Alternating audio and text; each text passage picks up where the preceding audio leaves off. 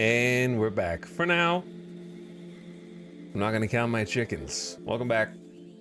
So, internet dropped again. It's been a big problem lately. Classic. And I had to do a full restart in case that I had anything to do with it. Well, I didn't restart the PC, but I did a full internet reset. And then I decided since the internet's down anyways, I may as well take the dog out for bathroom break. And hopefully give it some time to chill. But if you just jumped into a VOD, we'll pick up where the last VOD left off. We were in the midst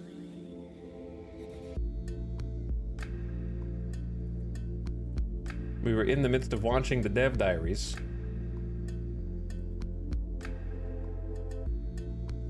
For Inside Star Citizen.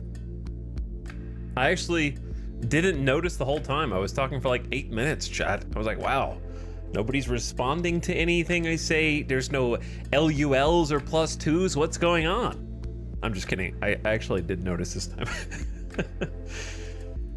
I looked over and I was like, huh, what's that red on OBS?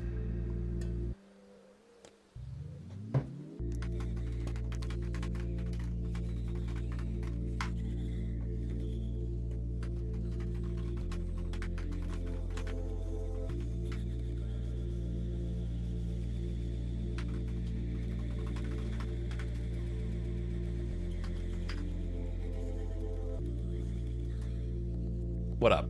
Anyway, sorry about that. Random internet outages have been a problem for the last week or so, off and on, creating hell in the VOD archive and also my own VOD list. What was the last thing that you did see? Like, I don't know exactly when it went out, but we back. Hopefully it stays up and we don't have a repeat of a few days ago. Monday, I think, actually. Gavin talking about teamwork. I think it was like right here. We'll just go back to like here.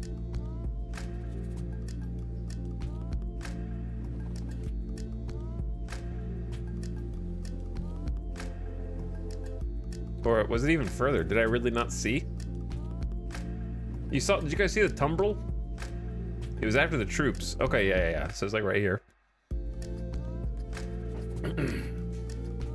I'll check subs while we're here anyways. Cobra Blue getting coxed for 72 months. Happy 6 years. Good God. That's a lot of years, Cobra Blue. And War of the Worlds gifting a sub. Thanks for the extra gift sub, War of the Worlds. Is it September? Is September real? Does it exist right now? And Tyler the Lee says a Return of Star Citizen. Hell yeah. Yo, thanks for 3 months, Tyler. Glad to have you back. Glad you're excited. Wabbit Requiem also with the E sub. Sub Wabbit. Omnium, people arriving for space. I think I saw you, but thanks again for 67 months. Yeah, I caught you. And Amelia also joining for 66 months. So close to funny number. You'll get there. You'll get there. Anyway, getting real annoyed with these internet outages. Chat, you're gonna have to find a way to alert me if there's an outage. You gotta let me know the second it happens. But you can't, because you get disconnected. We need to come up with a system. All right, let's go. Not being too precious about it. You can do a bunch of work on things and it can all be beautiful. And that could just completely change and you have to do something else which is beautiful. And you've got to just be able to wake up every morning and kind of deliver that. Whenever you see a good So is this the Kraken? The upcoming carrier? Little landing pads for fighters on the side, one big landing pad on top. Concept artist. Oh, I guess that's the indicator that it probably is the Kraken. Be looking at somebody that is able to do that and figured it out in their life. So Star Citizen is a very unique beast. I've been in the games industry for a long time. I've worked in movies. I've been around the block. I've done stuff. Star Citizen is one of those projects that's got such definitively harsh metrics that you need to fit. Those projects. I've worked in movies. I've been around the block. I've done stuff. Star Citizen is one of those projects that's got such definitively harsh metrics that you need to fit that I've never worked on another project like it. You can look at the Millennium Falcon, you know, it looks pretty on the outside, it looks pretty on the inside. Those two things don't go together. So with Star Citizen, everything has to fit.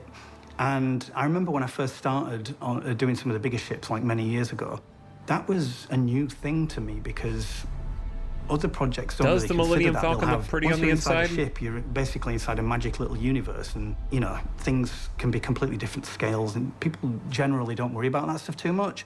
With Star Citizen, it's all cohesive and it all has to fit. And so when we're designing it, we'll start with the exterior.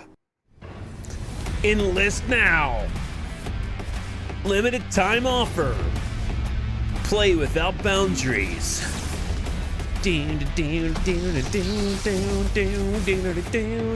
Forge epic adventures. Chat, I gotta apply to the marketing team, okay? We can't be using the words forge epic adventures if you want people to listen to the advertisements, okay? You're making me feel lame for liking Star Citizen because of the free... You have a library of music that composers have made for Squadron 42 and Star Citizen over the last decade plus. Use one of those songs. I promise you this is not one of those songs. Okay? Take that out. Change the Forge Epic Adventures. What else we got?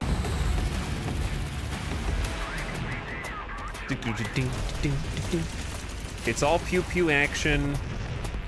It looks like World of Tanks, man. It just... Okay, anyway. We always do options for things. So the first week of a new ship design is me doing, like, just blasting out options as quickly as I can. When I'm designing a ship, I work in 3D and 2D. So my actual pipeline is Seriously. I do all my 3D in Maya. So I get the brief, and I go straight into 3D and just start blocking out shapes and basically sketching Ares in 3D. Inferno. I've been doing this for a long time as a concept artist, and I found that working in shapes and volume, it's just a very natural way to work. It's a sculptural medium. I always just get straight into 3D, and I don't really work from one angle to start off with. I literally work with a 3D shape and just work all around it to begin. So I work my way in from blocking 3D shapes. So this is all done in Maya. And I like to put 4 or 5 options together so that we can all have a good sit down and choose. There'll be a range of things in there. I try and make them all quite different. Quite often you'll have a favourite, but that doesn't really matter because that might not be the way the ship ends up going. And then ultimately, whichever way it ends up going, that becomes your favourite because you work on it more and it comes to life. And then once we have that kind of feedback after the first week, we'll have more of a direction and we might push forwards with a couple of designs and work a couple up a bit more. Then after another week or two, we'll nail it down to one and just keep pushing forwards with one direction. We work in 4 stages for the... Is this skin available now?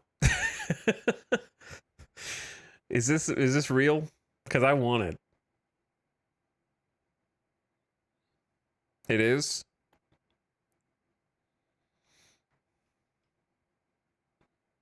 Yeah.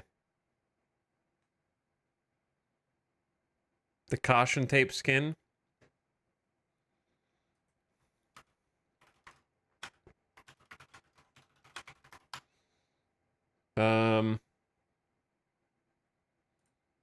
What's it called? Dark Storm? Wait, no. No, it's not the same. Are you guys thinking about a different ship?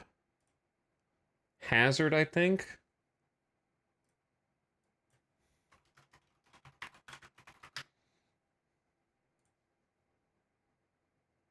Oh, they do, yeah. No, it is real. It is real. Okay, cool. Yeah, no, I'm gonna have to grab that one when I get this ship eventually. Actual design. Do they sell the Argo tow truck in game yet again? Because they took it out. Is it back in with this patch? It better be. Or else I'm gonna yell at the developers. And then a promo stage at the end. So we'll normally go first pass exterior, first pass interior, second pass exterior, second pass interior. And through those 2 processes, we'll establish the look of the outside, establish what the inside needs to do, make the inside fit the outside as best we can. Then we usually have to have a second pass on the outside just to change a few things because the interior has got hard limits on it. And quite often they'll be a bit sticking out and we'll need to have a second pass over the exterior just to finish it all up and just put all the nice little polish and sort of spanky bits on there. And once that's done and we know that's not going to change, we and get in there and like completely trick out the interior and finish it up. Friendship. What ship is that? In Star Citizen, the rule of cool is a term that we use when we're putting things together, putting the art together. When did they remove it? 3.23. You could not buy the Argo tow truck in 3.23 despite what Wikis says. So if you looked on a wiki, don't trust it unless you're standing at the New Deal console yourself right now, looking at it.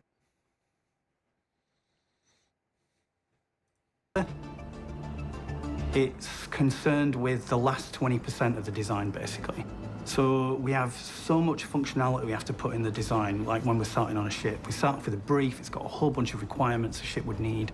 And first and foremost, when you're working as a concept artist, you're there to do a job and you've got to fit in the project to make sure you can deliver. So I need to make sure that my concepts have got all of the things that the build team are going to need, that the players are ultimately going to want. So I've got to consider things like components, metrics, heights of handles, heights of steps, how doors work, how ramps work, angles of things. I've got to consider things like the components the ship needs, the facilities the crew need to be able to live on the ship, work on the ship.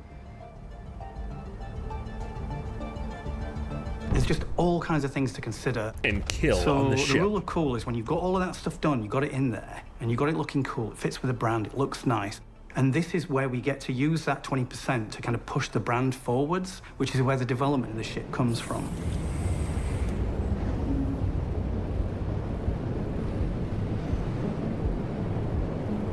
You too can nuke max tier bounties from an infinite distance away. As soon as I've got something that I want to render, I'll go into Keyshot. I'll take my mail file into Keyshot. Keyshot's a product presentation 3D package specializing in beauty renders.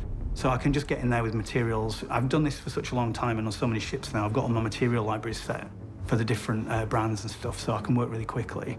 And I'll get some pretty renders, some nice light, and just gives a better indication of what the ship might look like further down the road. So the fifth milestone, MS5, is promo artwork. So once we've done all the design work, and I'll have done a ton of rendering along the way to put updates on the boards, but it's all worky stuff and disposable stuff. And once we get to promo, that's when these ships get the proper setup and get the proper time and love, and then those renders from Keyshot become promo pieces, and that's all finished in Photoshop. Photoshop. Kingdom Come 2 Deliverance 2. Concluded a very fragile truce with Sigismund. A minute and a half trailer? Kingdom Come Deliverance does have a lot in common with Star Citizen, ironically, in a weird roundabout way, if you think about it.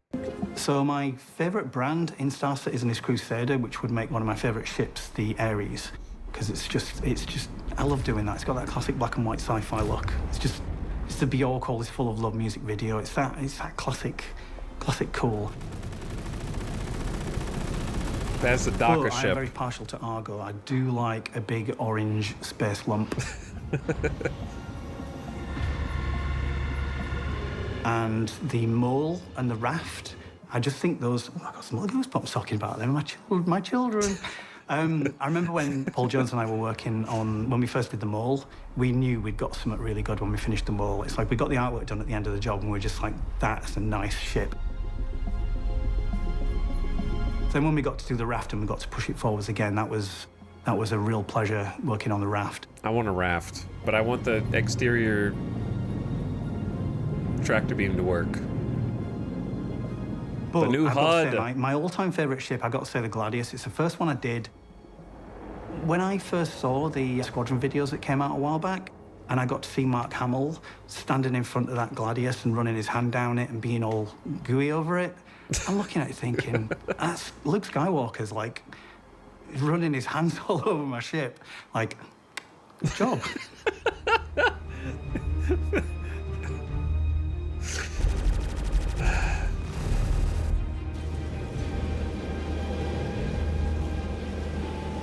Engineering gameplay, come on. Life Let's as a go. concept artist, it can be a little bit on the fringes sometimes, and you can feel like you're a little bit out there.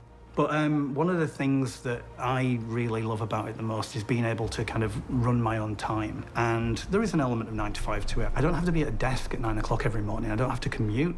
I get to spend all day with my dogs. I've got 2 little Westie friends, and you know, getting my girls curled up under my desk, and just blasting some music, and you know, rolling in at like 9:45 with a coffee, and just getting going. You know, it's just nice. It's just got that little bit more chill than you kind of commute to the office and 9 o'clock, sit down, here we go. I mean, that can translate to like late nights sometimes. The other you know, people on the Star Citizen team are watching this going like, yeah, we know. Throwing me under the bus. A lot of grind and crunch, but when you're designing spaceships for Star Citizen, it's awesome. It's an awesome job and I love it. And it really isn't a chore. You know, you get your late nights at work, you put your music on, you put the kettle on, and you just get on with it. It's awesome. Time flies.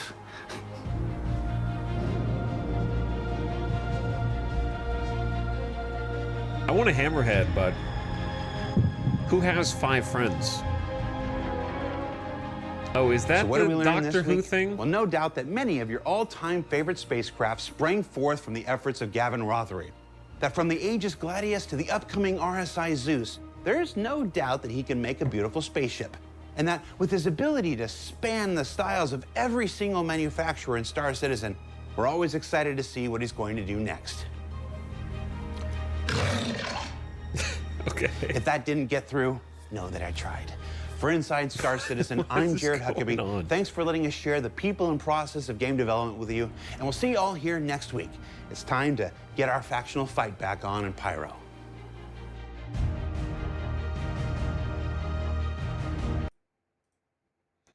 Cool. All right. Yeah. Lots of neat. I like it that the most replayed section is just the Zeus.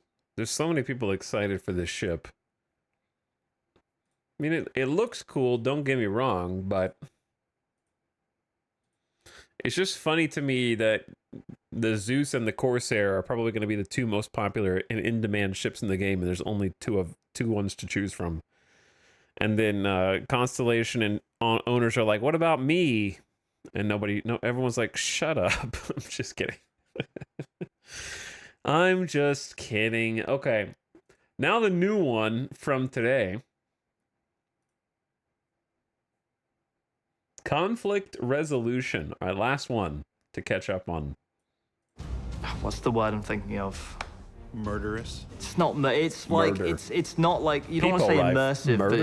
it's visceral is probably a bit too much of a big word. It's like I'm thinking engaging. I Wow, suppose. tell us what you really think of the I backers. suppose engaging is the word, right? Like you're gonna get a much more like engaging You hear this? He experience. doesn't think you know the word visceral, people. Well, it's a lot of syllables for a bloke from Coventry. We have a 2-syllable cat where I'm from.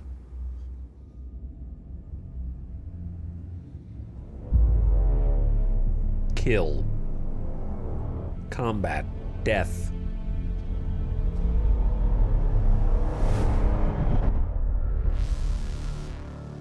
Combat gameplay in Pyro. As the Pyro Star system is lawless, this means that combat can break out anywhere.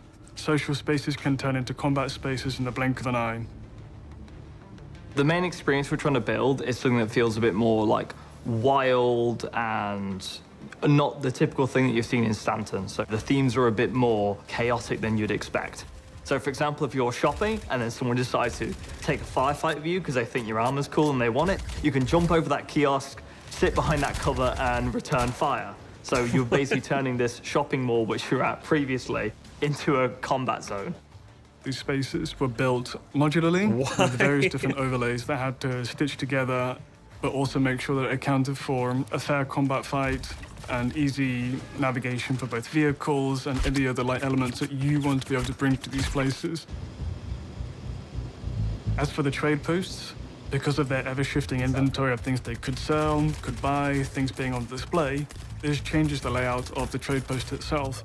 Taking everyday objects in the You gotta trading put post, those on like your vest, weapon bro. terminals, something that you would purchase, would then, as soon as a fight is initiated, that becomes cover. You would be using these things to help yourself to not get shot by the enemy, essentially. So you could be ducking behind cover behind a ship component that you want to purchase for your ship later, but first you've got to take care of this rival gang attacking you. Then afterwards, you can decide, hey, I need to grab Is a the multi-tool rival- for this other salvage mission. And Is the rival gang in question NPC, or are you talking about players? That's what I'm trying to figure out. need to go to. So after the firefight is finished, you go to the counter, pick up your multi-tool with a salvage component, pay for it, chip's done, and off you head out. Taking what we've learned and the setups from Squadron 42 to Pyro, for example, NPCs having specific archetypes and having more specific classes, using things like defend areas and keeping NPCs in specific areas. Pyro, we're taking that to the next level, where we're having more specific areas used for defenses and things like that, and making areas stay in NPCs. We're also using something called schedule areas, which basically enforces NPCs to stay within a certain vicinity in combat. For 4.0, with server meshing, we expect higher server frame rates, so the idea is that you'll get a much more engaging AI experience. Let's talk about some of those classes. That's an important detail. We have what we call our techie, which typically features light armor and SMGs, and they have more aggressive traits. So they're focused on getting close to you and flushing you out. Similar with our CQC class, which typically has shotguns, and obviously they have the much higher aggression version. We've seen us talk about traits at CitizenCon, and this is putting that work in the persistent universe and allowing us to create more dynamic situations. We're doing other things as well. For example, we're making NPCs hold up in rooms with shotguns and things like that. So when you have to eliminate a specific target and you're going into a room, those guys are specifically holding up there, and you're kind of having a tug of war of them in close quarters It's like 5 environments guys in versus there. them just kind of... Okay, listen, editor-wise, you can't talk about guys who are, like, I assume, holding up, waiting for you. And the footage you show is the standard Star Citizen. It looks like these guys all spawned in here facing the Those guys wall. are specifically That guy's facing holding the up wall. there. All of these guys are facing the wall. I thought they were saying there's going to be guys like trying to like lead you into an ambush. But the footage that they're showing is like everyone conveniently facing away from you. You're kind of having a tug of war of them in close quarters environments versus them just kind of walking around the area.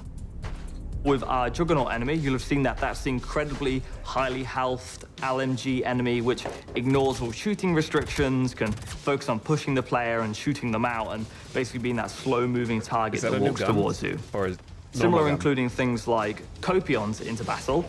They One put of the Copions factions in has everything, pet dude. Copions, and Copions fight alongside them, and that is fantastic because it gives you a different silhouette when you're fighting these factions. You know, you have to shoot a lot lower, you have to be a lot more conscious because they're a lot quicker than a human being, and just these nice little new additions to combat. We're integrating more things in terms of having people who are more aggressive, having different factions, having different accuracy profiles, and making the factions in Pyro feeling a bit more versatile and different to when you fight each other. These encounters are a lot more crafted and bespoke. Pyro is a system so? of conflict, and in there's many factions vying over control. When you arrive at Pyro, one of the first things you want to do is enlist one of the two primary factions. The Headhunters have more tiered structured armor, which you can acquire. The more higher tiered the armor is, the more tanky and resistant those enemies are. as a headhunter, you might be hovering around the Sunset Mesa, trying to think of how you're going to get close by. You would land your ships under the cover of darkness. You're taking your ground vehicle to the outpost. They left You're the then door on getting their out, ship open. trying to sneak past their Someone's outer going to set it perimeter, on fire. and eventually navigating your way down to either the gas tanks or to the main landing pit itself, and finding the exact critical point that would break the entire operation at the scrapyard. Citizens of Prosperity have much higher and deadly accuracy. They also have more civil weaponry versus criminal weaponry as well, so you'll see things more like bearings and so on and so forth, versus other more lawless factions which typically have things like Castak arms. If you're aligned with the Citizens for Prosperity, you might be given a mission to go to Rustville and actually head down into the canyons and try to steal some of their scrap from their derelict ships in the base of the canyons. Because of Pyro 1's unique terrain where Rustville is located, you will need to get into your ground vehicle again, navigate through all the twisting canyons and ravines, and use your multi-tool to steal as much scrap as possible to end up sabotaging the unlimited supply of scrap that the headhunters at Rustville have got. Okay, I'm sure they'll explain this a little bit more, but let me get this straight.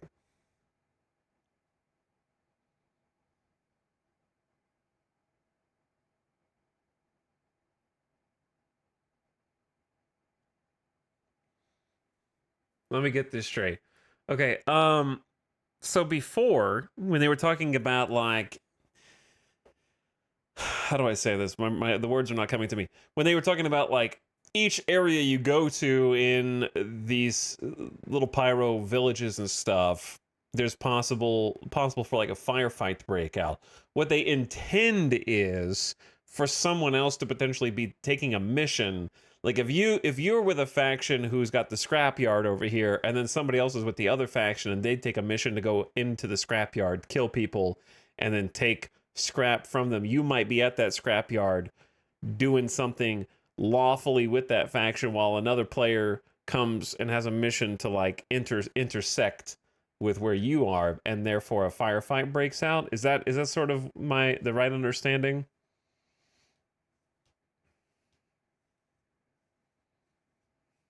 Because they mentioned the scrapyards and the fact that you can go there and get missions to just scrape panels, right? In the last video we watched. And there's scrapyards. They're talking about the same scrapyards, ostensibly. I can't imagine there's going to be that many scrapyards, where some of them are like, anybody can come down here and get scrap. And then some of them are like, you've got a mission.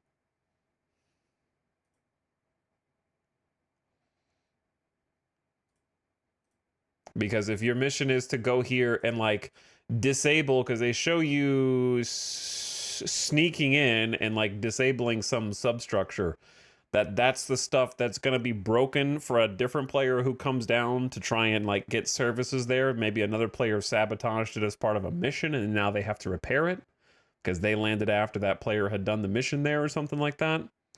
That's what it looks like to me. I don't know if I'm reading too much into it. Navigate through all the twisting canyons and ravines and use your multi-tool to steal as much scrap as possible to end up sabotaging the unlimited supply of scrap that the headhunters at Rustville have got. So regardless if you side with headhunters or Citizens of Prosperity, you will both be able to fight the Xenothreat. These hate everybody. They are operating out of Pyro 2, 3, and Pyro 6. The Xenothreat is more what you'd think of as a PMC in terms of how you fight them and how they behave. They're a lot more cautious, they're a lot more careful. They won't try rush you out of cover, they play a lot more defensively. We can use our trait system to inform how they make combat decisions. So where you'd expect someone like the Headhunters to be a bit more, run at you, push you out, the Xenothreat characters will be a lot more cautious and stationary and prefer to stay in cover and take long shots. And they'll have a much higher accuracy profile, but they'll shoot for much shorter durations, so they conserve their ammo a lot more. A place we're going to fight Xenothreat is at the Last Ditch settlement on Pyro 2. Last Ditch is another large, lawless settlement. We have Seems to be a theme. Town close by it, and then different mining operations between the village and the mining tower. And it's kind of a callback to the history of the system, where there was once these mega corporations in Pyro that would do these large-scale mining operations. It's a vital part in the Pyro ecosystem for these outlaw gangs to control. So we can also see here that there's fortifications, but they're mainly around the village from which these gangs operate. But interestingly, it's almost built on 3 levels. There's like a main habitation area on top of this bluff, and then just down from that is the refinery area. And then right at the base of the super large mega mining structure is a small sort of extraction area in an old kind of quarry. Should make for some very interesting fights, especially as you move between those sort of 3 sub-locations within the larger location. I hope that the player will get a sense of trying to stop Xenothreat with their evil deeds. Shadowfall is another Xenothreat outpost. It's quite a large Xenothreat outpost that lives in the shadow of this mountain on Pyro 3 and kind of just sits on the shore of this lake.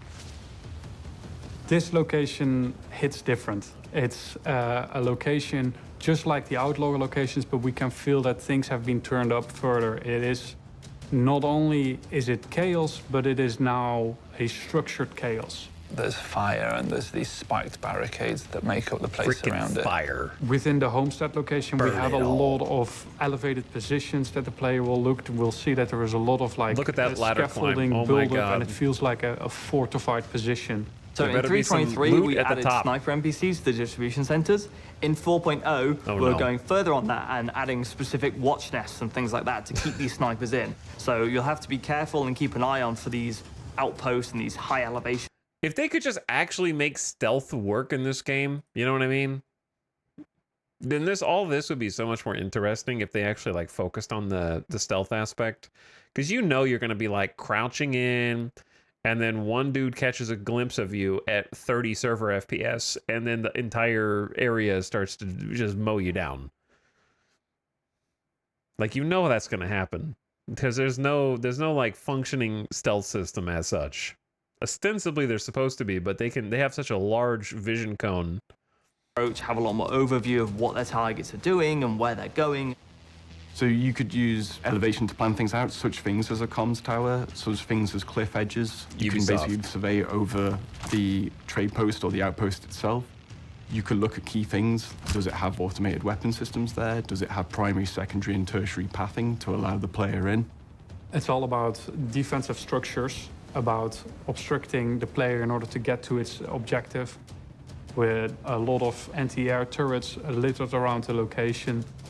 You are going to need to use your aerial support to take out these defensive measures so that you can even get people close to the location. I like how I'm not trying to make fun, but they're showing an anti-air turret that is literally not shooting anybody. And saying how it's going to be like area denial. And the way that they take it out is by just kind of flying really close to it. And then it You are going just to need to blows use your up aerial real support fast. to take out these defensive measures so that you can even get people close to the location. Eventually, you can pull in your ground vehicles, drop off an elite squad. You can stealth through the Elite scrapyard, you squad. can stealth via the nearby lake, come through the derelict outpost section, finally clearing out Xeno threat once and for all. Well, until they come back. From another outpost. It's definitely a place that will just feel very hostile to the player. And you feel like this is a location that has a purpose within the universe, and that it's important for these outlaw gangs to protect what they have going right here. In 4.0, you can expect a lot more crafted, engaging combat experiences, with new archetypes, enemies using new weapons. They keep saying fighting the word animals crafted alongside and humans, and all bespoke. sorts of absolute crazy that you expect from Pyro. Is that it? Alright. All right, Bosch. The God Patch. Well, what more can I add? We always knew there'd be a lot of combat in Pyro, but with the addition of more AI archetypes from Squadron and the anticipated performance improvements generated by server meshing, we're hoping to deliver an experience that's more dangerous, engaging, and heck, I'm not from Coventry, so I can say it, visceral for our players. For Inside Star Citizen, I'm Jared Huckabee. Thanks for letting us share the people and process of game development. Now they keep saying it's like a crafted bespoke thing, but I'm gonna be real. It kind of just looks like Pyro distribution centers. Which to me is just not worth getting super excited about. Like, I don't know. I need to see, they need to focus more on the like actual structure of the mission. They kind of skipped over the interesting parts, which were like disabling different features, and also, am I still live? More. Okay. Disabling certain features of the camps that you're going into is interesting, and also the like having to go in and like get resources or materials was interesting. However, dude, it's so how are you gonna give me you can either join with the faction that has freaking skull mohawk as a mask reward, or you can join the faction that looks like a mall cop. You know what I mean? Like, how's that even a choice? Where's the other faction? Nobody's going to join the other side. Where is... I don't remember where the other faction is.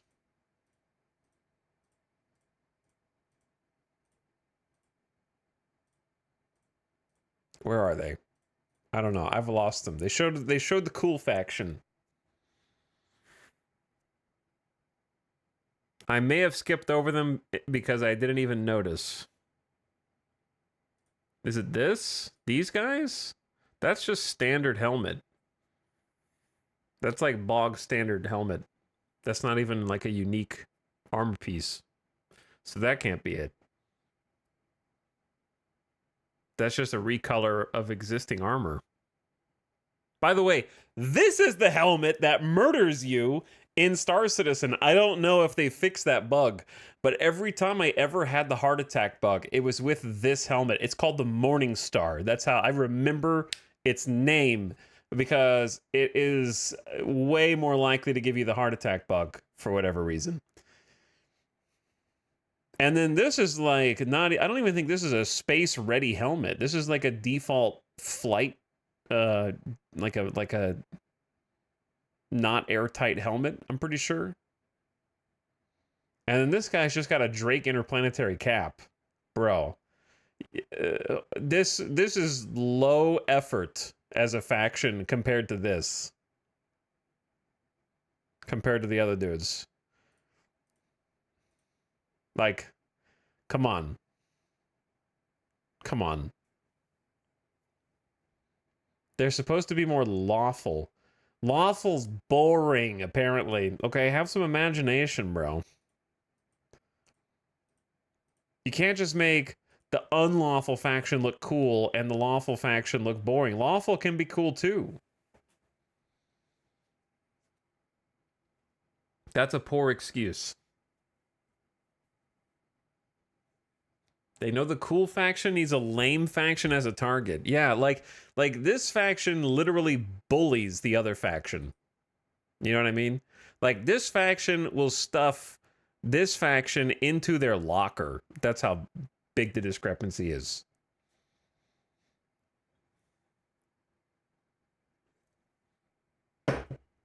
Anyway, every single person is going to join this faction. Like, I would not join the other faction. I would rather play on the lawful side, but I can't justify it when they look like that. Like reskinned yellow Morningstar helmet. Come on. That can't be it. It can't be it. Anyway, the rest of it's okay. It's just kind of big distribution center gameplay. They keep saying that it's bespoke, but I'm not really seeing how it's bespoke. I don't really see anything that looks different from distribution center gameplay. So I don't know. Nothing that I'm particularly excited about there. I'm really confused about the okay. The top comment is, a firefight breaks out while you're in the terminal. Yeah, you mean you get domed and you're dead before you can even step away from the terminal. I'm really confused about how that's going to work. Like, you're just shopping and somebody comes in and starts shooting. Like, you're super dead. So I don't know. That seems cool on paper, but it's one of those things that's not going to be cool in practice.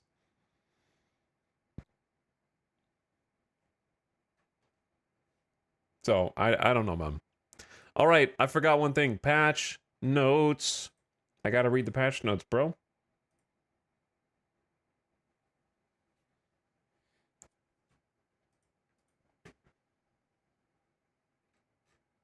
I got to see what's new. I'm here, but I'm late. What's up, Papa Joe? How's it going, dude?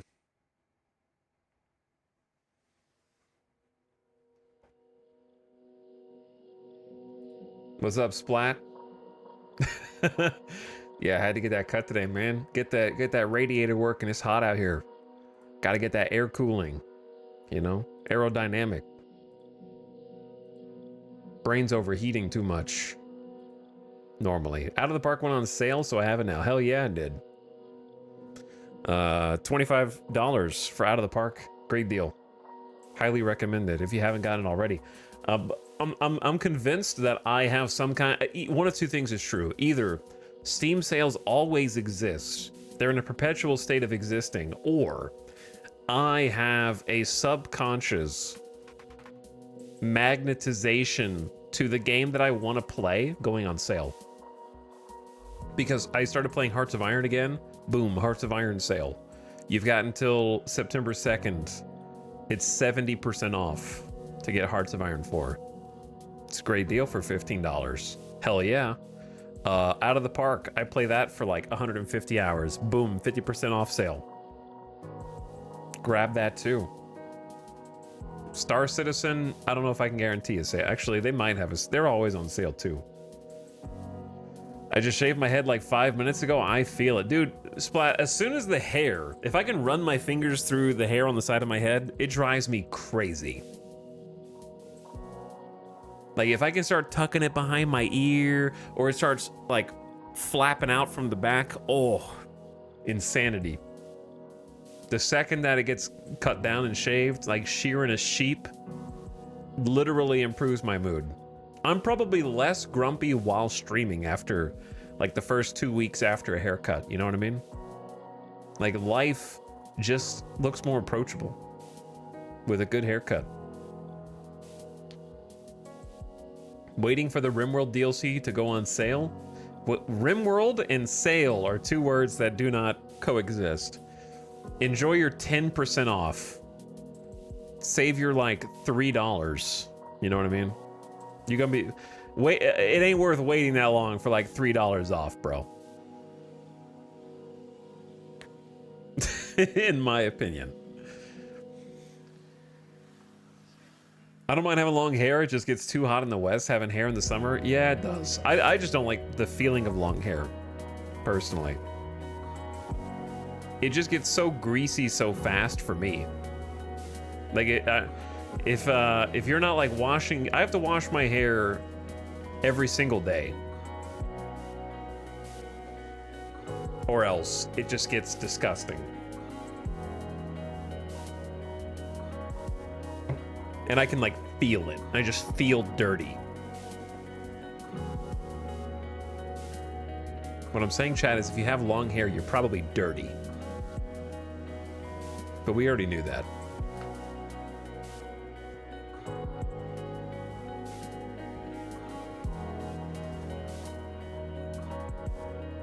Okay, actually, this was probably not the best idea to zoom in like that. All right, you can see it. You can see what's up. Hopefully my internet stays up this time. I've been having some bad ISP issues. We got disconnected once already today. Let's check the patch notes. I did not play any of this on the test server. Dude, that's gonna be the other obnoxious part. If the internet goes down while I'm playing Star Citizen and I'm right in the middle of something, it's like, Mom, I can't pause. Okay, I'm in an online game. And if I get disconnected, I'm gonna lose all my progress on whatever I'm doing. It's not like you can do something in Star Citizen in 30 minutes. You know what I mean? So that's gonna suck. Let's see. Long-term persistence. Currently with long-term persistence, player states like your personal hangar layout, custom characters, and in-game purchase consumables are not saved between releases, which will cause some items to be lost in the next update. It's fine. They don't save hangar customizations, med pins, ammo. That's pretty normal. Launcher 2.0. I think I've already been using that. So don't need to worry about that. Features and gameplay. What do you got? Gameplay, personal and instance hangars. 3.24 fundamentally changes how players interact and organize their belongings. From cargo to items to ships, freight elevators will introduce a new mechanic for retrieving and storing large items at various locations. Hangars will be instanced, and in case of personal hangars, persist everything within them, including the newly added hangar decorations. Ships are now spawned via ship elevator, and item banks now replace the omnipresent local inventory. Okay? I think we pretty much know everything that's in this section. I guess I'll just go over it in case you don't. Personal and instance hangars. Effectively gone are the public hangars. Now all hangars are like instanced on top of each other. I don't know if that's going to improve performance or not.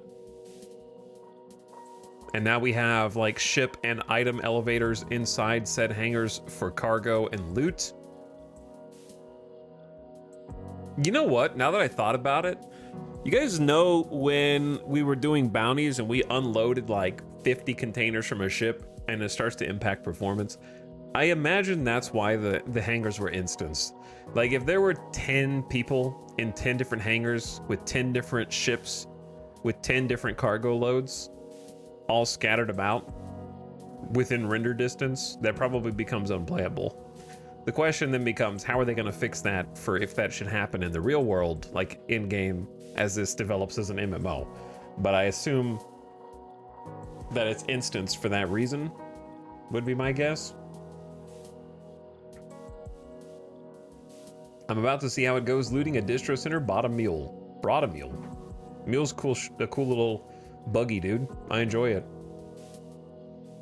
Personal hangars exist for the player at the selected home location at all times and is as big as the largest ship on the player's account. So this is where it's going to get tricky, in my opinion.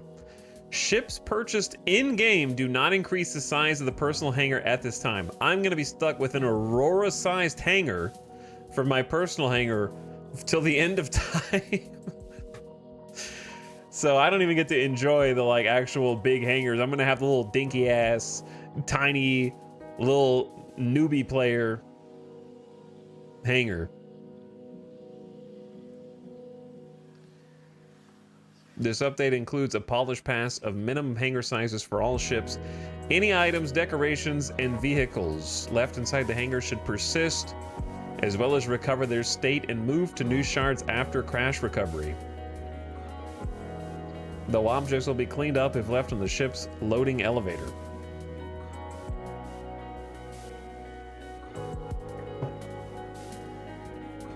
Freight elevators, implementation of systems and content. Yeah, you physically store and unload cargo here.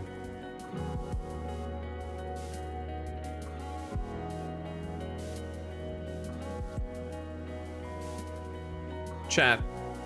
All right, look. Let me help you out. You can't be like, that is not accurate while I am reading the developer's patch notes. Okay? You gotta use your brain for just a minute. What it says is, player hangars exist and are as big as the largest ship on the player's account. If you currently own a big ship, you're gonna get a big hangar. But they are going to wipe the game again. And when they do wipe the game, you will have the smallest possible hangar that will fit your biggest ship. And then, unless they change this, that is what you will be stuck with. And if there's not a wipe in 4.0, then I will eat my hat, which I don't own a hat, so I will have to find one.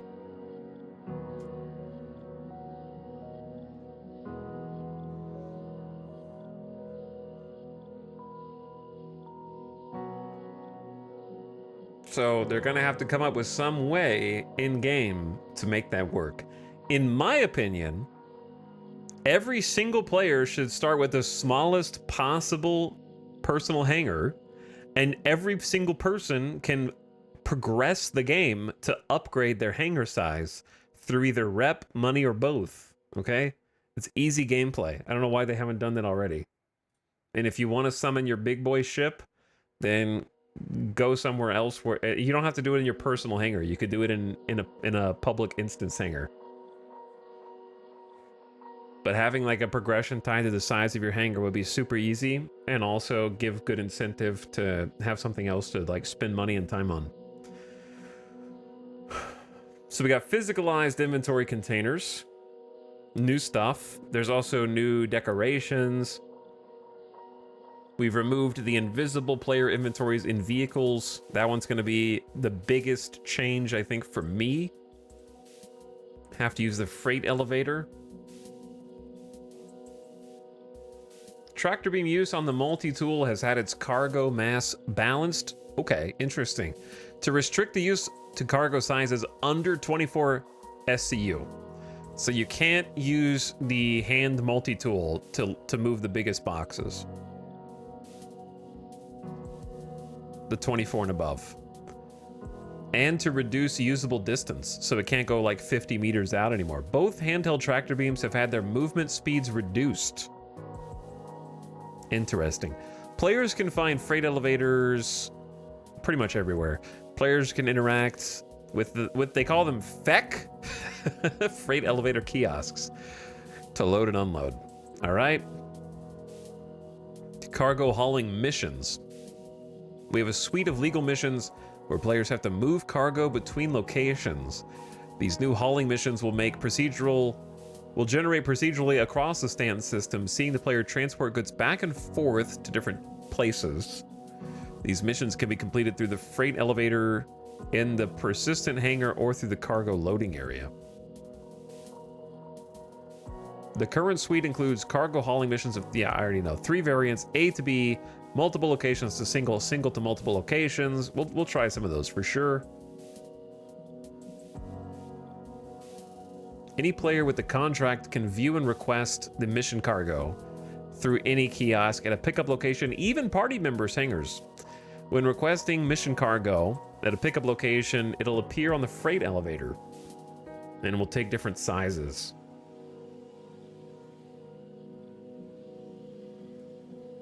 Okay. Deliver them all. Commodity kiosk updates. You can choose to automatically load commodities on a stored ship. It'll cost you time and money, or you can do it manually. You have to go to item banks to equip stuff, decorate your hangars. Soft death breaching polish. Set default breach amount for exterior doors to 100% during soft death. What does that mean? Fixed up Cutlass, Freelancer, and Constellation breach amounts.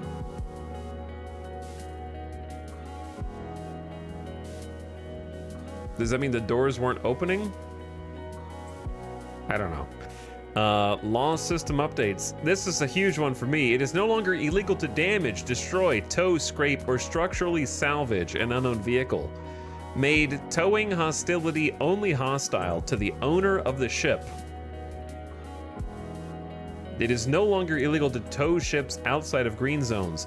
Slightly increased the grace period that players are allowed to tow an owned vehicle before getting a crime stat to allow blockages to be moved, and a countdown to the warning for towing. Cool. I love that. I want to be a space tow truck driver.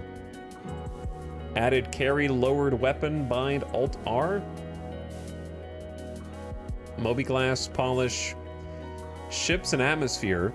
Mini tuning to atmospheric flight, including flight speed and yaw capabilities of most ships, and afterburners. Ship cockpit camera for third person. Whole sea shield and health updates. Don't have a whole sea. Additional ships. Aurora cargo physics to help manual loading. Wow, they touched up the Aurora manual cargo loading? Great, that was a pain in the ass before. Don't know. Health on gimbals. Increase. Okay, so they nerfed cannons, so they're not going to be default meta. Reduced vehicle laser damage by 10% to try to increase ballistics usage, presumably. Ground vehicle physics improvements to help with movement and tractor beaming. Okay, I'm interested to see the ground vehicle physics. New cargo hauling rentals. Ultra-wide UI scaling. I've seen a bunch of people complain about that. Core tech. Added slight boundary grace time. This may help with many random deaths while flying close to planet surfaces and water. That's cool. Collision performance improvements. That is a very Deadpool image. I don't know, something Deadpool. Bugs! Okay, what bugs? Did you take Berlin? I did, yeah. And then I gave up because I wasn't going to be able to fix the rest. Only had to sacrifice 500,000 lives to take Berlin and capitulate Germany last night. And then I was like, okay, I win, because China joined my faction and they had 7 million manpower, so it was a matter of time. So we're like, okay, I win now. Good night. I sleep.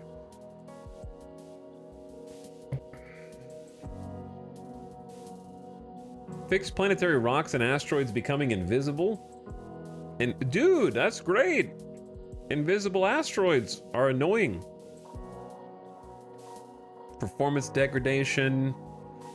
Docking arms were not extending. Hangar doors are becoming desynced. There are no bugs in this build of Star Citizen confirmed.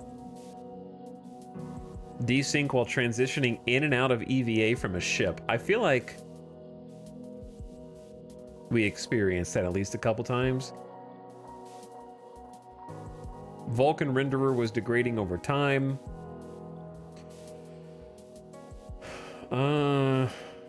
Oh, fixed an issue blocking planet-side map routes being plotted in orbit. We couldn't, yeah, that was a big one. Backpack reloading would sometimes fail. Had that one a bunch.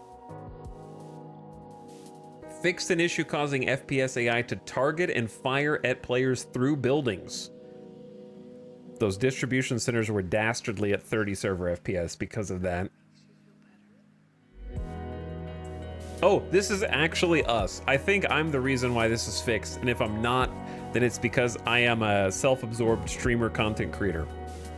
Fixed an issue causing the Grey Cat rock to be unable to climb hills. If that's not the result of me driving a Grey Cat rock for hours over planetary surfaces with no ship to drop off and getting stuck on mountains, if that's not because of me, I don't know what to say.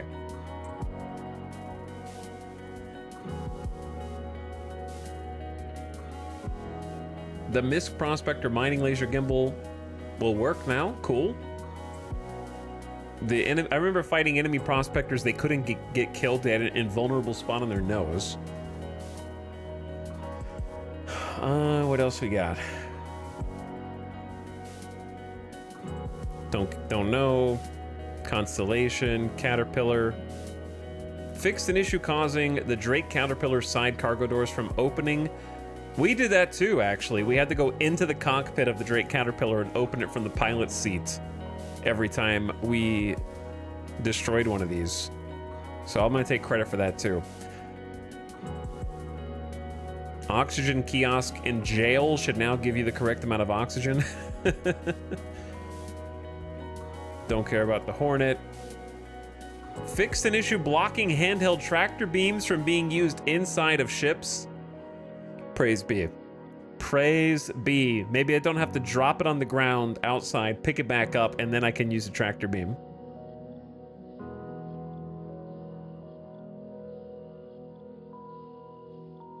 Scorpius turret was locked. We actually did encounter that on somebody else's ship. Copian would not move or attack players. I had that happen before. Can't sell. You couldn't sell their stuff. It should. Oh, okay. This has got to be me too, chat. The day that we had this problem, it was put into like one of the patches the next day or the day after.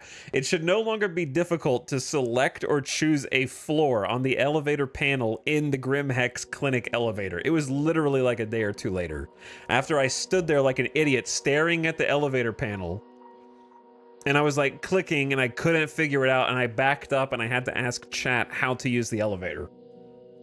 And then like less than 2 days later, there was a patch note. Me being a dumbass apparently maybe fixed that.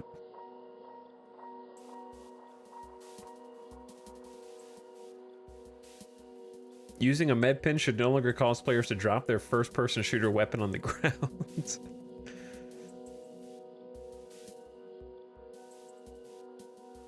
What is a UGF? AI should no longer desync out of position during combat inside UGFs.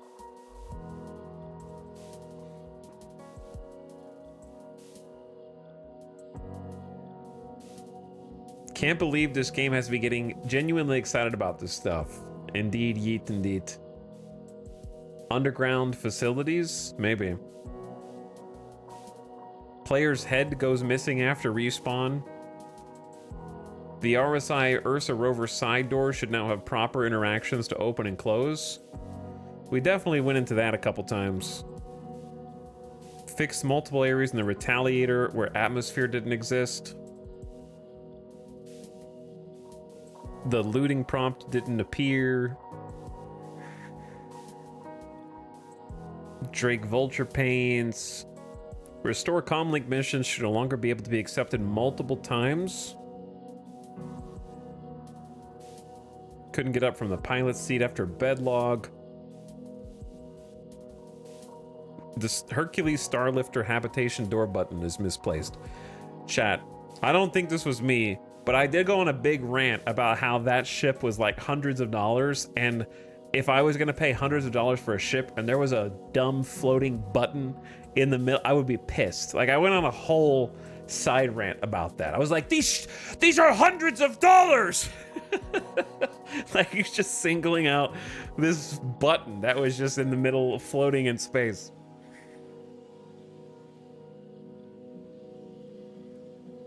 Fix an issue causing excessive... Okay, a bunch of crashes. Sure, bunch of crashes. Known info. Known problems.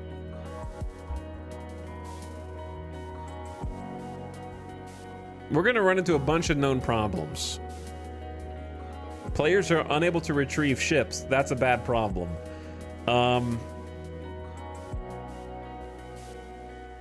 Inventory doesn't appear. Shuttles and trams are messy after server recovery. Elevator obstructed. Client frame rate drops to single digits on Yella.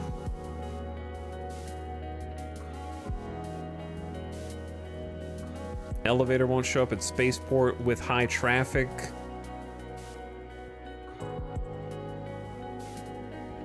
I mean, I can't memorize all this stuff. We're just gonna have to bump into things and see what happens. All right, it's game time. Let's go.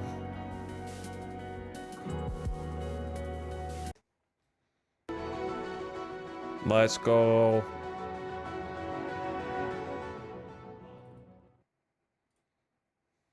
Let's do it. We're going in. We're going in.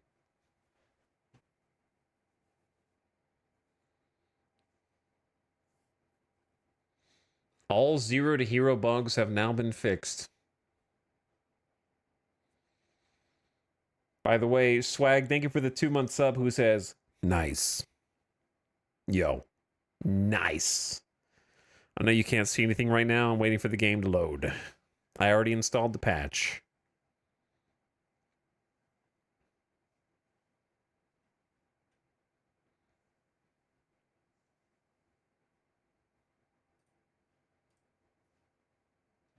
It's taking a suspiciously long time, but I think we're getting in. People buy old bugs, people hey new bugs. Exactly.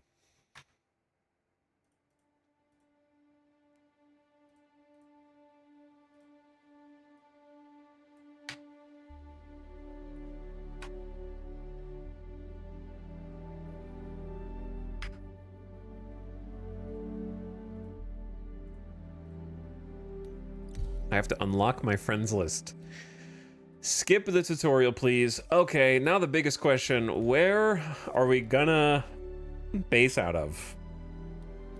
Where should my home be? Previously, it was actually New Babbage, even though we did the whole series from Lorville. I don't mind having all my stuff at Babbage.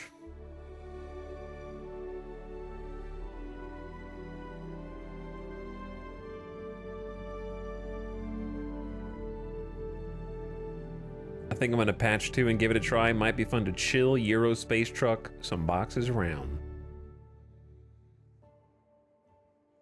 I think I'm either gonna do Area 18 or Lorville.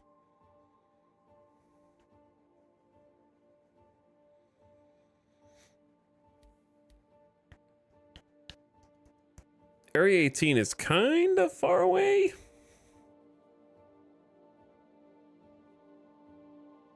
I think I wanted to try Area 18. Because we spent a lot of time at Lorville. I was also doing some mining around Area 18 that was fun. Either one of these is fine. I think I spent so much time at Lorville in 0 to Hero that I might want to spend a little bit more time.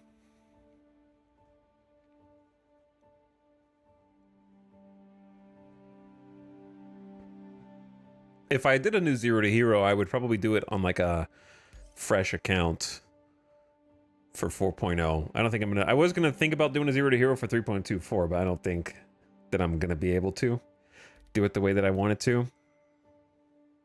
Let's just try Area 18 and regret it later. Can you do like an account reset if you don't like it? Pick a different one.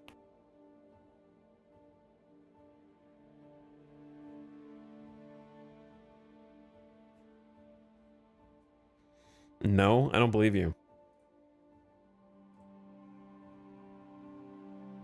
The account reset is called use my second account and wait for 4.0 when you get to pick again.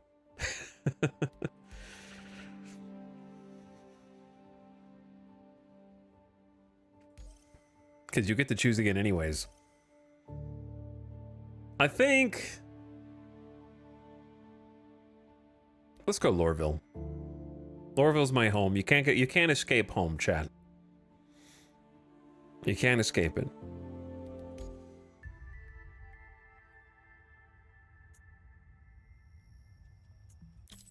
Let me make sure this guy is actually...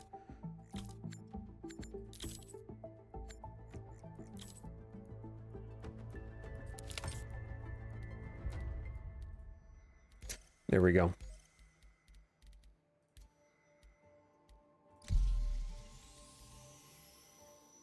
It's you, yeah, it's me.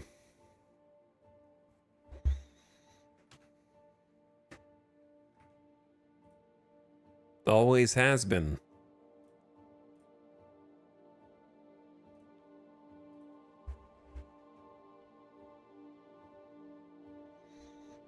He's starting the game. The game, Smexy.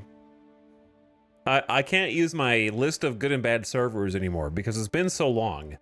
I have to assume that some of the servers have been reset by now.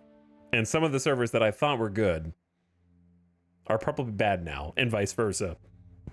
So I have to start the list of servers again from scratch.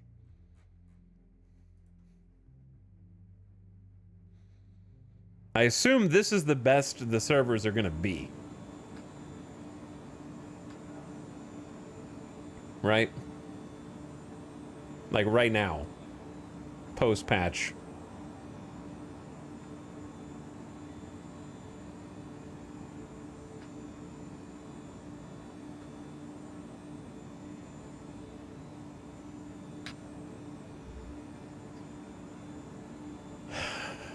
Let me take a look and see where we start so I can write this down. Why does it look weird now?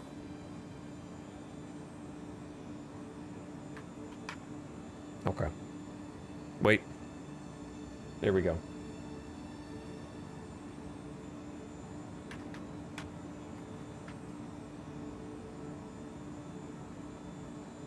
They should all default to bad until you get evidence that they work. True. Oh God. It feels weird to be back in.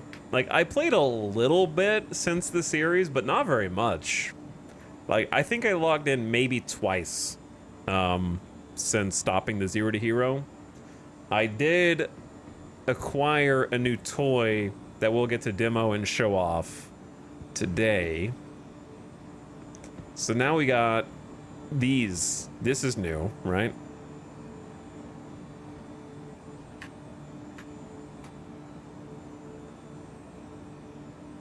Don't tell me these don't work.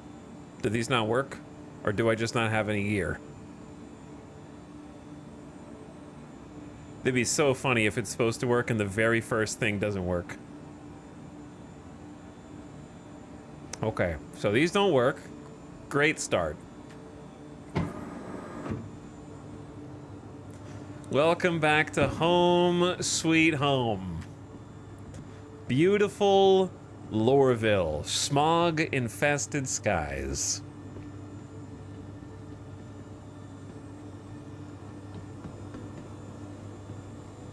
Haven't been here in a little bit. Chat, when was the last Star Citizen stream? All the VODs are getting erased. I think that most, if not all of them, are on the VOD archive. But they're disappearing one by one.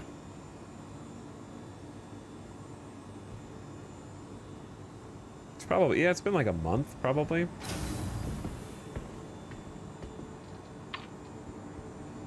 "46 years ago." It does feel good to be back. I do enjoy just being in Star Citizen and inhabiting the world.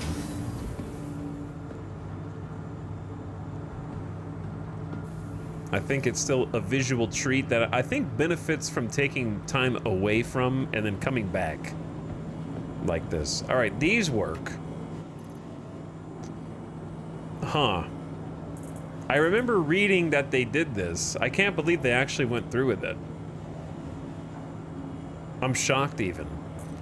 So they made and then deleted the entire UI? All right, for those of you not following the Star Citizen news and updates and drama and whatnot, you were supposed to go up to these, and then there was going to be like a UI, and you had to move things from your station storage to what you wanted to deposit. And then when you were happy, you click the button, and then they drop into this drawer, which activated gives you the paper, they call this the paper doll view, which is basically like you can move stuff on and off from here.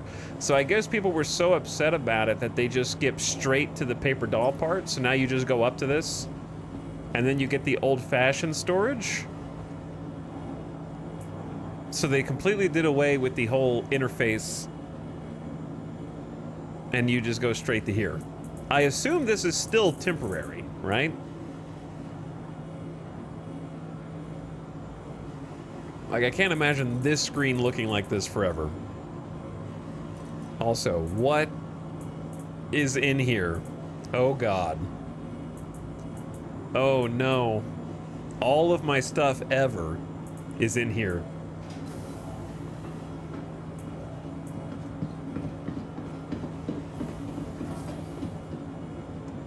Well, that's a little terrifying.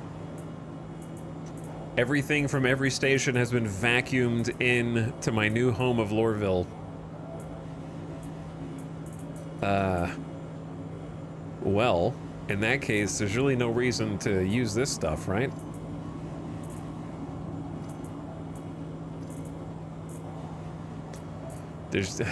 I had everything kind of organized in different stations the way I liked. Not anymore.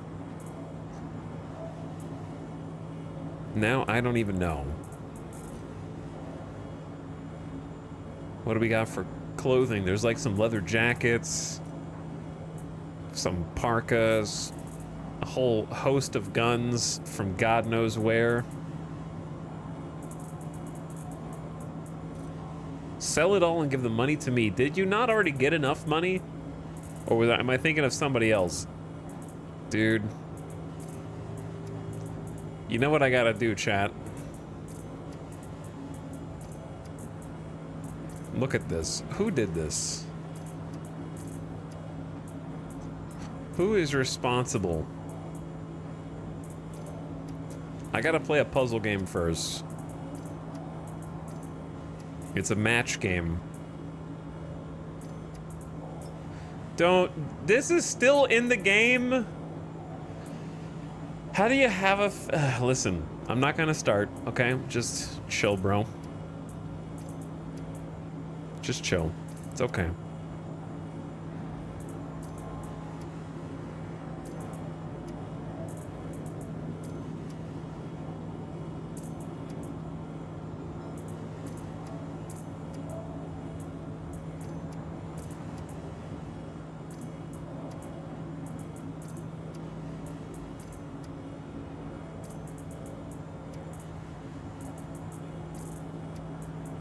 I gotta get at least a little organized here.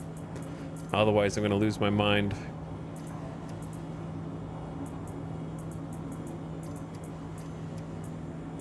Why do I have so... Oh, I pissed it off.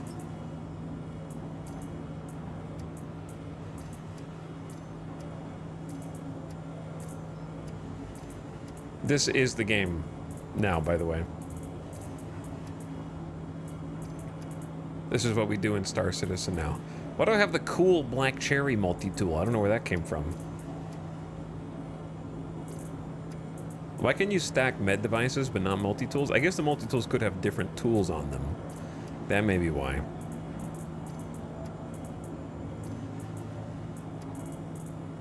Wait, what? Oh, that was a different... Yeah, that was a different canister. There was a shocking number of these in this storage stockpile that I was not anticipating. Dude, I have like 40 of the med ones. What? Why do I have so many, bro? How long is this page? Oh my god. The reason why I have all these is because when I if you don't know, when you jump in here, it vacuums every item into one place.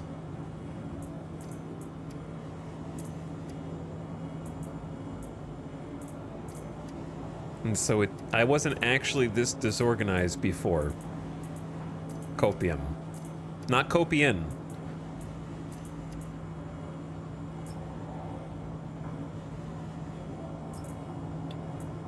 It's fascinating to me that the loading inventory bug is still a thing in the update that is all about physical inventory management. I assume it's a database error.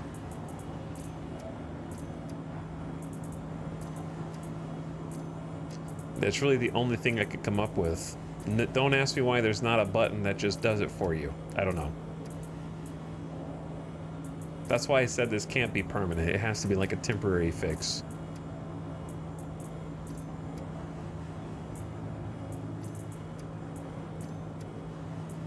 The hard part is finding the stuff that can and can't be stacked. Like these, refuse. These, accepted. These, also accepted. What about these? Accepted. What about these? Seems to be accepted. What about this one? Rejected. Instantly rejected. What about these three? Rejected. What about these three? Okay, so some of them are just bugged. Yeah, the ones at the bottom are just bugged.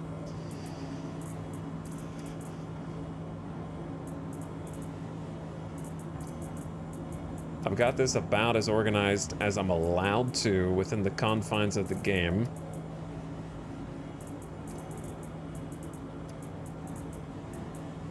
Yeah, these ones are also bugged. Okay, that's fine.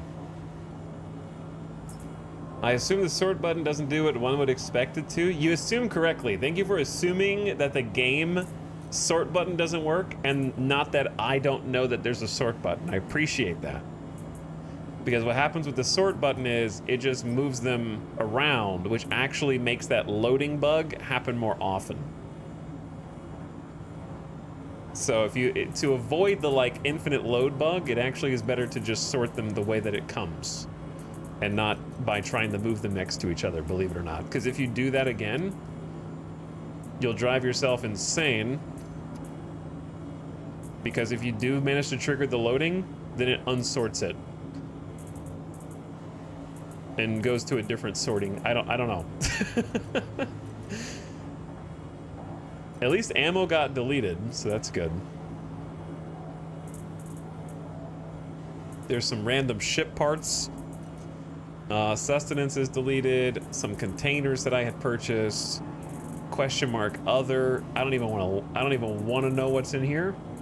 Not gonna worry about that right now. Let's get some armor on. I forget what I was even wearing before. I had like a baby kit.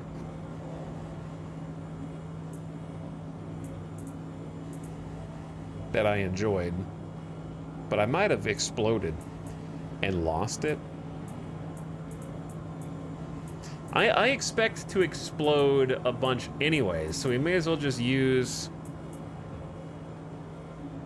a simple like light armor set and be just contented with that. I should use what I have before I go buy new stuff, huh? Okay, let's go here. Let's get rid of the stinky Mac Flex. I guess I don't know where all these Horizon helmets came from. Across the verse, no doubt.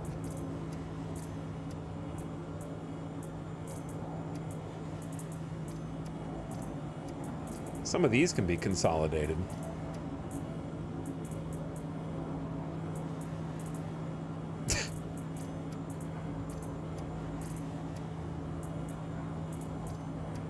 Especially the undersuits. Why do some of them turn gray? Chat, I know you came here for Star Citizen gameplay. I regret to inform you, this is it, baby.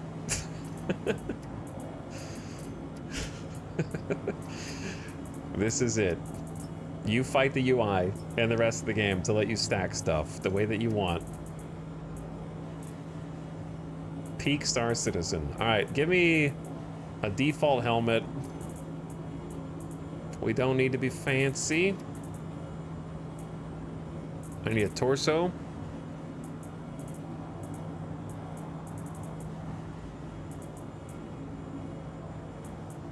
I probably honestly will sell most of this stuff and just kind of start fresh mentally. Where are all the torso pieces? Do I just have Stitcher cores?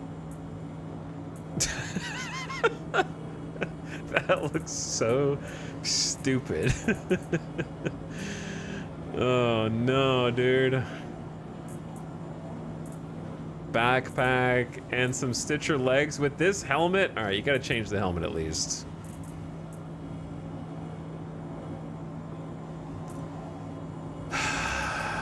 I hate it. All right, let's go. Let's rock it.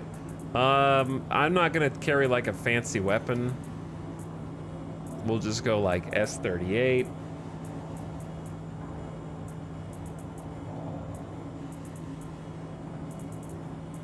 And I probably have a bunch of SMGs. Yeah, we got just some default SMGs. I'll probably explode with all this stuff on me and it'll be useless anyways. Bring a multi-tool. Need an attachment. Let's go tractor beam, of course.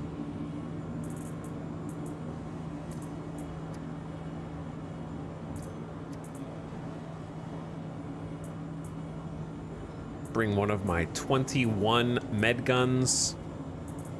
And then probably don't need oxytorch. Probably don't need mining. I like bringing backups just in case. They're fun. If you got 30 of them, why not, right? Got a max lift. I don't want to bring the max lift yet. I want to see what this is like. I got my one med pin. Okay, so we need to go buy meds and food, right? That's like the main thing. Because we got no ammo. So we need ammo, meds, food.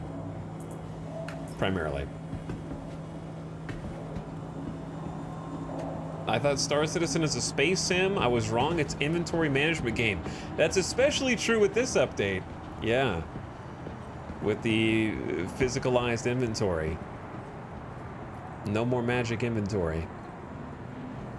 That's the closest to magic inventory we've got.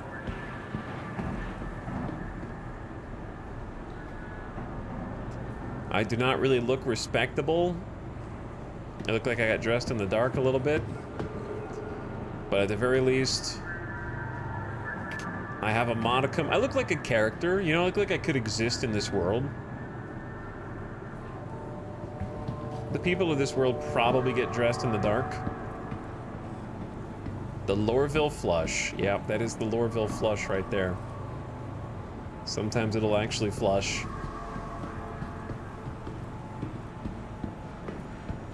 But anyways, what's up, Ray? Also, Winter Rose, thanks again for the 35 months. I appreciate the almost 3 years of sub. Welcome back. So if I want to get some sustenance and some meds, probably need to go to the hospital first. And then if I want ammo, it's this way. I know my way around Lorville. I live here. So what's the first thing that we should do?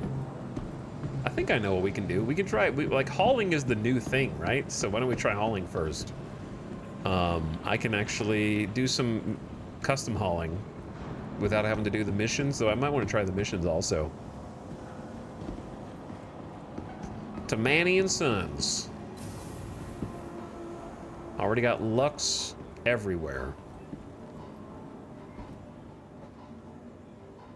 Ooh, all of the furniture. Okay, so they got decorations, dude, for the hangars. And also the ships themselves. Chairs. There's a whole beanbags, high-end dining chairs, couches, tables. Okay, there's a lot more furniture than I expected there to be. Do some hangar decor. I might do some hangar decor today. I don't know if it's going to be the very first thing that I do. I think I need one of these, actually. I want to say it's the wave shift.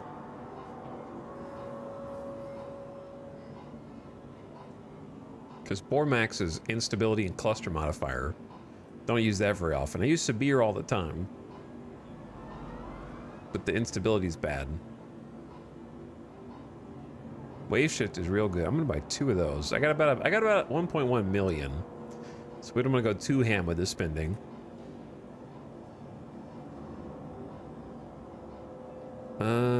And then what is all this? Drinks. Time to load up on cruise. Buy 50 of those delicious hypertrophic hypometabolic drinks. Buy some med pins. No reason to be cheap on these. Don't really need that many oxy pins. The dude sighing in the background is so funny to me.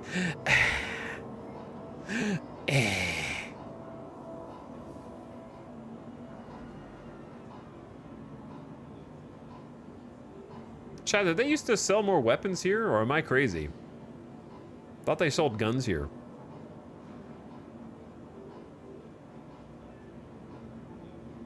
Maybe not. I know they sell ammo.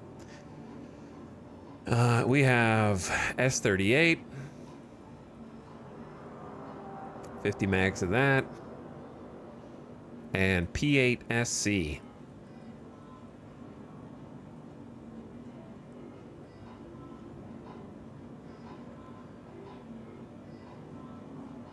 Good old buying food and drinks at every station, every patch. Yep.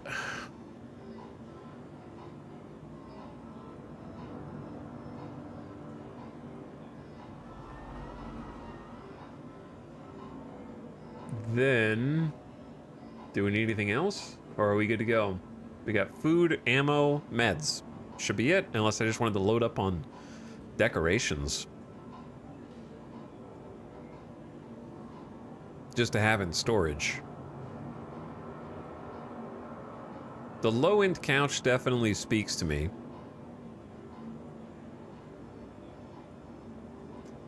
Two of those.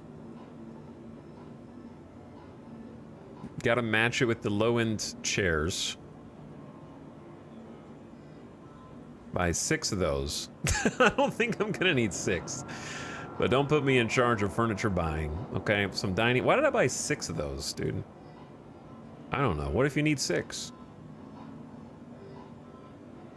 I assume there's other stuff in other places.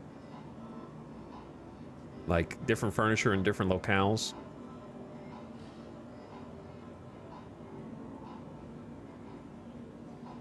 All right, that's enough to at least get started. It's either low end or high end. And then some armchairs. I'll buy like 1 of these. My money! Oh yeah, I almost just instinctively hit I to try and equip that stuff.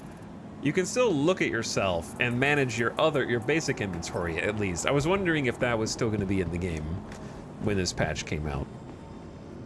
or if you were gonna have to do like everything at the gear terminals. So now I actually have to learn where all the gear terminals are. So that's cool, because there's 2 here.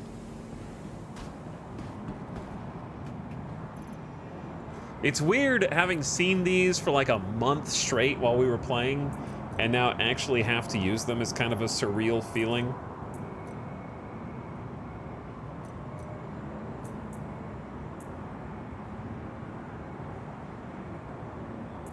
Okay, how many magazine slots do we have? I think 4? No, we have 6. And let's bring 8 backup for you, and 8 backup for you.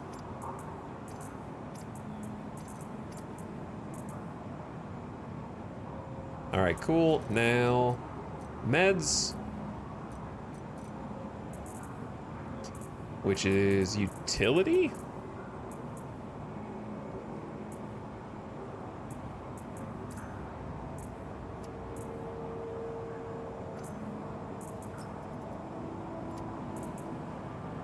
Okay, and then I don't think I ever need oxypens for 2%, but hey, what if you do? And then bring some food. Let's go. Let's get out of here.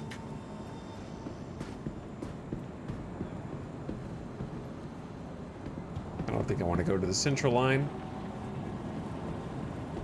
It does feel weird being back in Star Citizen. It's almost like we never left, but at the same time, moving around feels strange playing a first-person game when I've been playing like so many map games and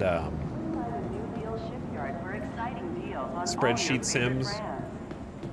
It's gonna take a little first-person movement traversal getting used to. Plus, I gotta figure out how to fly my ship again.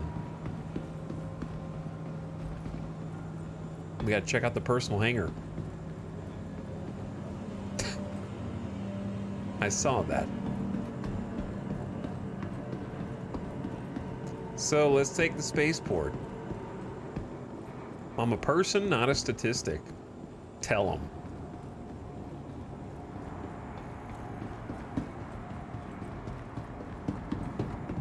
This thing must have just got here. I'm enjoying it, but I enjoyed Spreadsheet Baseball too. Yeah, people in chat picked it up today because it's on sale, 25 bucks. It's a good deal. I got an off-stream campaign that I need to go back to. NPCs not standing on chairs? I know, I guess they reset the servers. So they're all in their like rightful place, and it's so funny because they'll deteriorate over time. Where they start out normal, and then as the days go by, more and more of them start to congregate in the chairs. Imperceptibly, slowly, they just coalesce into their group positions. Wherever their AI pathfinding happens to like take them over time.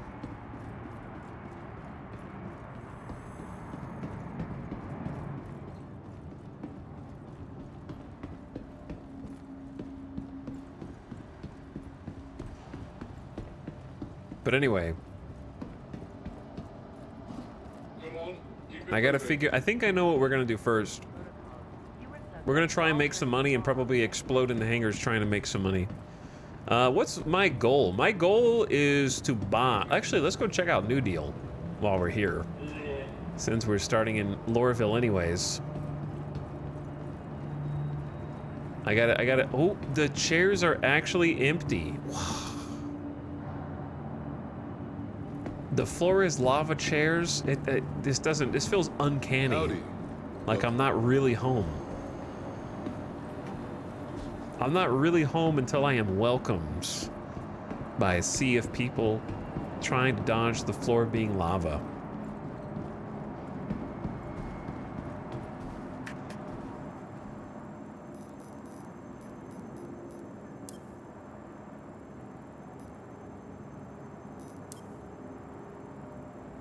They did it. They added it back. Devs, You gave me a mission, a goal in life, something to achieve. The SRV's back, baby. I can save up for a tow truck and become fulfill my dream of being a space tow truck driver. I also want a raft. There's the MPUV cargo. Remember that classic? That was a good one. And then there's the mining mole. Love the Argo ships. The other stuff I would want to save up for. Now I've actually got a few things that I want. I like the Warden. I don't know if I would want to save up 10 mil for it though. Ditto for the Redeemer.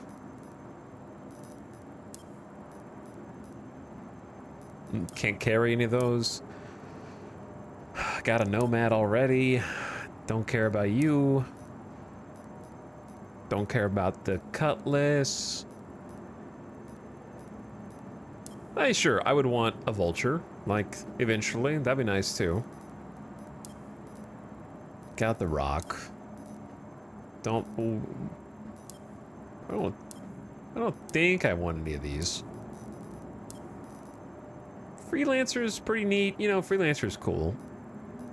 Got the Reliant Core. Love it. Got the Prospector. Wouldn't mind having a Tana just for even more missile capabilities. I was thinking about trying to get a Whole A and doing some hauling missions with the Whole A. So 1.7 mil for that. What ships have the comfiest interiors? It kind of depends. I think that the Argo ones are kind of comfy. Get on in here. Stranger. Yeah, I think my goal now is to save up for a tow truck. I don't know what I'm gonna do with it, but I know I want one.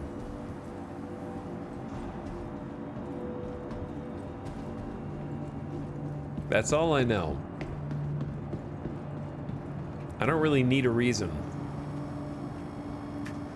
Welcome to the ASOP. I feel like the screen looks system. different. The cross-hatching on the screen to make it look more like a CRT, like dirty kinda, is cool.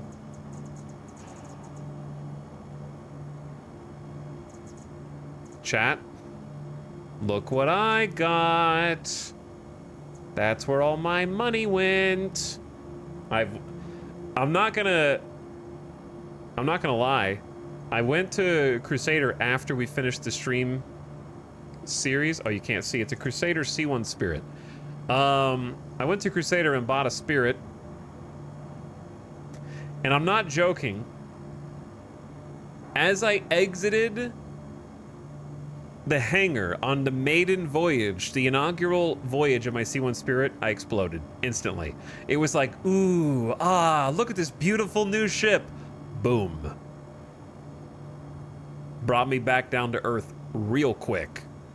You know what I mean? How dare I get stars in my eyes, expectantly hoping to enjoy my new ship. I've only flown it one time, so it's still extremely new. I've flown it literally once to get it over here, and then I logged off. So it's still pretty much brand new to me. So we're gonna be flying the Spirit today. But what do I want to fly first?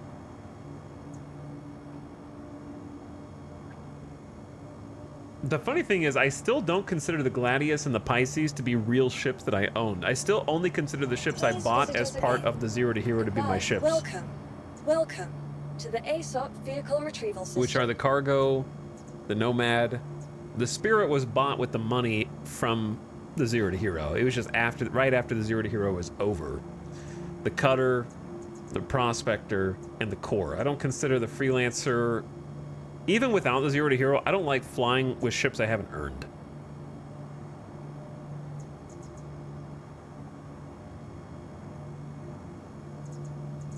Let's take the Spirit for a spin. I think that's a good starter because that is the ship we bought, to the ASOP or that I vehicle bought retrieval with system. the money from the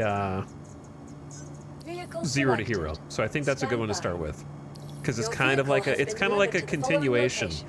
Well, that's weird. Your ship will be waiting at the medium hangar. Please visit us again. Okay. First time seeing the new hangar system.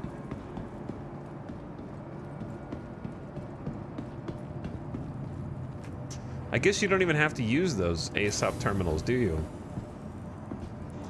So this goes only to my hangar now instead of like 16 different places. That's still so strange. So maybe I should have, hold on.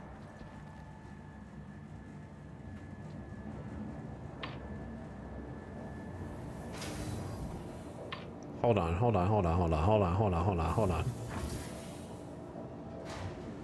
The look behind you. Yeah, I gotta make sure. Listen, I think they'll be teleported out. I think they changed the because you leave armistice there, so you can actually pull your gun out and start pew-pewing. Which is funny to me, but they lowered the cooldown on people following you to your hangar so that they get teleported pretty instantly, right? Welcome to the ASOP Vehicle Retrieval System. We gotta do this right. I forgot how this worked. Please visit us. Still has that new car smell. It does. It's a cool ship.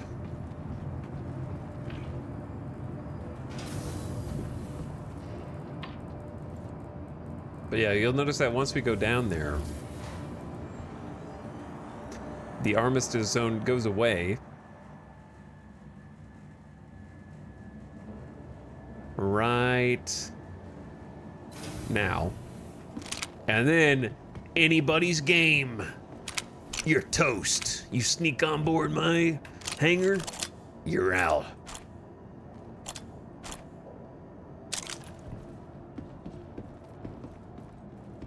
Well, this is my home sweet home now. This is my personal hangar. This isn't just anybody's hangar. This is my hangout space, chat. Only you are invited. Oh, dude, check it out. The freight elevators, freight management. I like that. This is how we're going to interface with putting stuff on and off of our ship. I don't think there's anything over here, is there? Self-land. I think this is just a door.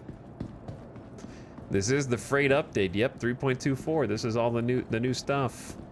So this is not a public hangar. This is like my persistent hangar. So if I, for example, went over here to this brand new interface, the stuff on the right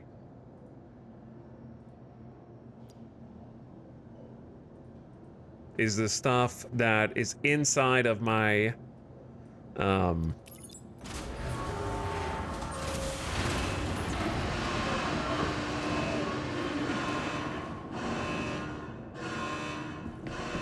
that's cool. Yeah, so you have to put it inside of the hangar, like inside of the station. And then once the elevator is lowered, I can use this interface to, for example,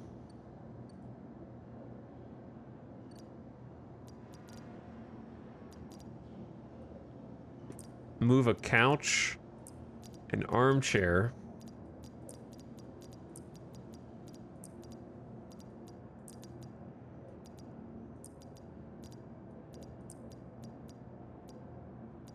and low-end tables. And then I can be like, bring it on up.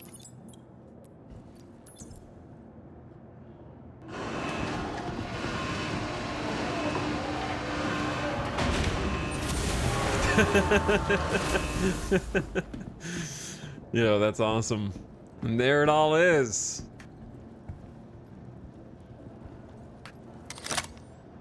Now it's up to me to do what I want with it.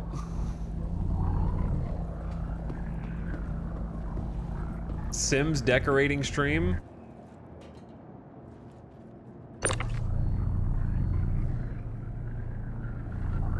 And then anything that I do in here, in theory, should be persistent through to the next update. They mentioned that currently it's not saved between like major updates, but it is saved day to day until the next major update, so.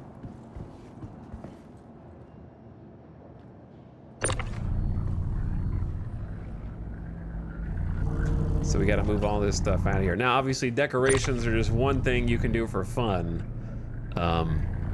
And I assume if you've been if you've done the optional subscription over the years, you probably have a whole bunch of random stuff that you could dig into.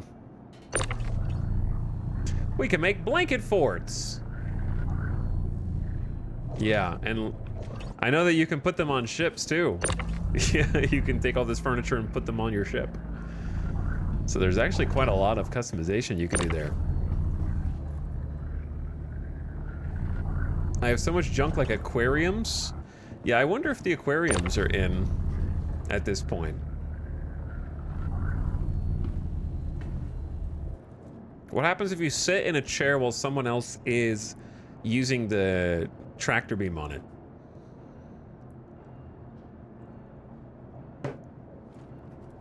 Okay, before we get into all of that decoration, like I love that if I leave this here, then you leave it there. Then it's in there. We have persistent hanger stuff now? Yeah, that's the new update from today. But like I said, it won't persist to the next major update. So it's gonna be reset update to update. I assume that'll change in the future, but in the first iteration, it's supposed to be persistent till the next major update. And also, first time chatter, welcome by the way. That's not all. Your friends can also join up on the hangar, and your friends can use like the cargo elevator that is inside of your personal hangar. So you can like work together, divvy up responsibilities for like loading and unloading and stuff. Kind of just walking around to see what's over here. And there's different sized hangars have multiple freight elevators.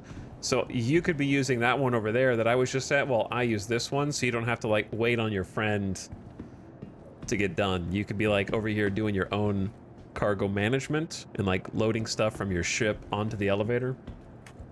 It's pretty sick.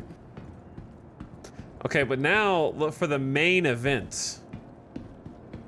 The main event. From inside your personal hangar. Welcome to the ASOP vehicle retrieval system. You can do anything you want. And I do mean anything. Even. Your vehicle has latest visitors event. Retrieve ground vehicles.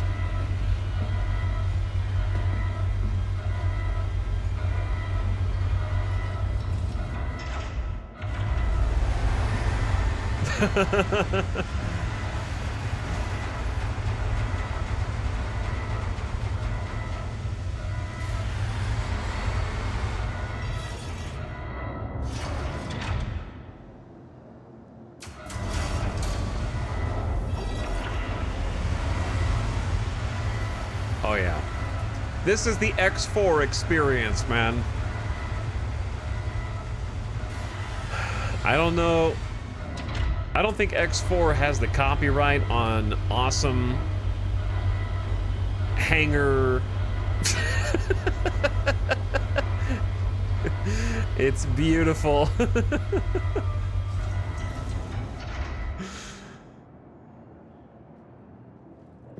And then the lights come back on, dude.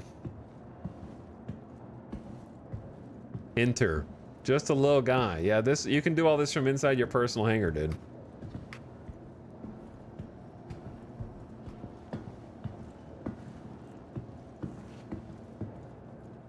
So you can actually get ground vehicles in. Oops.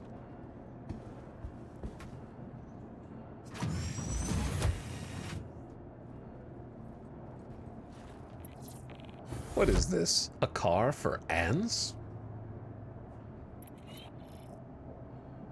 The mule has a real job now. Oh, did they actually? No, hold on. Chat, did they fix the forklift or no? Be honest. Probably not. Your systems are online. No, they didn't. Come on, dude. It's cargo update, man.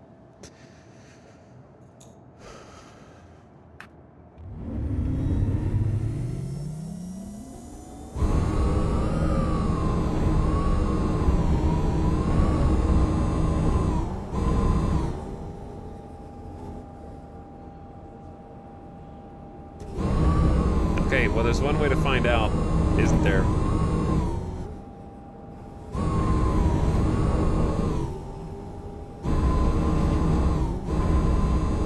Dude, you can just zoom all the way across from one side to the next. And this isn't even the biggest hangar. This is what, the medium hangar? I think this is the medium hangar. Are there 3 sizes?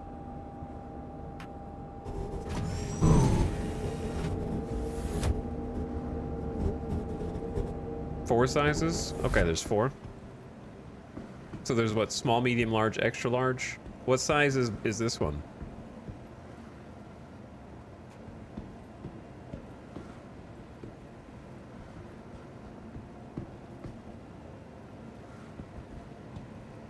I believe this is medium because it has to be big enough to hold a C1 Spirit, and there's no way a C1 and Aurora share the same.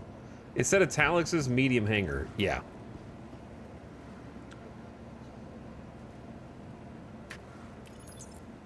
I've learned in chat that every time Melchior the Wise says something, there's a 50-50 that he just made it up on the spot, or is correct. But confidently. Confidently so.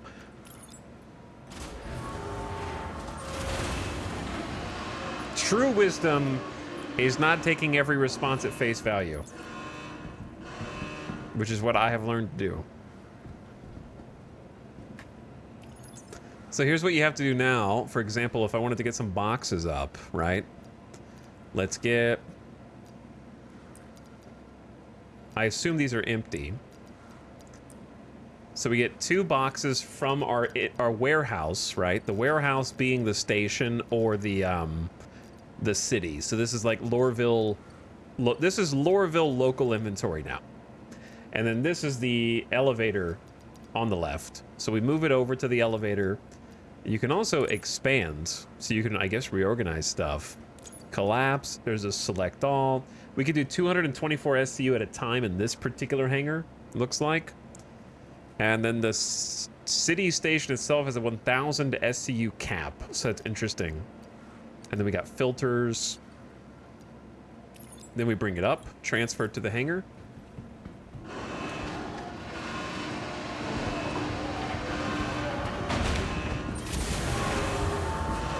And it arrives.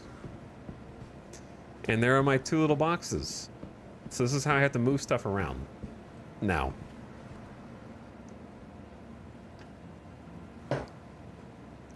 Okay. We're gonna experiment. I don't think this is gonna do anything. Yeah, the multi-tool does work now. There's no armistice zone in hangars. And on top of that, they fixed the bug where the multi-tool wouldn't work in the ship sometimes, supposedly.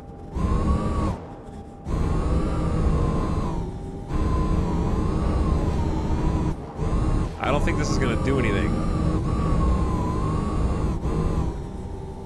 But I'm willing to experiment myself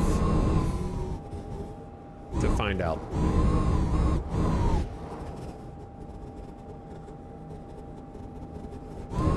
Wait. There are little arms. Okay, but... So they deploy, but you can't use them yet. Is that right?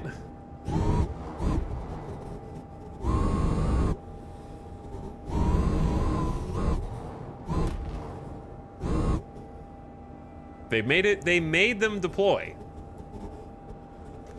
Can you approach from the other side? Chat, you're missing the point. If you had an elevator full of boxes, Do you want to have to... And they come out in a square.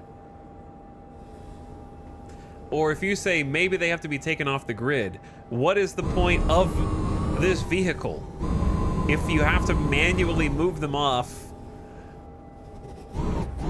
first?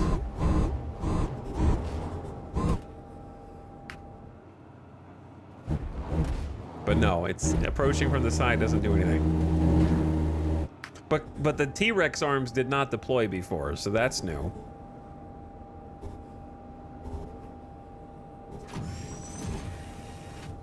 Well, I will try moving them off the grid. We'll leave one on the grid and one off the grid for science.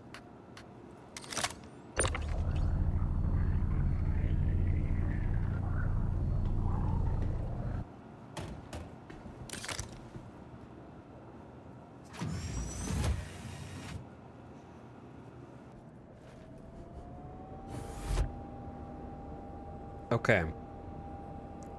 It's baby steps though, baby steps. I mean, the mule is like the best drivable vehicle in the game, so.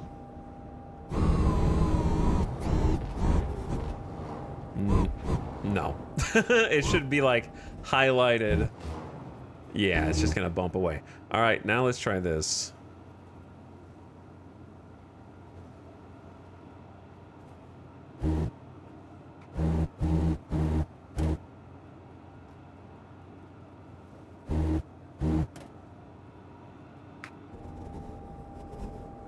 How do you use the rear one? Without using your tractor beam. That's the neat part.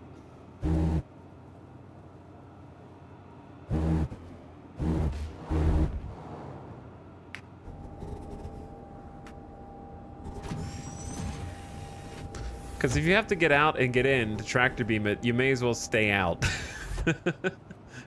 Unless you're driving it like a long distance.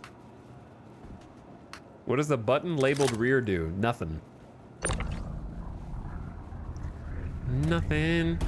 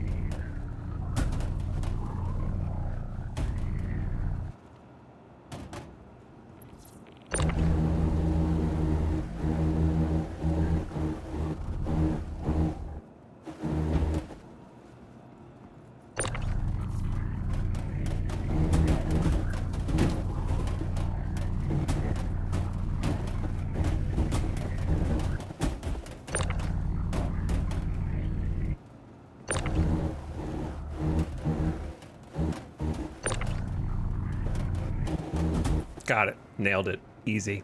No problem. Okay, how about this one?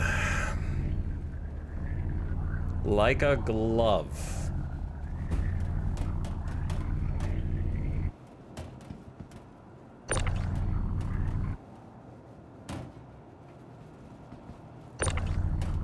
Yeah, that's not gonna go on there, dude. It just works.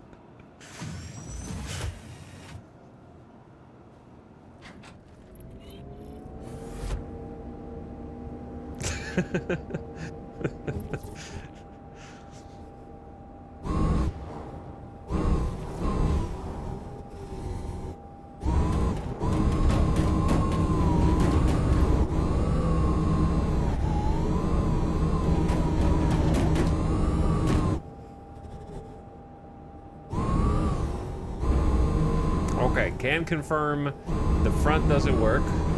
Mule ball new sport. But yeah, the rear button doesn't do anything.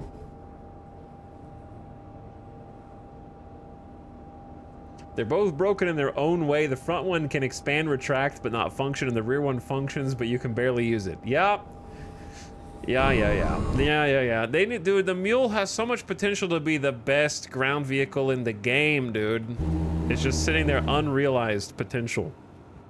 If it actually like, okay, imagine you could drive up to a box with the arms in front extended. You could just click and it grab, like it just teleports into the square in front, and then you just move it where you want, click again, and it drops. Oh, that'd be good. That would be like, and you could do the same thing for the rear. Like you could just back up toward, it would highlight, click, and it grabs it. You don't even need an animation for it, just grabs it, you know what I mean? Just teleports into it. Click to, right click to pick up and drop the back, left click to pick up and drop the front, easy. And it would be so useful.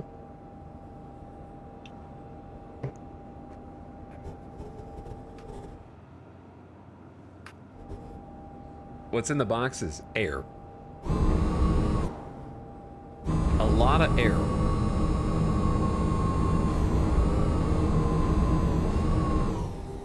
But it's crazy that you can even have land vehicles in here now. So I'm gonna park this bad boy over here.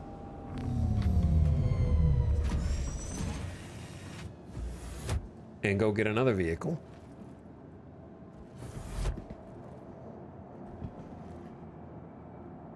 I don't remember if it closes on its own. Yeah. Who put this here? Oh, that's for sitting.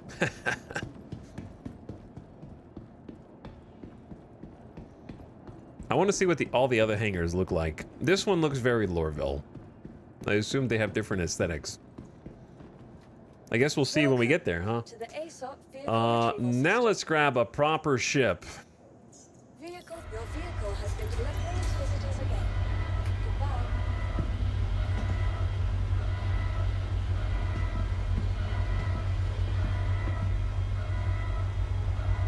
I love the giant hangar box of death and gravity. And the flashing yellow lights with the like holographic caution tape that you can walk through to your untimely demise. It was safe to get up out of your seat for like 2 seconds, and it was dangerous again. What if you cross while the tape is down?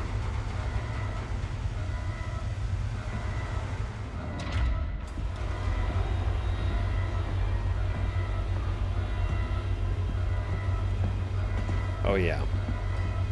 That's why we got the medium hangar, probably. I wonder, I guess the Nomad might be also.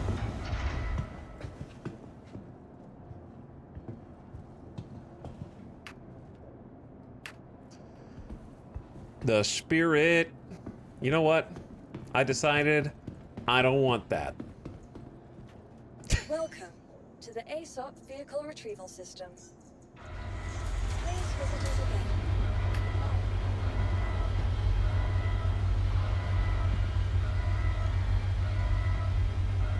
She is a beauty, though.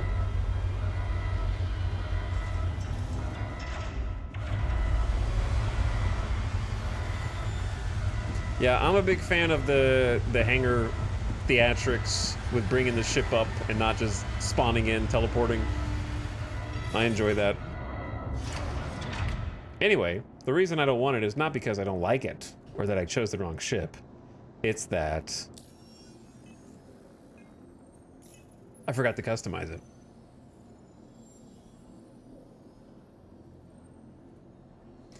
Do we want the red Spirit or the black and blue Spirit? The red and blue Spirit or the black and blue Spirit? Listen, we're going to be doing maybe some mining ops. I'm going to go for the red and blue because I think that's got a nice industrial vibe.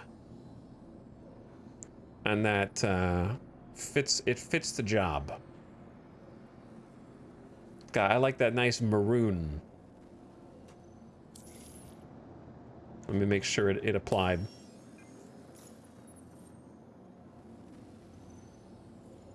Before I go through the trouble of bringing it all the way back up.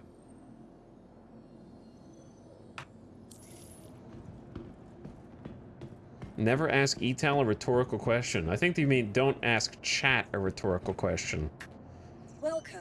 Or actually, a better way to phrase it would be never answer a rhetorical question. Vehicles, your vehicle. Please visit us again.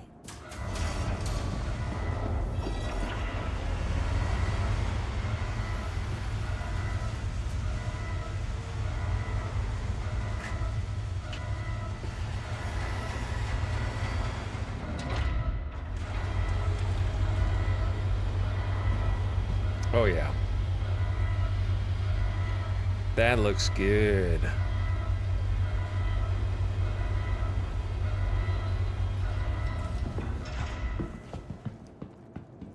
I like it because it's almost like an off-white. It's like a maroon and cream, which I think looks really nice. I think that is a great combo. I think the blue is the only part of it actually that I would change for like the perfect design, but I don't mind a streak going through the middle. I don't like the beige. It's not beige, number one. Number two, you have terrible taste because like maroon and that off-white are perfect together.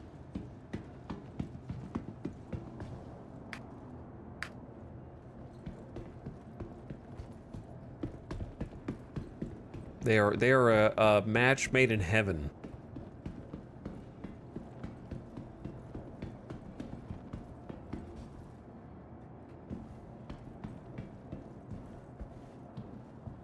What's so great about the Spirit? It's just nice to fly. To be honest. It's not quite luxury, but it has a good amount of space. It's got like 64 SCU of space.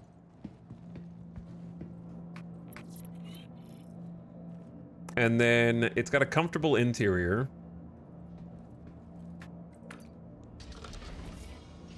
This is the cargo hold. It's got a nice two-seater cockpit with beds, of course, for bed logging.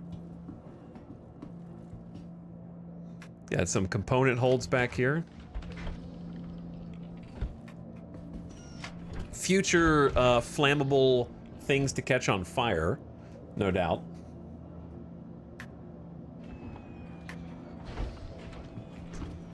Bits and bobs that you're gonna have to extinguish. The nice thing is if these catch fire, you can just vent them by opening the back right there.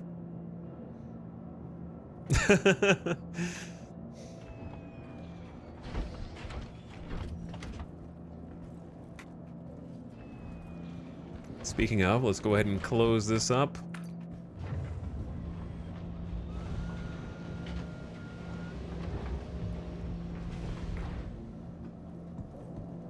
But yeah, we got room for 64 SCU of cargo containers here.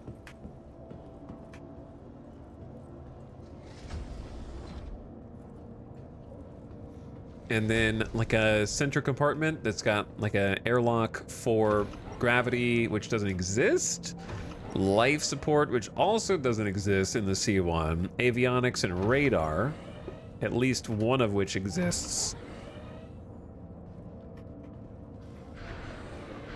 Got the component bays, and then living quarters. These are supposed to be for spacesuits, though they're purely decorative right now, so you should be able to put like a change of armor or gear in there. ×2. We got a deployable weapon rack, which does work, I think. So that's nice now that cargo is physicalized, and we don't have a magic ship inventory on the right-hand side. They fixed the weapon rack, I guess. Yeah, Meatball, this is the ship that we bought with the Zero to Hero money.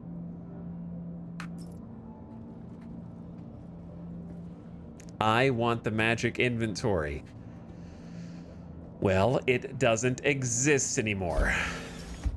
Now you can spend a lot of time stockpiling your ship with weapons, gear, and equipment, and then have it explode as you leave the hangar. Okay? All this and more. But yeah, having a functioning weapon rack is huge with this update, to be honest. If they could just fix these armor racks, then that would be amazing too.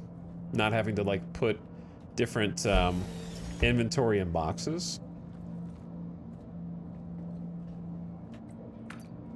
You got a bathroom here. When are they gonna add the bathroom update to make you actually have to use the toilet, wash your hands?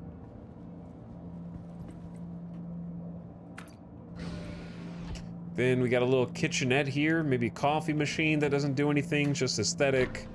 Now this technically does do stuff. You could put items in here and store them. You could put some food in there. Keep that for a longer trip. Now this is what you have instead of the super magic inventory. If your ship has an overhead compartment, then you can use that. So this is the C1 Spirits. It's got 200k micro SCU, which is like 4 backpacks, 4 small backpacks. So it's not very much space.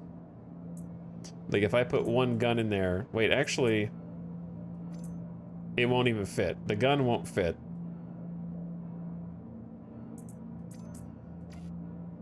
Wait, there we go. Yeah, that's 4 cruises is 2% of the total storage.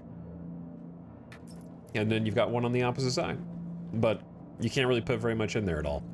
And then you've got 2 beds, of course, because everything is mirrored. So if I say there's a bed here, is Scrambled Egg's gonna say there's 2 beds? Yeah, I know, we know, okay? There's a pilot's chair. There's a co-pilot's chair, times 2, okay? Because it's for, there's 2 people. 2 armor racks. We can fit 4 people in here. We can actually fit more than 4 people in here. If you wanted to.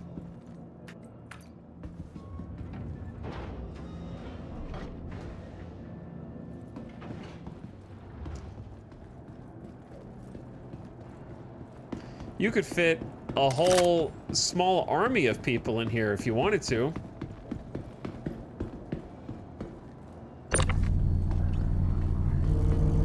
Oh wow, they really reduced the range on this. That's gonna take some getting used to.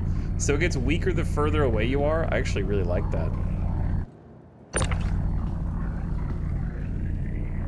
Cause like tether braking. Yeah, they nerfed the multi-tool. I think they could nerf it even more. And I wouldn't be mad.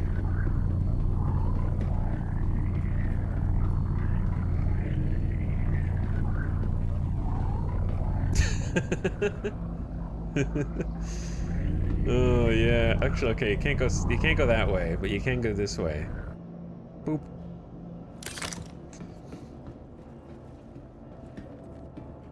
Sofa in the ship. Can you not sit? Oh, there we go. They didn't pop up with an activatable, but yeah, you can actually sit on these and chill, and it's locked onto the grid. Impromptu extra ship seats. Poor man's drop ship. Let's go. Yo, let's go.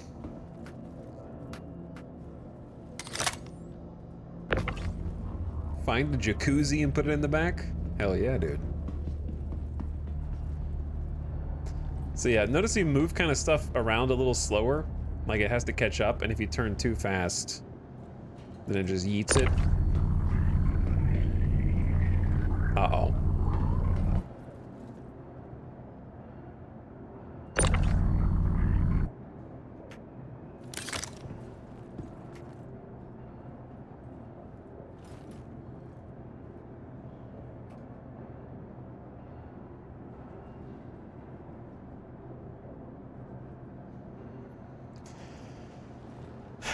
Just a little clipping. You disrespected the sofa by eating it. We're good. We're friends. Okay, we're chill.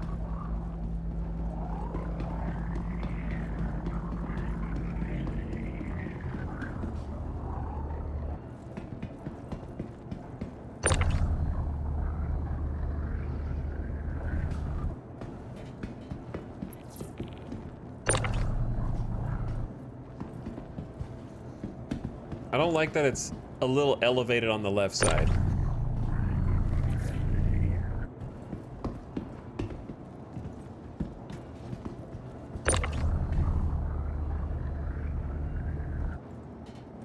Something like that, probably. I don't really have anything to put on the tables except for like a drink.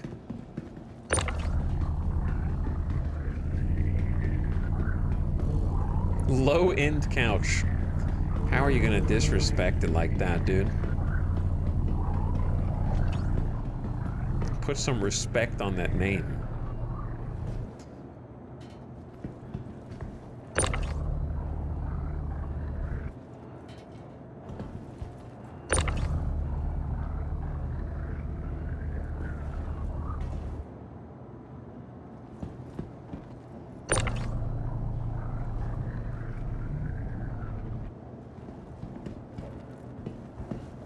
Yeah, it's gonna be one of those days. Good one. The good kind though. Put some double dogs on it. I might put some double dogs on it.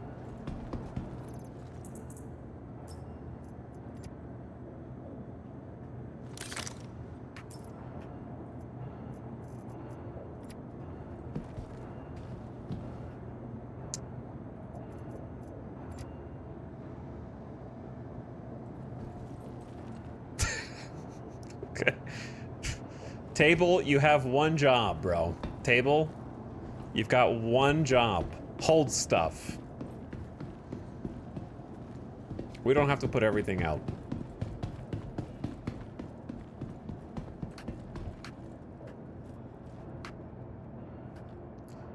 Second question.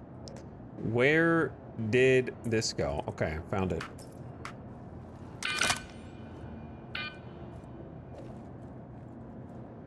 Who bept? Who bept at me?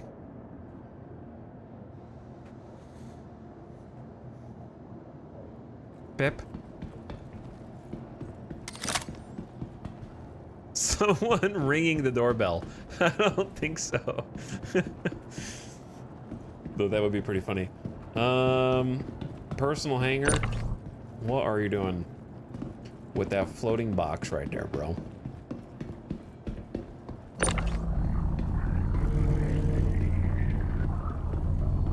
That was you? Okay. I was just checking.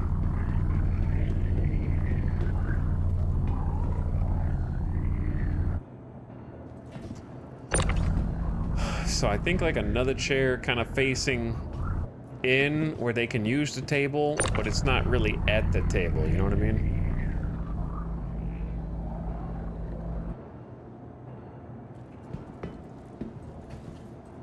It keeps moving on its own. Possessed.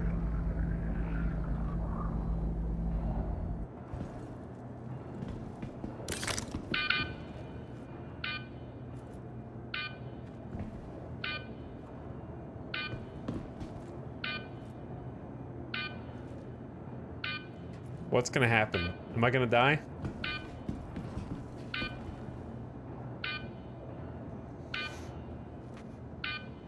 What is going on?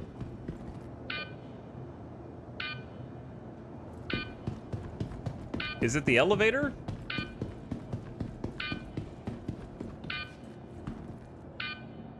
Bip. I was scared that was happening to me. It's all around me.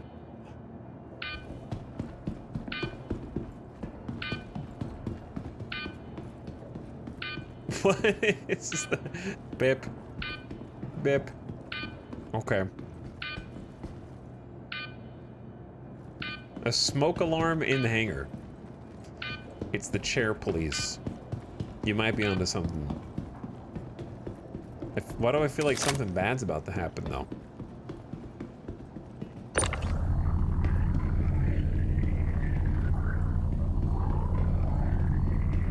I'll tell you one thing that's gonna piss people off. You're a little faster than the beam. I don't really mind. But I think that's gonna upset a bunch of people.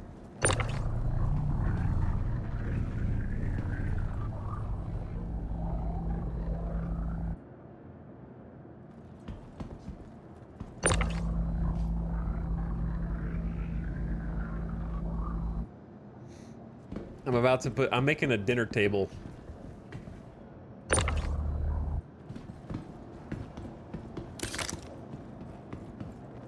Warning, station self-destruct sequence activated.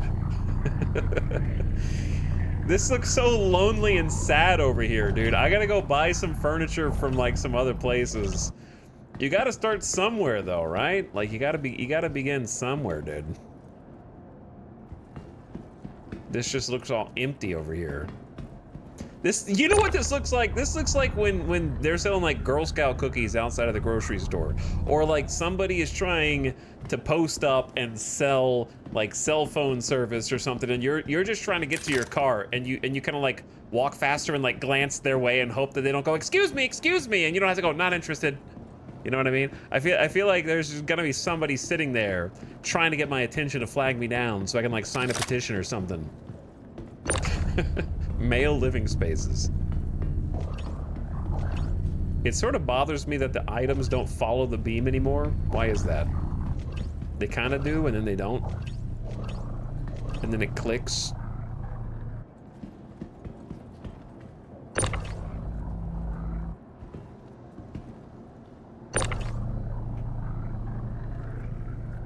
All right, easy, easy, easy, easy. Man, you messed up the chair, bro. I mean, the table.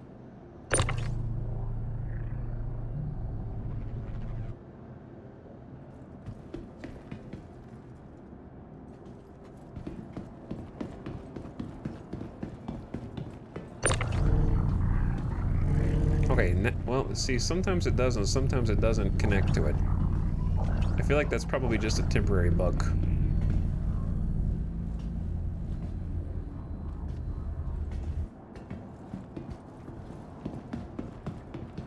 Now imagine my game crashes and none of this information saves.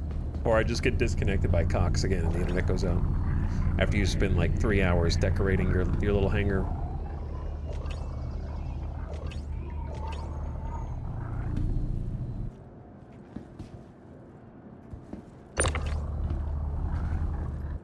Don't bump the table.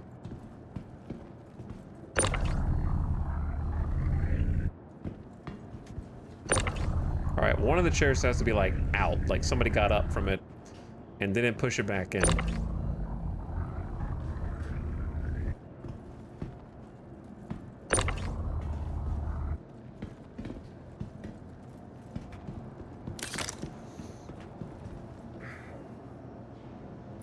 When you're going for a job interview at a hotel and they set up interviews in a convention room, that's oddly specific.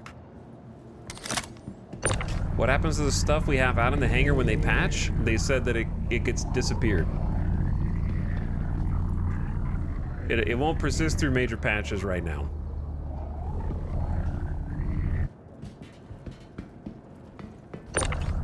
Since this is like the first iteration. Weird corner chair. And then this is gonna be the chair to sit in while you watch your ship come up from the depths. You know what I mean? This is gonna be to sit right on the edge.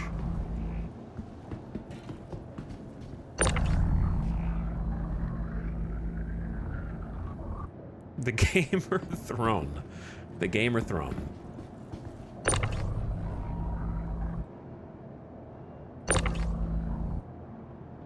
Why does it keep turning slightly?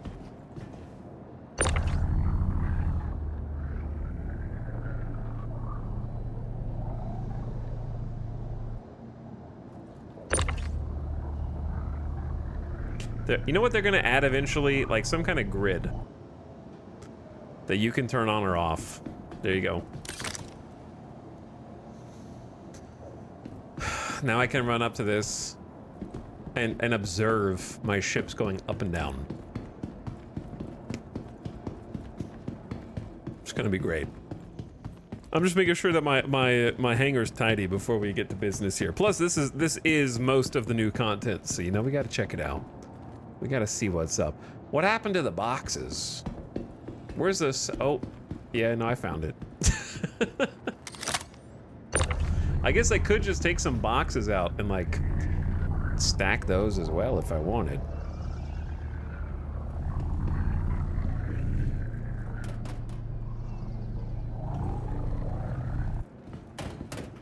There you go.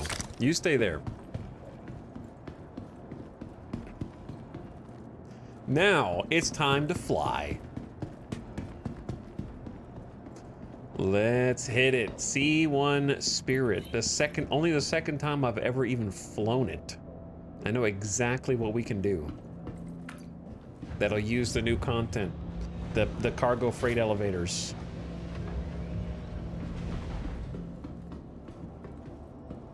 But yeah, I think the C1 Spirit's just a nice ship. It's comfy, it's got a lot of space. I think it's got a nice cockpit.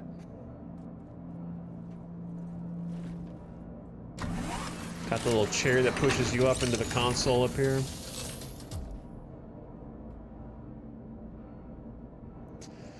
Okay, now the way that landing and taking off works, isn't there a queue to land and take off? Crusader Industries, a journey worth taking. Systems on. A journey worth taking.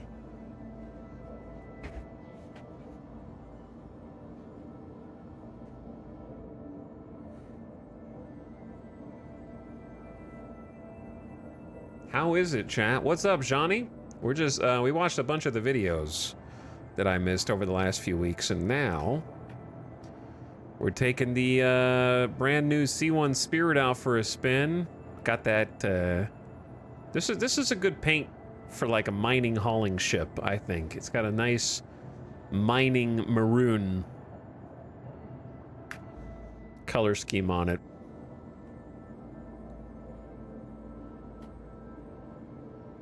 Cool looking ship. All right, so I request takeoff.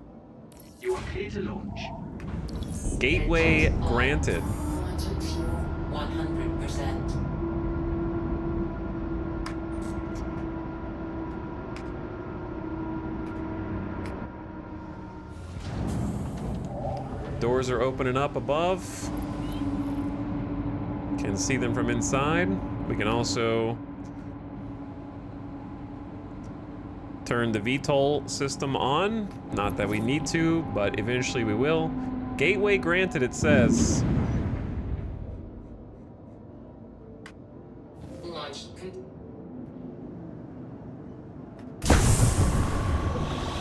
I wish they need to fix the fact that the landing gear animations don't work on ships when they're in VTOL mode.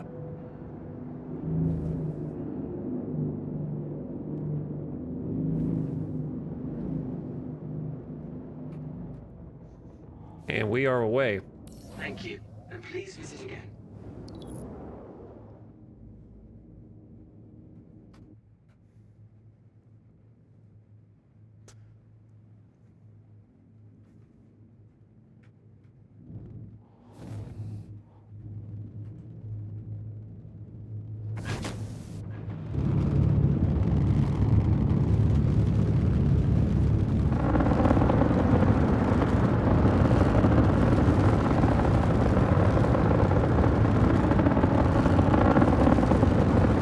There's that crispy noise that I like.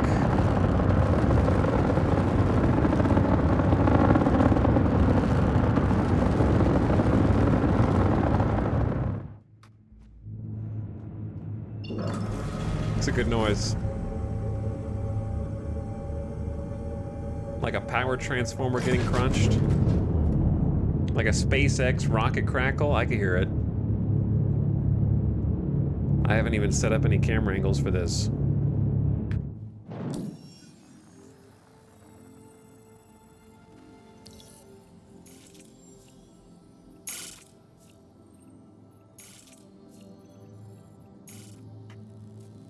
We're gonna go make a pickup.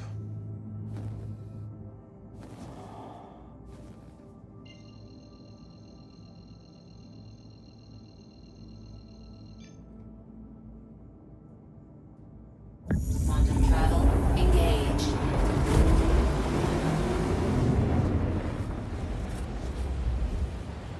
Make a little pickup, make a little drop off. I didn't think we'd be back in Star Citizen so soon. What's up, Circa? It's been a month. I feel like that's a reasonable amount of time. And also the new patch just dropped, you know? I gotta see what's up.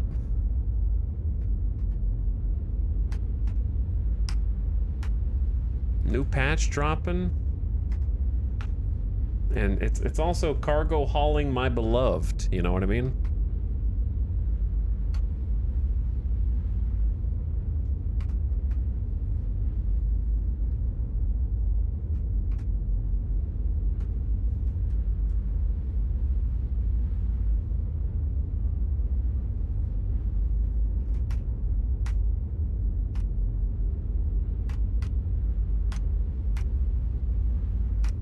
Something like this.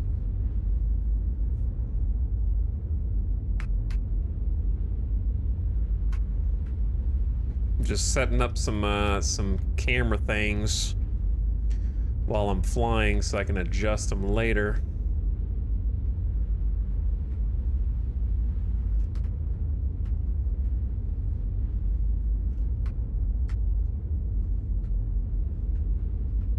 I like having some different little cinematic perspectives.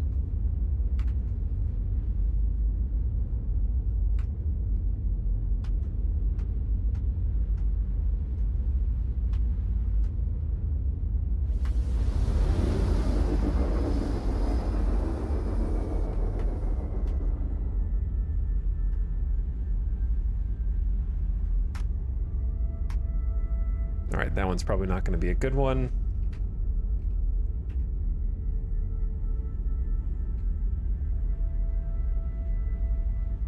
There we go. Rule of thirds in play. Trying. What's up, Fireman? No cargo is spawning. Yeah, I've heard there's a bunch of bugs. What's up? Is your slick new ship in the sky? Hell yeah, dude. This ship's pretty sweet. Complete. All right, so we're kind of like part of the way to our destination. We just gotta wait for the quantum engine to cool down. So if you just started playing Star Citizen and you're wondering why can't I continually quantum jump, you have a cooldown that varies ship to ship. And once that red bar is done, then it'll start charging up to the next jump. Took me a while to figure that out, believe it or not.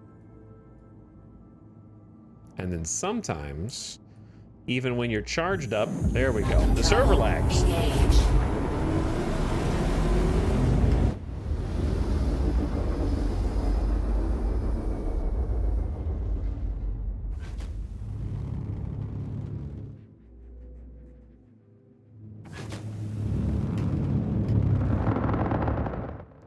All right, we gotta like fix this.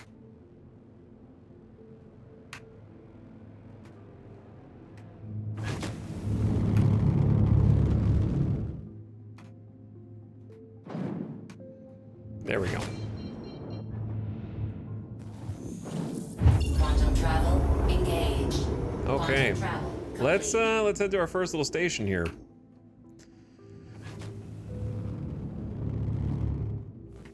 I don't know if you guys remember this place. This is a mining station, an outpost.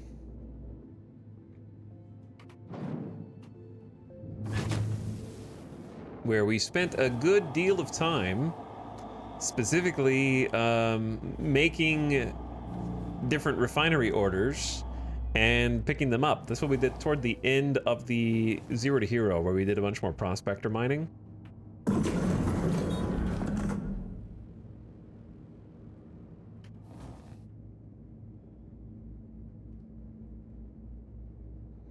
And I'm coming back because I'm pretty sure that I still have some refinery orders here that we never actually took care of.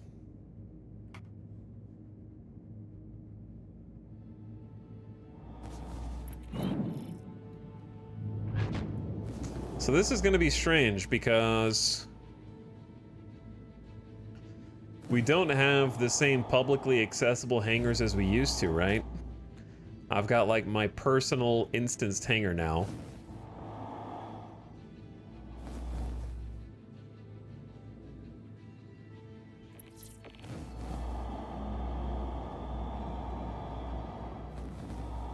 And I gotta figure out how you're supposed to use them. Did you upgrade any systems? No, I didn't upgrade any systems. I just changed delivery. I didn't think with this ship there was much that needed to be changed. It's pretty much good out of the box. Why am I getting the ramp access all the way out there? Like, the C1 Spirit is pretty good out of the box, I feel.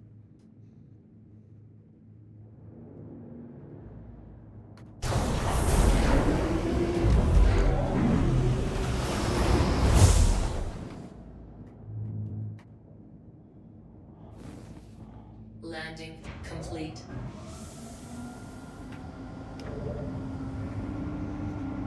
All right, I'm a little far forward on the landing pad. This is a very large hangar. This is a big boy.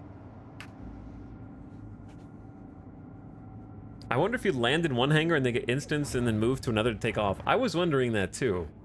Otherwise, everyone would be queued to land in the same hangar, which doesn't make any sense, right?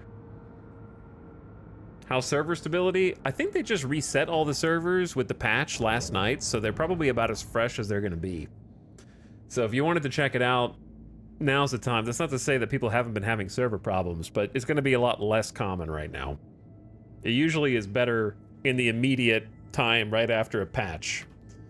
Engines off. And then it starts degrading.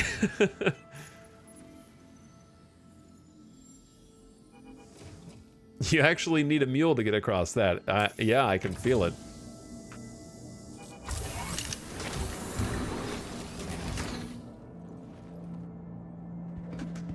Okay. So at this station, I'm curious to see how this works. We're gonna find out. I wonder if engines and thrusters can be damaged someday. Yeah, they're gonna have a whole engineering update, supposedly in 4.0. So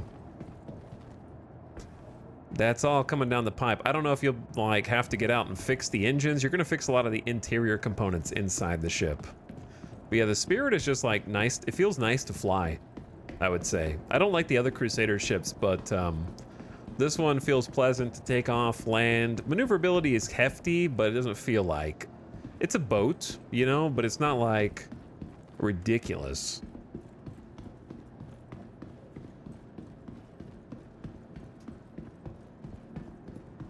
So let's actually use it for cargo. Haven't gotten to do that yet.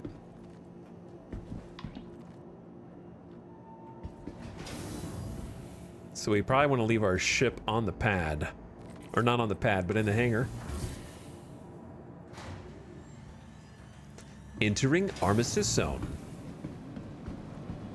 I have to go see what we left in the bank.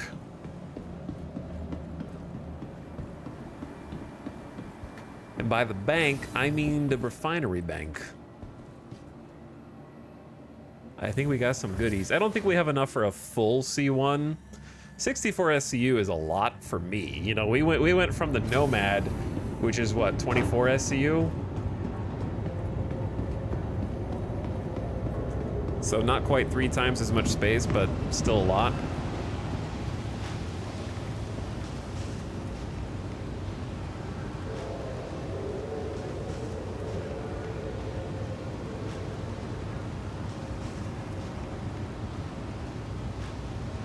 Oh yeah, I know. Okay, orders will get wiped in the... Refinery orders get wiped in the patch, but I'm going down here for a different reason. Chat, just let me explore on my own, bro. I just started playing the patch now, okay? Just chill. Chill, dudes. Fingers are way too excitable on the keyboard when I'm not even gonna tell you what I'm gonna try to do because I'd rather just find it out myself instead of tell you and have you write something first.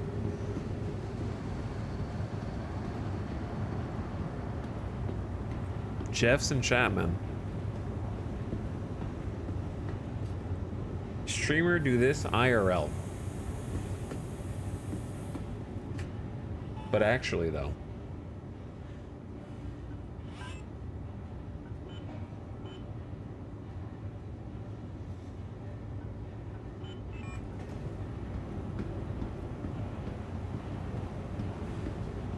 I'm not going to tell you what I'm trying to figure out because I would rather just wait and figure it out on my own. So I have to wait until I get some new orders going. But I do need to actually buy some stuff while I'm here. Because I don't have any gadgets. I need Optimax, Sabir.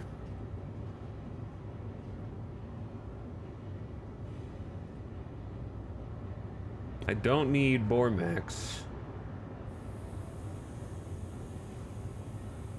I don't need Okunis.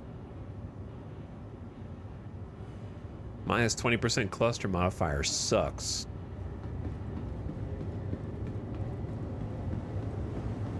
But yeah, the refineries are sweet looking still.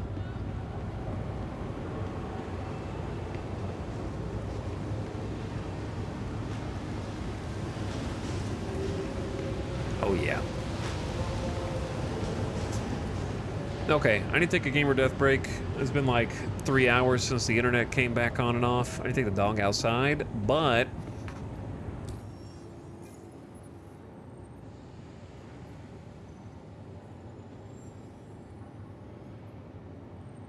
why are there microtech missions here?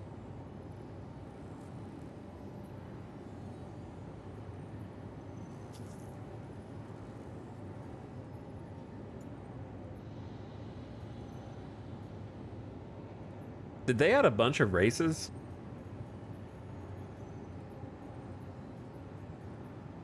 Like a lot of them? There used to be only one. It was Lorville Outskirts, the time trial. These are just like open tracks so that you can go fly. This is what it looks like. So it could show you where the racetracks are. It doesn't look like they pay you anything. Yeah, maybe that's because they're selling the new Aegis ship. Which it drives me crazy that they call Aegis in the commercial. Okay? I get to be the pronunciation guy. Sometimes.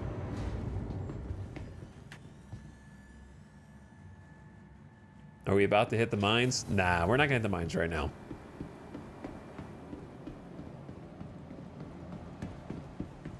I didn't realize that my refinery orders, I only had like 2 orders, but I didn't realize they were gonna be deleted. But that's okay. They weren't, it wasn't like a big order or anything like that. I think it'd be fun to go do like a bounty.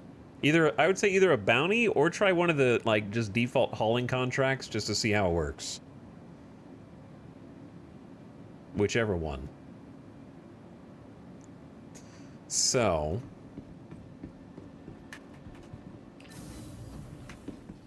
let's go back here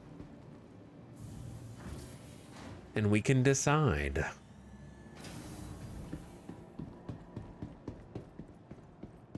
So this is not my personal persistent hanger. This is just a instanced hanger.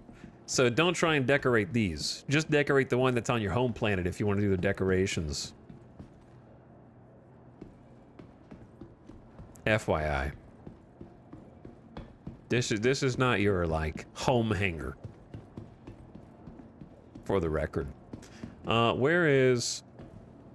I gotta figure out where like the little terminals are.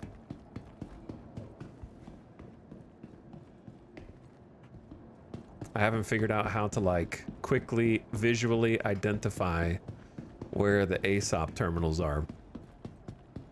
There it is. Right next to the elevator thing, the mini elevator thing. Welcome to the ASOP. I wouldn't mind doing like one pew pew. The problem is now my spirit's gonna be over here.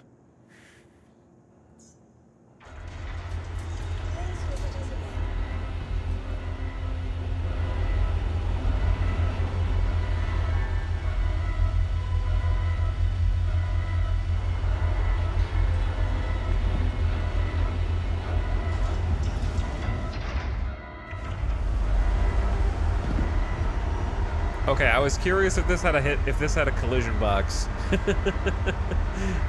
Server desync might affect it. I don't know if I trust Star Citizen, but I'm glad to see that you can actually write it all the way out and watch it lock in. That's cool. Decorate with some hospital beds. I've done it before, I'll do it again. Okay, I'll be right back.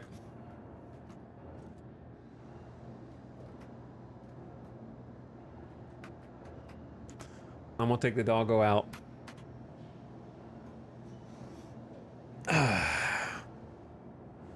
And you listen to that. I'll be back in just a minute, then I'm gonna do some combat, try the delivery missions, see if we can get the Spirit to haul something, that kind of thing. But I'll be RB. Thanks for hanging out tonight. Hope you guys have a nice Thursday. Thanks for watching.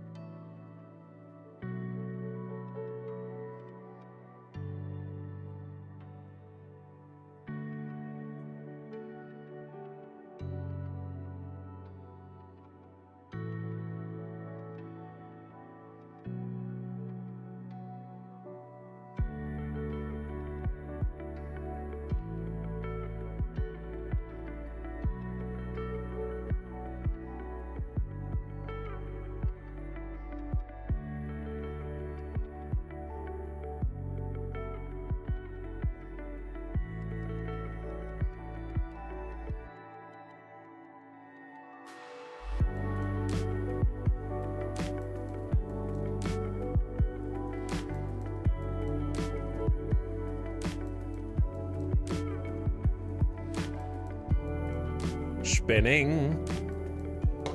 Spinning. What do we do while streamer's gone? Spinning.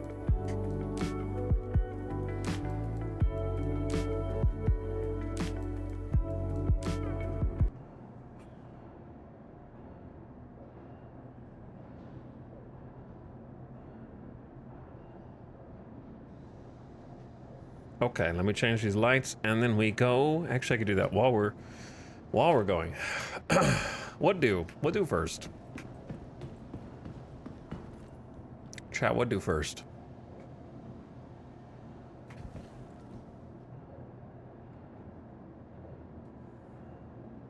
Should I try one of the, I feel like I should try one of the new hauling missions.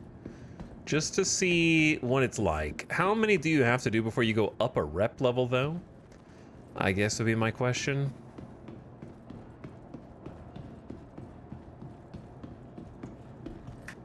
Welcome. I think no matter to the what we Etal do, we need to get vehicle out of this retrieval station. system. Your vehicle Regardless. has visited us again.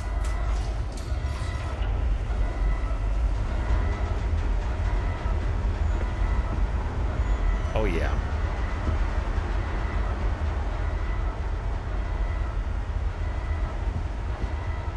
Anyway, thanks for waiting. We back. Did you guys see the ship move on the pad? Anybody seen a ship explode on the pad? That'd be pretty funny.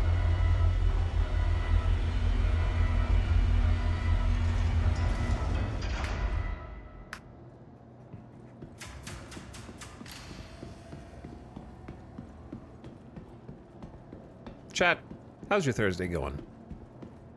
What are you guys up to?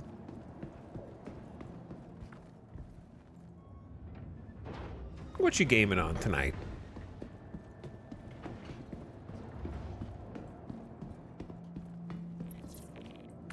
I gotta get used to this ship. It still feels weird. Weird in kind of like a good way. It feels like it's not mine. Playing Dune Spice Wars. Still? Like the RTS? Why? I'm just kidding. Nothing wrong with it. RimWorld, Warcraft gamers, Skyrim, still? Warframe, still?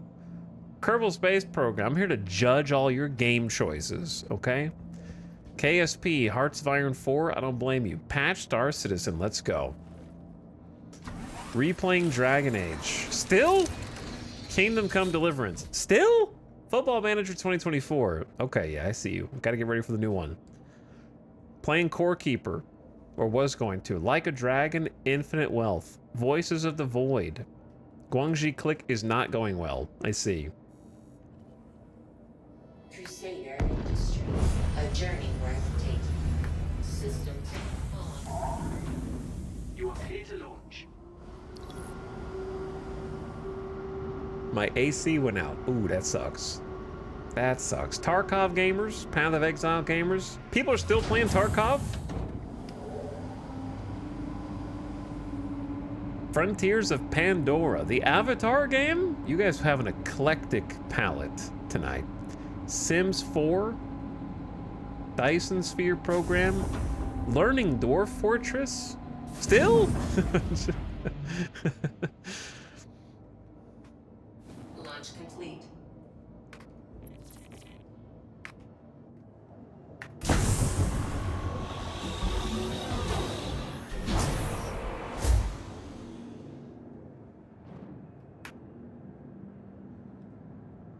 There we go. Back it up a little bit.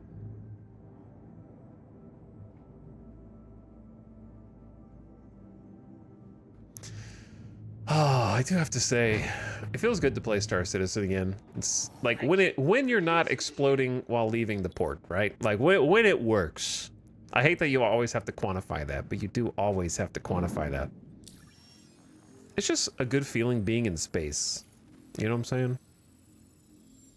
It's a good feeling being in and doing stuff in space.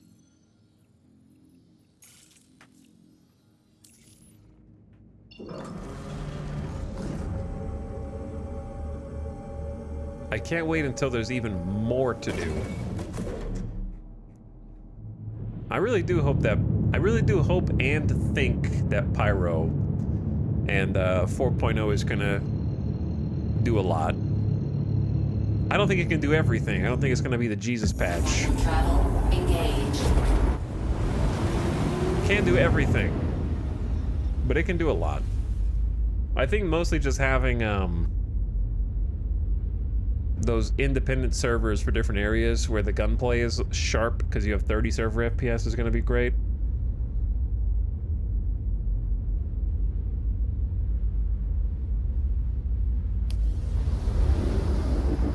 Still hooked on Vicky 3. Okay. Give me the elevator pitch on Victoria 3. Why should I think about trying it again?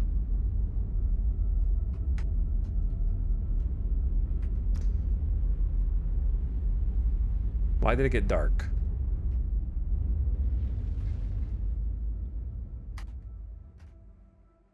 Why did it just get very dark?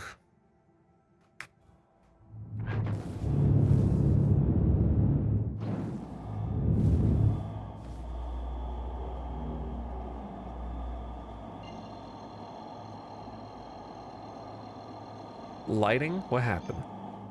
Quantum travel engaged. Quantum travel complete. Why am I getting ramp access from an infinite distance away? I could have sworn they fixed that one, but I guess not. Quantum travel engaged. Quantum travel complete.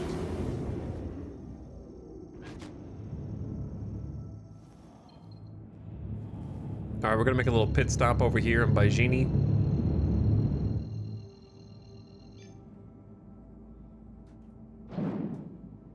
Updates have filled it out. That's not good enough. That's too short of it. The elevator's too short. Quantum travel engaged. Is that server change in this patch? Nope. Is it 4.0? This is 3.24. 4.0 is ostensibly coming out. It just got delayed, which is, I don't think surprised anyone except the developers themselves. From quarter 3 to quarter 4.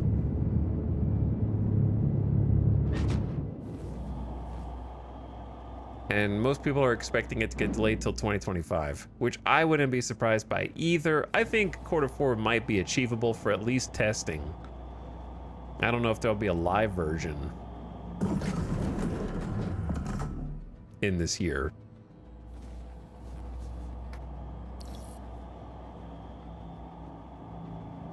Landing complete. Landing complete. That's news to me.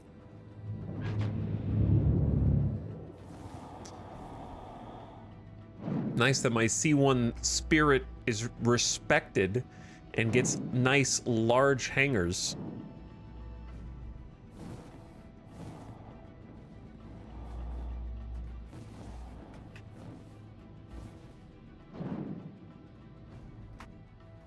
Though we gotta wait for this to open up.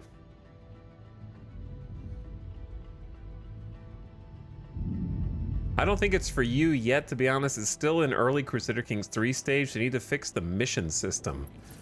In Victoria? The mission system. I don't even know what that is.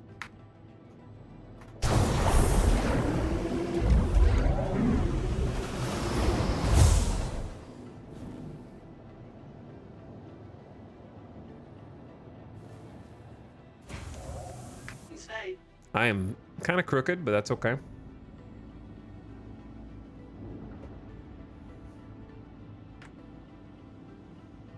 Anyway, somebody asked, oh. Where did he get a C1 Spirit? I bought this with the money that we had made from the Zero to Hero. I spent the Zero to Hero bucks on a C1 Spirit. I found it in a dumpster. That too. That dumpster's name? Orison. I'm just kidding. Yeah, we're just gonna make a quick pit stop here.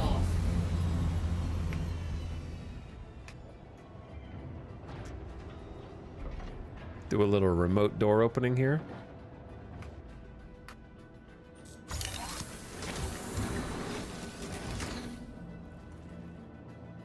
They have journal entries telling you to do something. It's not fun. Everyone just does every mission for all countries if possible. This boat looks really cool. Yeah. No, it's brand new, basically. This has only been like my second time ever flying it, so it's not something that I'm like very familiar with yet. It's still got that new car smell. So it is the newest and also the biggest of the ships that we've flown on stream for sure. Because what would be the next biggest? The Nomad? I guess the Nomad would be the next biggest. So this thing is larger than pretty much any of the other ships that we did have before. I still got the other ships too. I hope they do a wipe for 4.0 or I'm gonna be disappointed.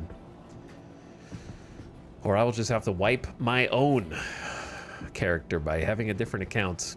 Well, oh, there's the elevator right before I was about to say something. The elevator pitch was supposed to sell the game, not issue warnings. That's funny. Yeah, I'm gonna make a quick pit stop here in this bind to Area 18 real quick. Because I want to do some gameplay over in this area. No pun intended. Since we're over here. That way we don't respawn all the way back. I like how I bind to Lorville and then instantly leave.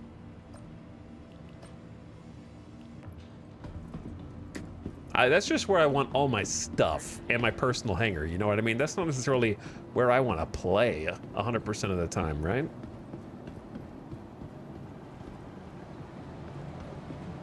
Totally different things. I also just got a C1 and quite like it as well, hoping to explore and find wrecks with cargo with it. You could do that with use that with bounties also is a good way to do it.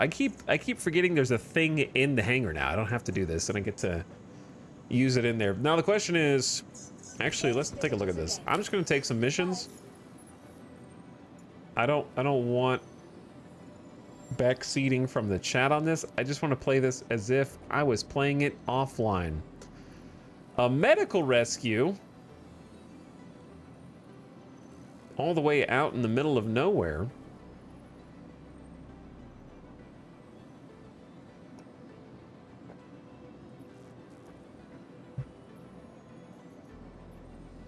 What else is on here? Collect and dispose of waste. Deploy a probe. There's your first hauling mission. That's new. Mercenary missions, classic. There's boarding action over here.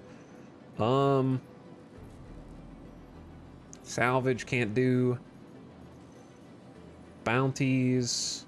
There's your HRT and your VHRT. Wait, what? Hang on. No, yeah, that's right. Wait, what? Chat, hang on. We were doing VHRTs, right? Yeah. Yeah. Okay, because we grinded HRTs for a while, and it wasn't that good. But the VHRTs, that's the good stuff for us. We can't do extreme risk targets. Investigation, and then your standard delivery. Okay, so delivery is not the new thing. It is hauling. Opportunity for an independent cargo hauler. Kovalex is looking for dependable and industrious pilots to join our expanding family. Do you have a ship that can hold one SCU cargo containers? Okay, that's written weird. Can you pass an advocacy background check if required? Then a universe of opportunity waits for you. Simply complete an evaluation trial by picking up a shipment of corundum from a freight elevator at Baijini Point above ArcCorp and successfully deliver it to a freight elevator at Riker Memorial in Area 18. Upon completion, you'll be eligible to be part of Kovalex Shipping's vast network of independent transport specialists. Anything you need, I accept. I accept.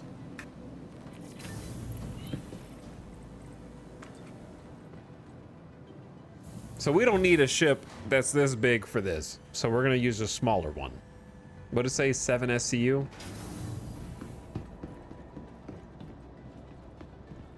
For at least for this first one. Gonna be a tiny little baby ship. Just a little baby. Trucker life unlocked. Welcome. That is the whole thing. That is the new mission type in this update. The ASOP vehicle We're gonna just retrieval test out the little baby ones.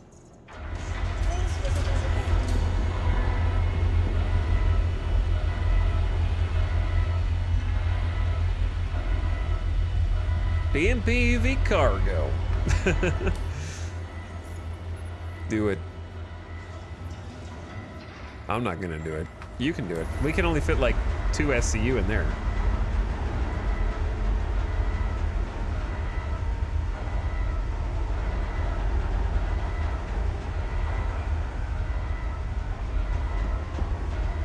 I guess the bigger the hangar, the longer the doors take to open and close, huh?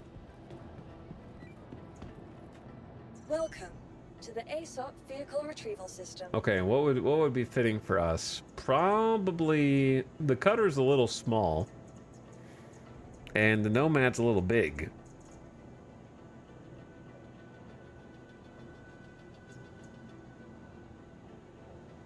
My core is also a little small. I think this is a good job for the Nomad. Unless you wanted to make multiple trips. Let's bring the Nomad in. Your vehicle, please visit us again. I like how the whole hangar gets dark.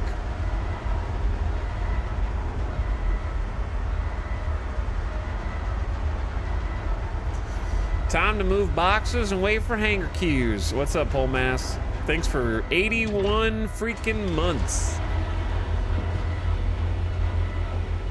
Welcome back for your 81st month. That's a lot of months. Chat, my liveries!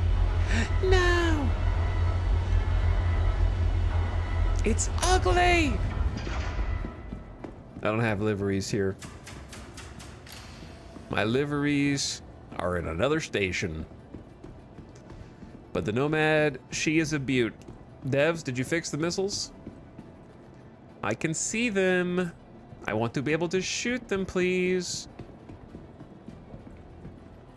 Wait, are we back to default guns on this thing too? Did everything get reset?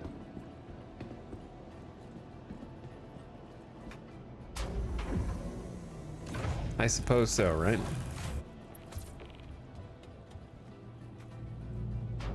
All your guns are in ganger storage. The gang stole my guns? Unacceptable. What up, Nomad? I missed you. Haven't been here in a while. Still can't do anything with this pretend closet. I think the Nomad has a very comfy interior, especially when the power is turned on. Got a little stool so you can sit down and have some food or some coffee. You know, just chill here, drink your protein powder. Got a little kitchenette. Got a stovetop, sink. Can you put furniture in ships? You sure can. However, the Nomad, I think, has an invisible floor. Or like a transparent floor. So if you drop anything in the Nomad, it just falls through, which is unfortunate. The Nomad's a little buggy.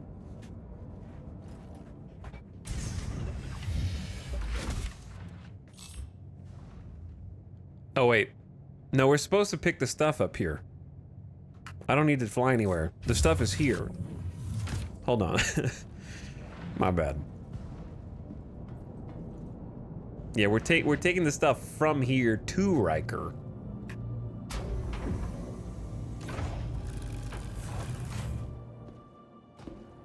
So we can actually just lower the cargo bay.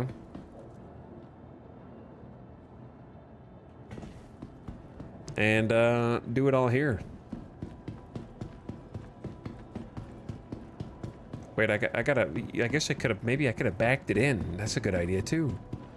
So here's the new freight managers. These are brand new. Got the freight screen here. We need to lower the warehouse elevator first.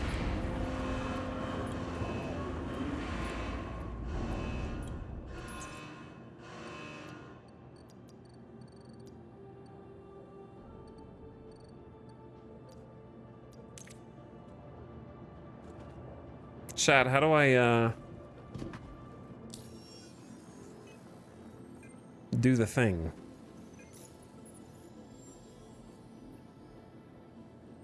Collect corundum from Baijini Point.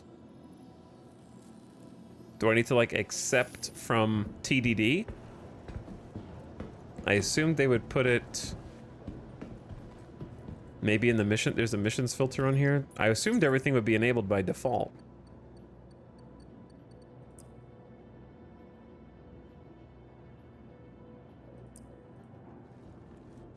But yeah, there's nothing in there.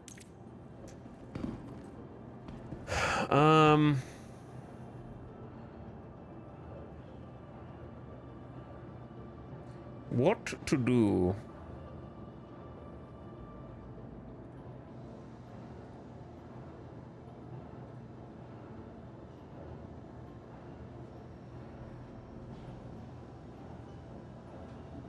There's not gonna be a TDD on this station, though, right? I assumed that when you accepted the mission, that it would put the stuff in the warehouse storage. I'm pretty sure I'm on Baijini.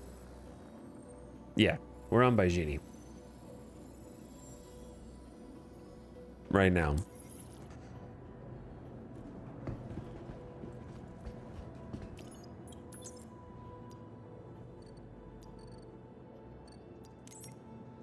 And I got nothing at all in storage.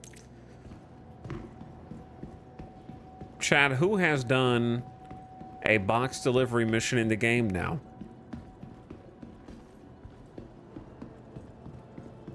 Because it's probably not a good thing when the first one you try ain't working.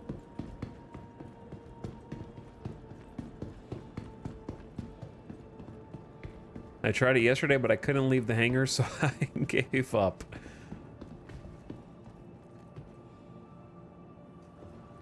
People in my server chat were saying it was bugged for a lot of people. Okay, so what I'm asking is, if everything is working, then does it appear automatically in the warehouse storage? That's what I'm trying to figure out right now. Or do you have to do something else? Where are you at right now? We're in Baijini Point.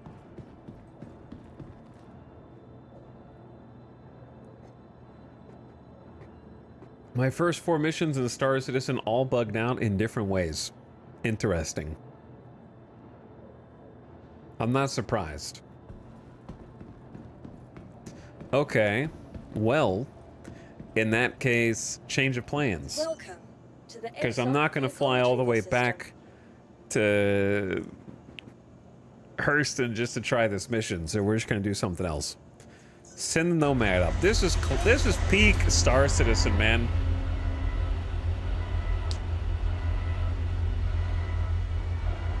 This is peak. Like, we've been in the game for an hour and 20 minutes or so. I don't know. How long have we been in the game for? And, tried to go fill my refinery orders. Realized that the refinery orders got erased in the patch. Okay, can't do that. I'll go to Baijini and do one of the new missions. All right, that's bug too. Trying to play the game is the game. Well, the first thing's not a bug, but you understand. It's like the Star Citizen is a game of constantly trying to do things and ultimately failing for one reason or the next. I'm just gonna go do a bounty instead. Let's get the core here. Because if we do the bounty, then we can kind of do the same thing. We'll be doing our own cargo, more or less. Your vehicle has been delivered. Please visit us again. I will make my own cargo mission.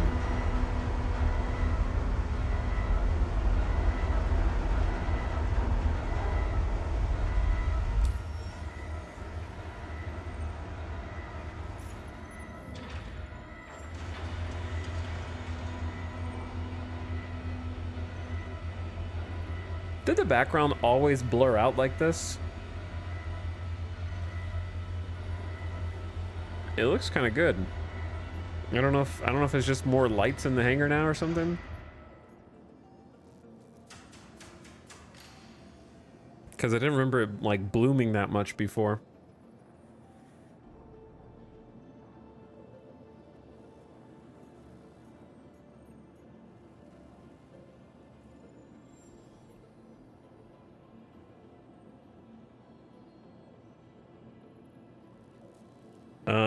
Okay. So we're looking for...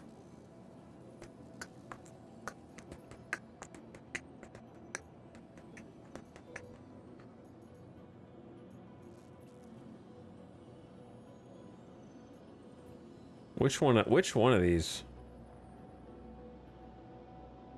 It's got, oh, it's got to be this one. Yeah, no, it's this one. All right. Just want to make sure I pick the right bounty. Major Pitbull Kono. Reminds me of Christmas lights. Yeah, that's what the vibe I was getting too. Do they have personal hangars now? Yes. We're just in a regular hangar, but yeah, your home location has a personal hangar. And we were just in ours a little bit ago, doing some decoration and whatnot. Did he disappear?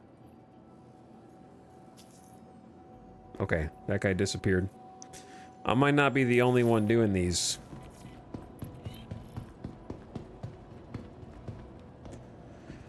There's our good old Reliant core. It is nothing if not reliable.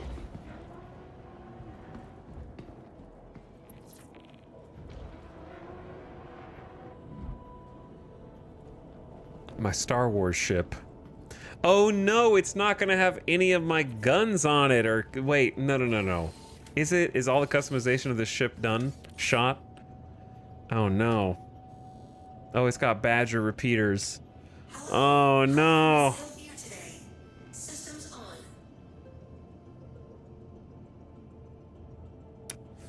Well, all my stuff's in Lorville, so I guess we're gonna take a trip to Lorville. You are clear to launch.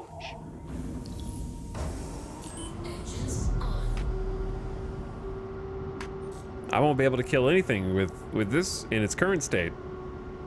Launch sequence complete.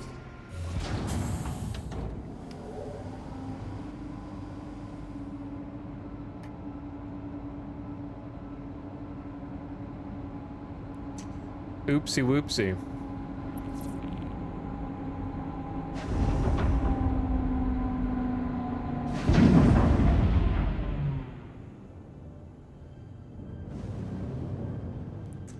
Yeah, I didn't really think this through.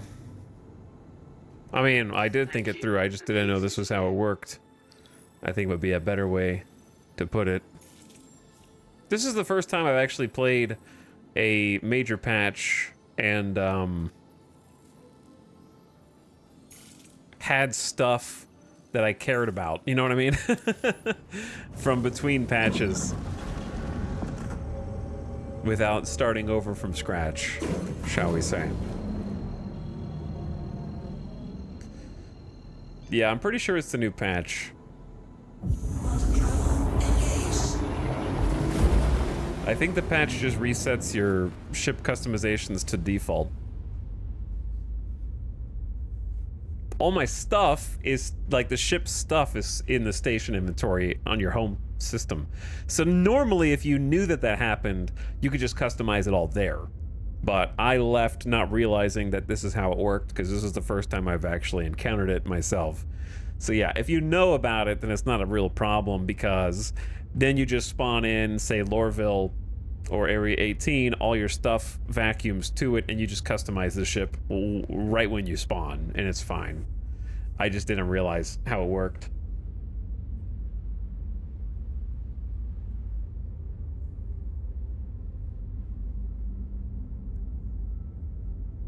Do you think you could do VHRTs with a Mirai Razor launched from the back of a Nomad? If I used it as a mini nuke, then I could. I think. But yeah, we're gonna take a little space trip here. We just fly back and forth through quantum. and be happy with that. Wait. No, not gonna wait.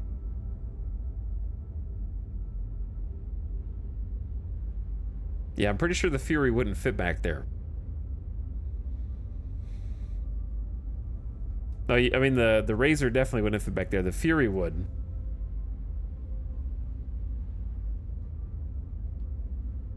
It's blue now. This is actually the default color scheme.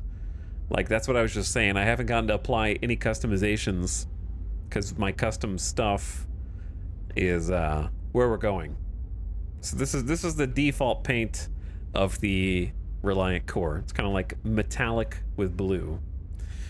Yeah, I'm missing a whole turret. I got like I think that's a tractor beam, which I don't know why there's a tractor beam out there. What would you possibly use that for? I guess you could move it to help people move things from one place to the next, but it wouldn't really be able to help you move it onto your ship. You could use it like a supersized MPUV tractor.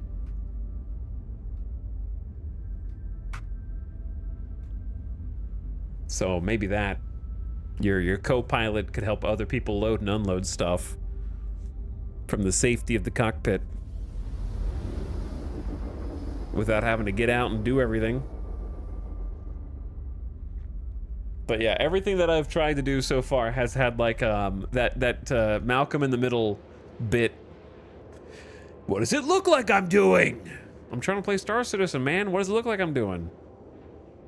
This is about as productive as we were on the Zero to Hero when I was trying my hardest to make money every single day.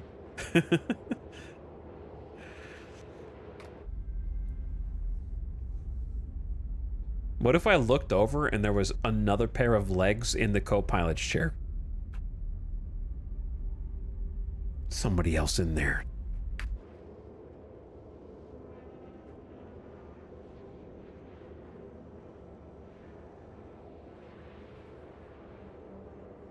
But yeah, how many of you guys think that 4.0 will actually be out this year? By the end of the year. Or at least in testing. At least on the PTU. Hey, Tox, what's up?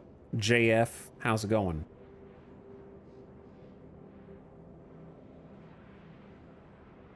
How you doing, dude? Contract available. Don't spam me. Does that make a new noise? I feel like that makes a new sound effect. I just think everything is a new sound or like a new graphic. It's all different. I don't recognize you anymore.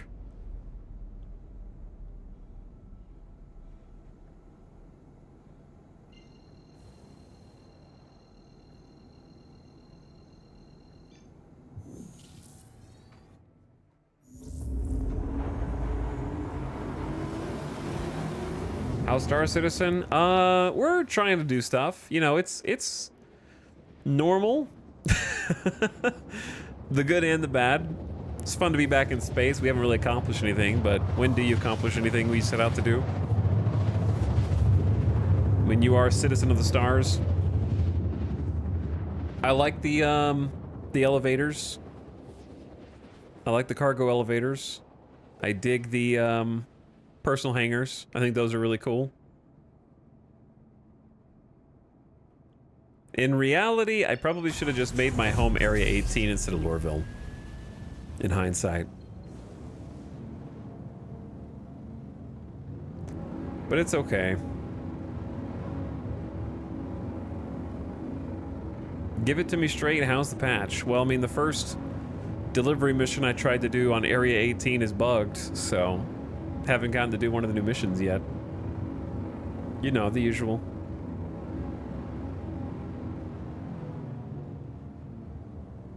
The item boxes seem good. I don't mind them. The cargo elevator's cool. The personal persistent hangars are cool. I think the idea of having to play with mostly physicalized inventory, unless, you know, you're in a station that has a hangar, is good. I think that'll be interesting to see how it impacts the day-to-day gameplay of different players, such as commodity traders and whatnot, especially.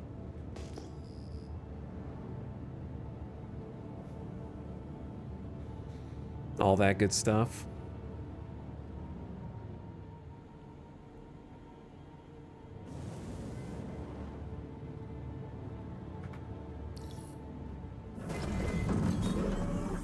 You are clear to launch. I already have. Oh, it's my Drake mule. It's showing me my mule from across the world. Okay, I was wondering what that was. From across time and space. It's letting me know where the mule is.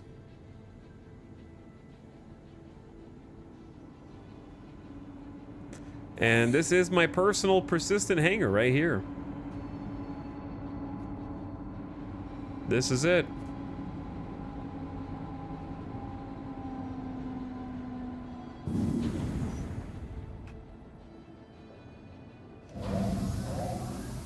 We're in it. My hangar doors won't open? Oh no. You live there now.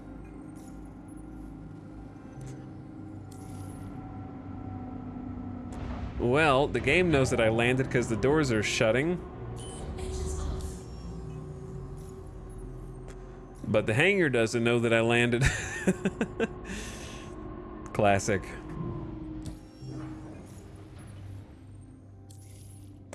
Well, I gotta store it anyways in order to customize it, so may as well just do that first.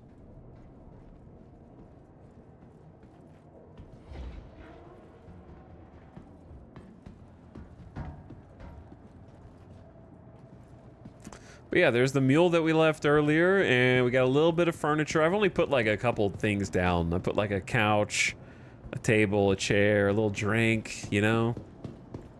I got like a dinner table going back on over there, and I've also got my observation chair. Welcome to the ASOP vehicle retrieval Which I will be able to use now. I want to do two things, actually. I want to store this. Oh, no. Please visit us again. Goodbye. Oh, no. It doesn't know that I've landed.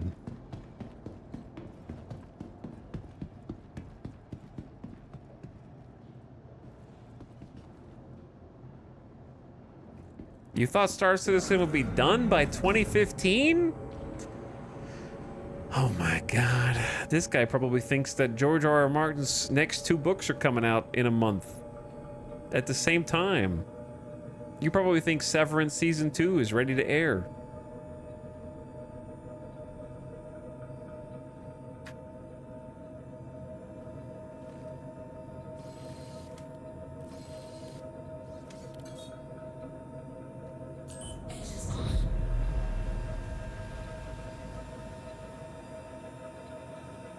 I wonder if I just, like, land and take off again. I mean, you know, take off and land again. We got a problem, chat.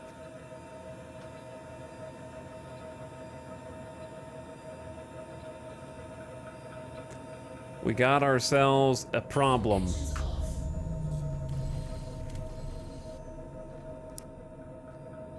The problem is, I can't customize my ship to put guns on it unless I put this stored inside of the hangar.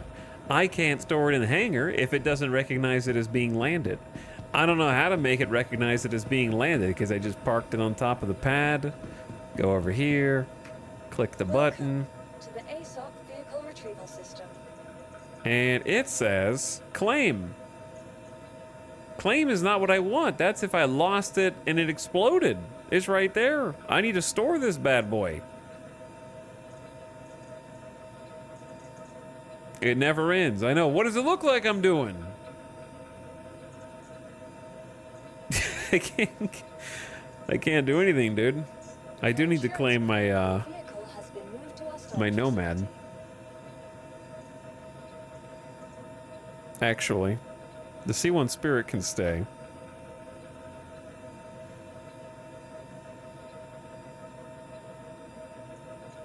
Pull another ship out to store it? Well, I was gonna have to do that anyways, otherwise I live here.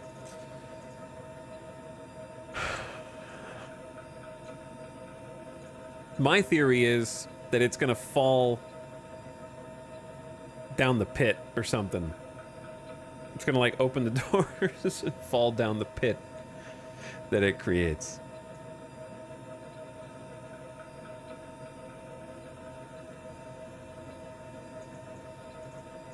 Okay, well, let's do this. Let's get the Nomad expedited. And we'll pull the Nomad out. And we'll try a hauling contract from here. I will do a mission, damn it, eventually.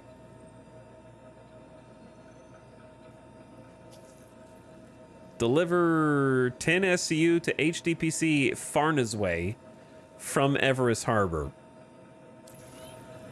Okay, I can do it. He thinks he'll do a mission today. Vehicle retrieval system.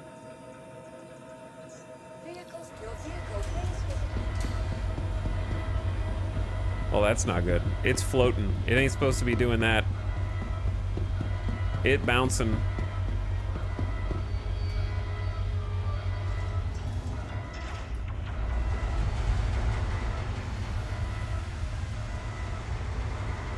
I don't know where it's gonna go after these doors shut.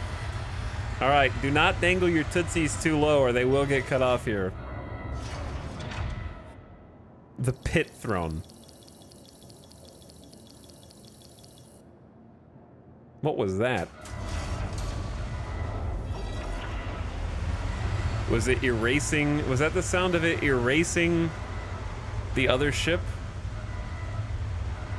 Or did it get yeeted into the void? Because is that why ramp access is down there?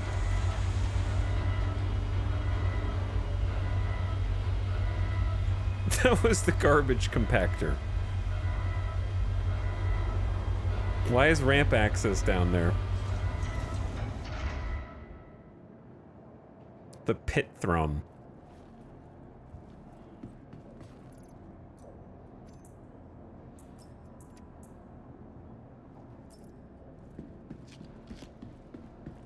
Chad, how many of you guys are going to create a, like, literal trash pile? Actually, that's not a bad idea. Hold on, I got an idea.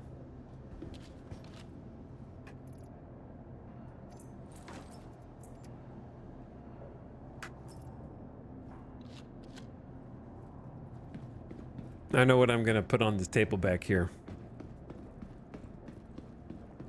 I'm going to start a collection of crews.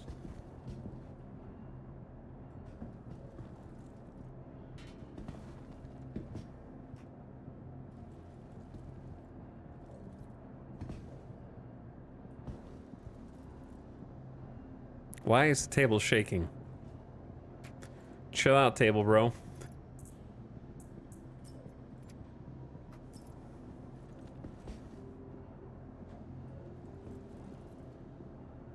Relax, guys. Okay, relax. That's the start of my collection. You know what else? I just realized I don't think one cruise is good enough. Why don't I get some more?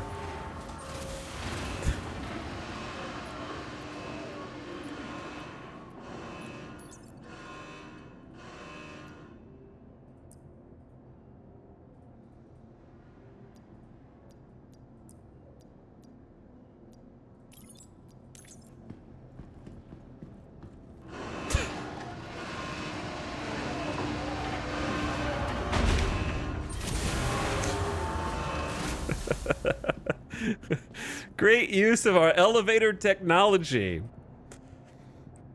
and energy. 1, 2,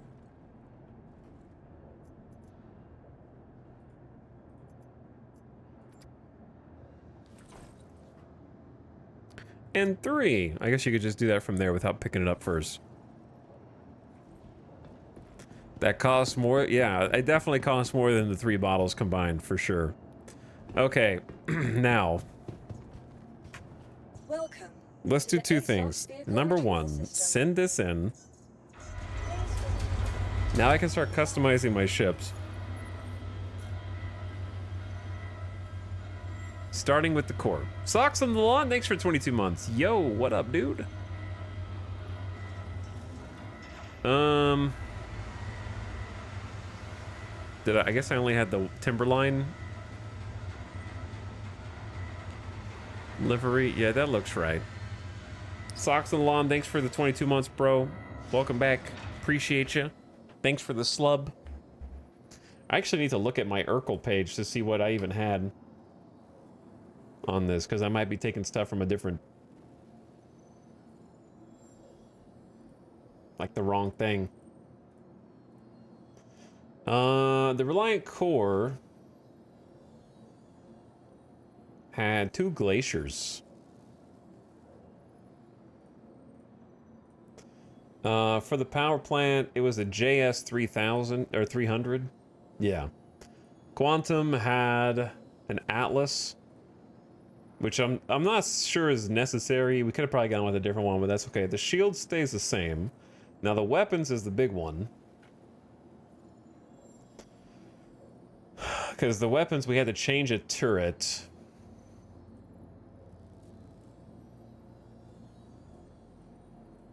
We were also, I think we had Dominator missiles equipped.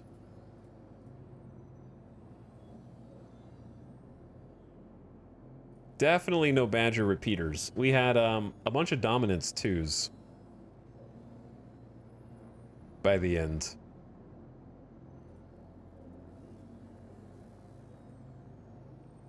Using the scatter guns. Now, the Veripuck gimbal mount we had to change.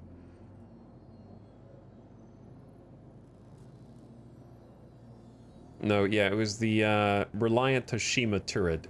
So there's 2 identically named Reliant Toshima turrets, but they're different. If you buy the other Reliant Toshima turret from Cousin Crows or wherever, it lets you mount additional weapons. Whereas the default one does not. It only lets you mount the tractor beam. So you have to go to Cousin Crows, buy the Reliant Toshima turret, then equip that one, and it has 2 weapon slots.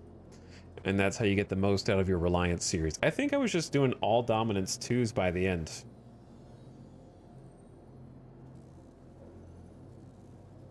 Okay, that looks like everything. Glacier, JS, Atlas, Dominators, and Dominance guns? Yeah, sick. Okay, that one's saved. Now, where's the Nomad? That I literally just put in. There it is. Let's go Jackal, because chat wanted the black and red or black and blue earlier, so I'll give it to you now. I like the orange one, but I like the cherry as well. The cherry's nice.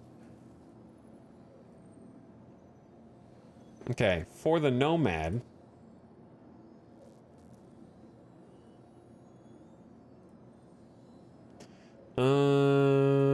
There it is. The Nomad, I think we had deadbolts, but didn't they just nerf cannons?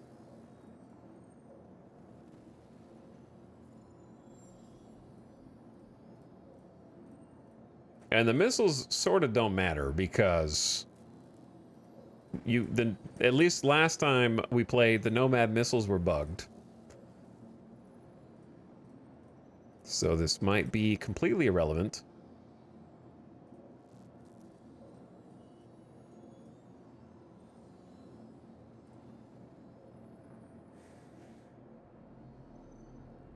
Yeah, the deadbolts are cannons. But I think that they're still probably pretty good for this, because I don't expect to get into a fight for very long with the Nomad, and the deadbolt will do pretty good damage while it has ammo. I'm not using it to do bounties, shall we say. All right, and then for systems, I believe we had the Ultraflow coolers, and then the JS 300 power plant, and then the quantum drive. Oh, which quantum drive did we have?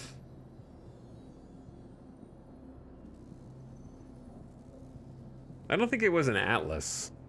The burst, I think, is actually the best one. I was using the...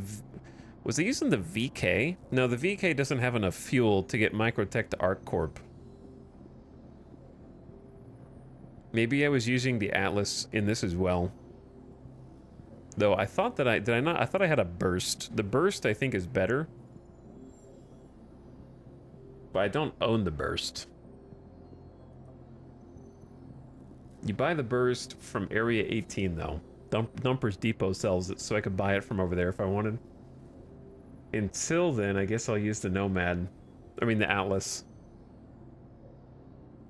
Because the Expedition...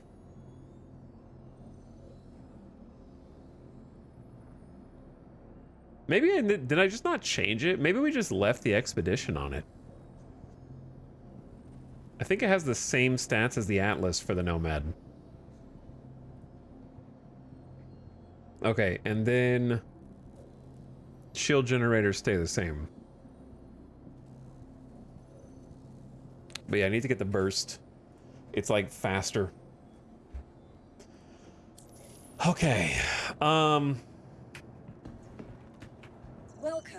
to the ASOP vehicle retrieval Welcome. Welcome. Do I want to bring out the Reliant or the Nomad? Let's do the Nomad. We were trying to do a hauling mission. Let's succeed in doing the hauling mission. Oh yeah, my chair. Yeah. I can't even like get over here fast enough.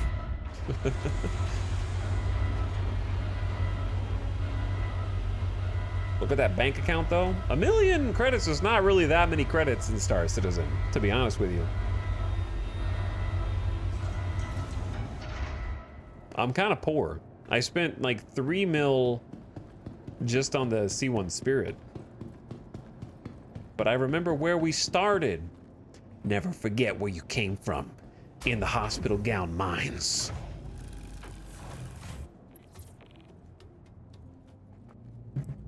Never forget where you started.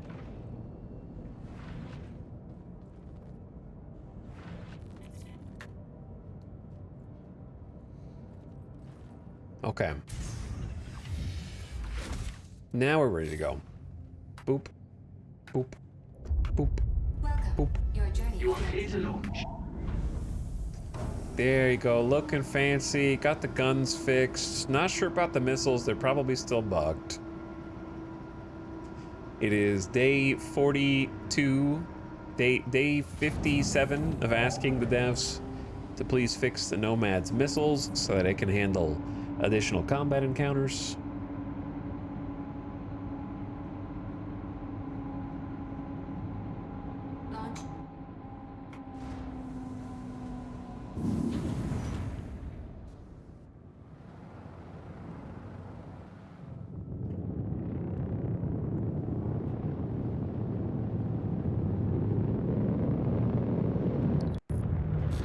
Alright, let's head to, I think the boxes, which I'm trying to do a box. You know what I mean? You know what I'm saying? I'm trying to do a box mission. They ain't making it easy on me.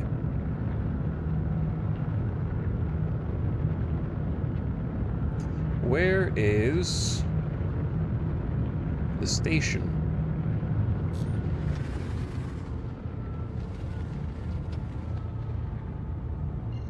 Good old Everest. We lived out of Everest for a long time. Too long. Narrator, too long.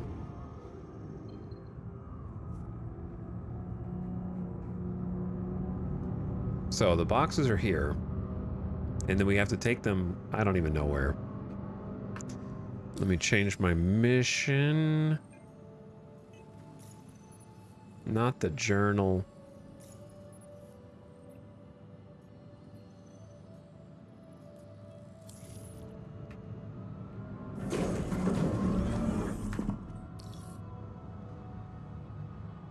Please proceed to assigned landing bay.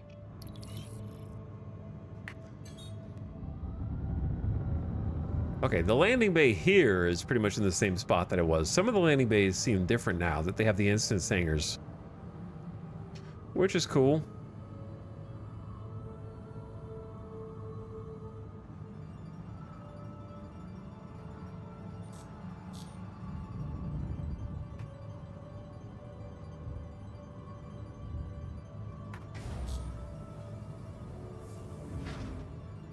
Landing complete. Have a pleasant stay. Nice job. A little sloppy, actually. A little sloppy landing, but that's okay. Engine systems disabled.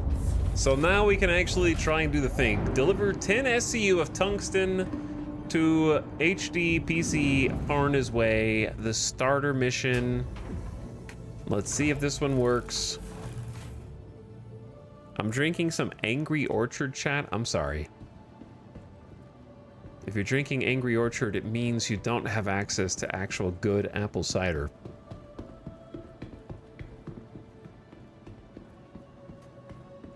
But you take what you get, you know? That's like the Bud Light of... It's not Bud Light. It's just the Budweiser, the Miller. Also, dude, I parked way too far back. Okay, I know what to do though. This is gonna make you guys buy a Nomad right now. What I'm about to do, you were gonna buy a Nomad right now.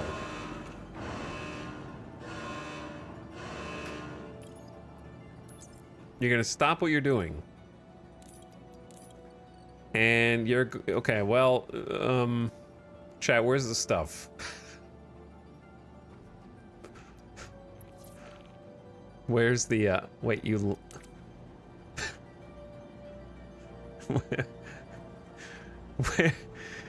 where, devs, where's the missions? Am I, okay, hold on. Let me double check that I'm not an idiot before I complain. Mission. Collect tungsten from Everest Harbor. I am on Everest Harbor. Okay. Therefore, there should be tungsten here in Everest Harbor. Nomad stonks dropping. My question is, devs, where's my shit? I went to 2 different places. Where's the person in chat that was like, it doesn't work there, you have to go somewhere else? This is the second, there's only 4 places you can go to start this, right? It's only New Babbage and Orson. Besides, I'm outside of Lorville and I tried every 18 and neither of them worked.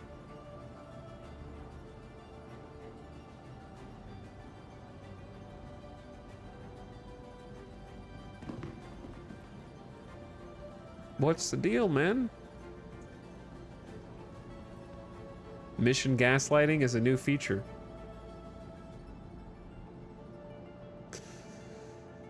Okay. Huh. Well, we can cry about spilled milk.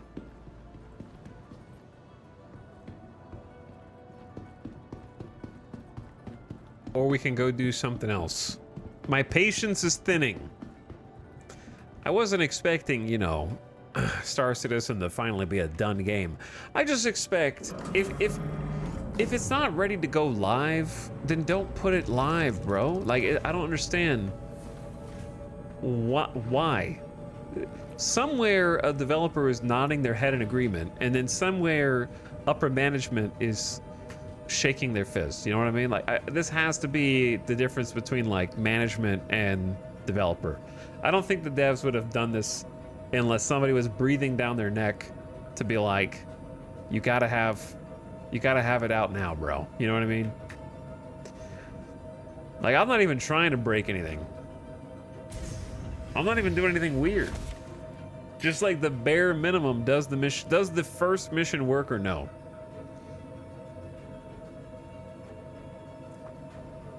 And that's 2 in a row. that it doesn't. I don't even know what the new content is because I haven't been able to do it. Systems enabled. Nomad starter on sale with special jackal skin. I know that they're doing like, they always do a sale, don't they? When this happens. What does the jackal skin look like? Wait, do you only get the jackal skin if you buy the full Nomad?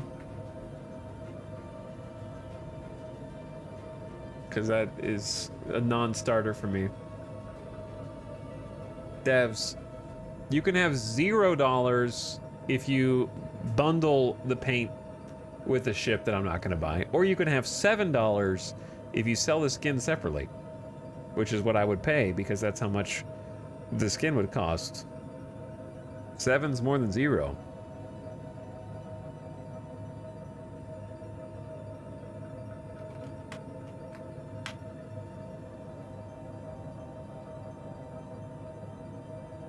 Let me see what it even looks like.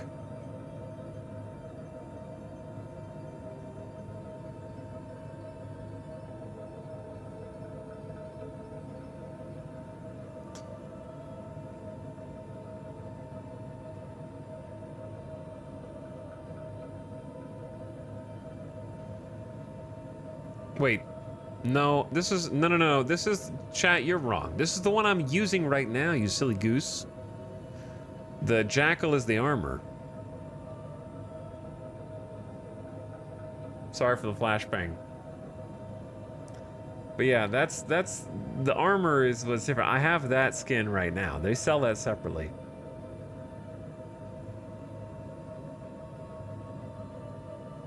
Flashbang. I feel like they changed some of these graphics. Perhaps.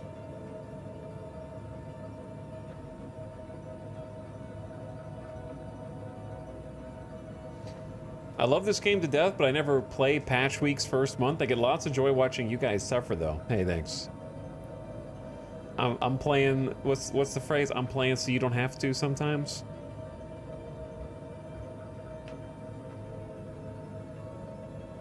Okay, where am I going? You are clear to launch. Launch complete. Well, we gotta do something, dude.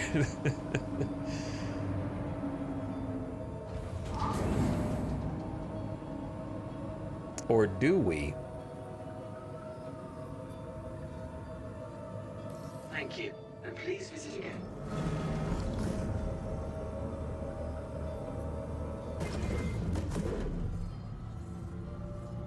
Where, oh where has Lorville gone? There it is.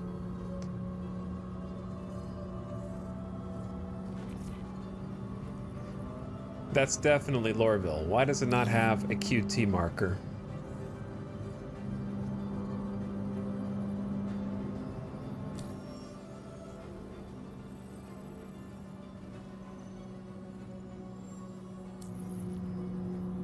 In Lorville, okay, so just so you can see that I don't have other things locked on, there's OM1, Ida, her L4, Mike L4.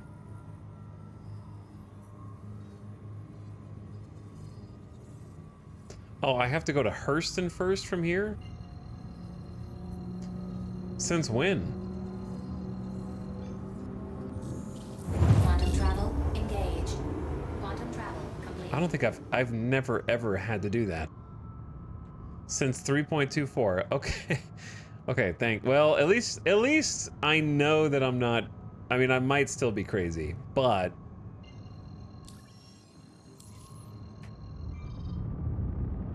at least that explains, because I started to doubt myself. I was like, have I done that for 300 hours and never remembered until now? Quantum travel engaged.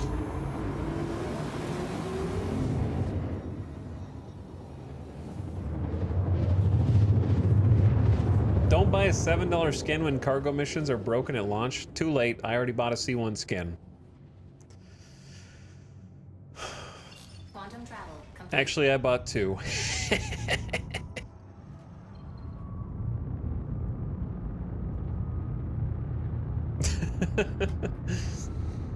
And I do it again.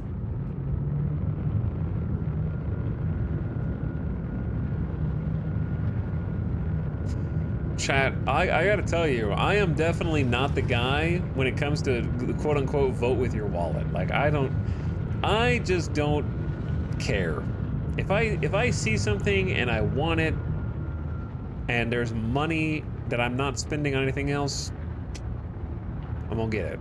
You know? I am definitely an impulse. I am an impulse buyer. However, I do have self-control when it comes to knowing what I want. And what I don't want is to buy full-size ships. I like buying cosmetics.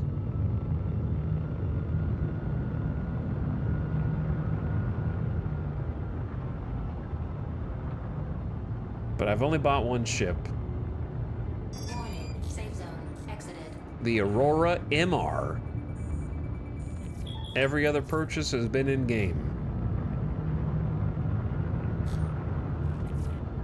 HUD on the Nomad's pretty nice. Yeah, it's gonna be even nicer in 4.0 when all the HUD rework happens. I'm very excited for the HUD reworks. Please proceed to assigned landing bay. I like how I see my mule before I even see the indicator that this is my landing bay over here.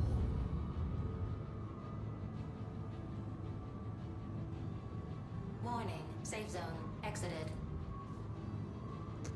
You say that. See, when it says safe zone exited, it means it. The number of times I've blown up trying to enter the hangars of Lorville, maybe I should have learned my lesson and not made this my home.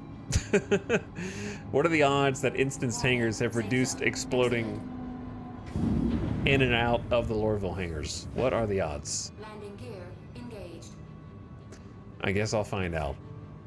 I don't know where I would consider safe, though. Landing complete. Have a pleasant stay. I don't really consider anywhere safe. I considered Lorville the most dangerous, however. Is this my homeworld? Yeah, I chose Lorville as the home city. Glaring at me in my chat. What's up, streamer? Is it Nesua or Nezwa? How's it going, dude? Welcome stream. 325A will be my first Star Citizen love. I don't have any Origin ships, okay? To the ASOP vehicle retrieval system. And I never, actually, that's not true. This one doesn't count, okay? These were referrals. I think these are from referrals, if I'm not mistaken. They're not mine, man. Oh, not again, dude. Goodbye. The claim bug. Welcome. It doesn't recognize that you park. So the only way to get rid of the ship is to try and pull out a different one, I guess. Vehicles, your vehicle. So you can't store it.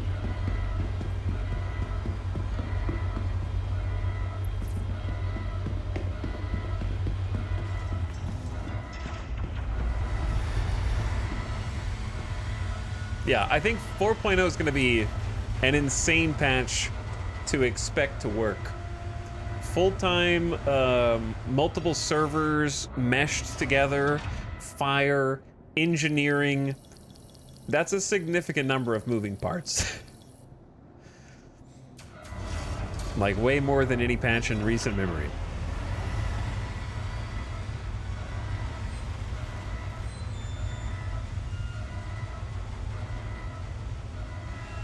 It's gonna be, yeah, fireworks going off in the server room for sure.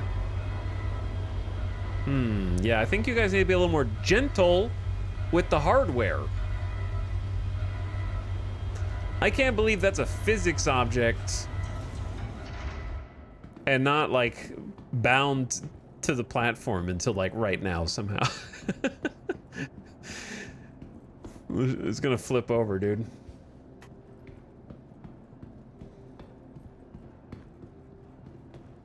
Okay, chat. Eventually we'll find something that we're allowed to do. Maybe.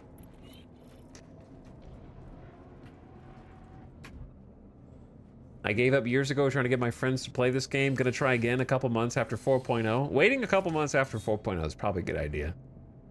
Yeah. You need to wait for the first big patch after 4.0. Well, not big patch, but the first, like, medium patch where the servers work, because you know the servers degrade over time. You are clear to launch.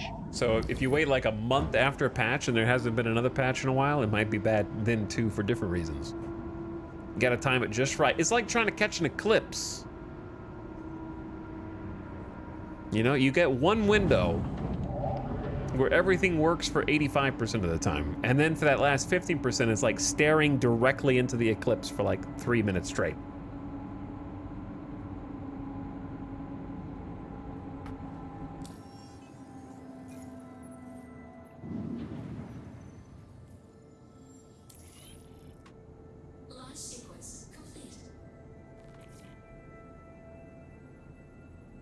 Okay. Again, here we go again.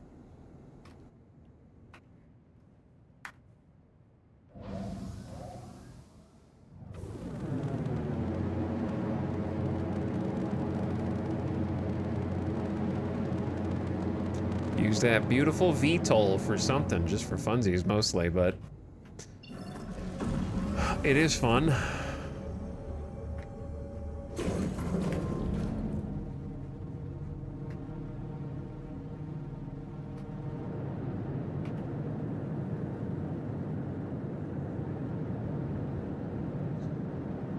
But yeah, if you look at the list of stuff that's supposed to be coming in 4.0, basically it's a different video game.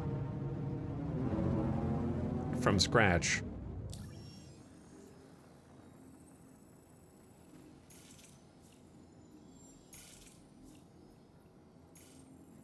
Route not available. Sure it is. Whilst we travel, I might actually try and find it. I want to see the list of stuff.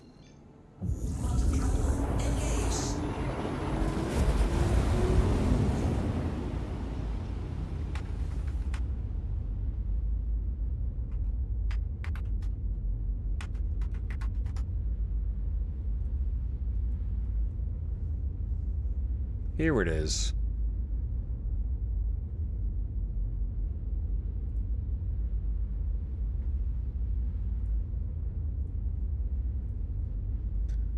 More player customization. 19 entries in location because the entire system of Pyro is being added with all of its moons and planets. Acid caves, rock caves, asteroid bases, the contested zones from the video we watched earlier. These are probably the moons. The brand new space stations. Colonial outposts, jump points going between two systems. The new space cow is being added. It's a cat, not a cow. Fire and ships catching fire and being able to vent life support and all that. Some new missions that are kind of like little easy missions on Pyro to do some repairing and charging on the different little stations. Solar bursts in Pyro as a hazard. Life support systems so that you can vent oxygen. Engineering so you have power management and ship repairs of individual components. The Zeus Mark II CL. All of the HUD on the ships being reworked. The Zeus Mark II ES, which is a variant. The multi-tool is being updated to use batteries for operation and actually consuming power, being able to charge and drain power. The fire extinguishers for fighting fire. Of course, server meshing, connecting everything together and using like multiple servers in tandem to support hopping between different areas. The mission system is being refactored for server meshing, as well as transit system getting an overhaul. Just a few things, you know, for 4.0. No big deal.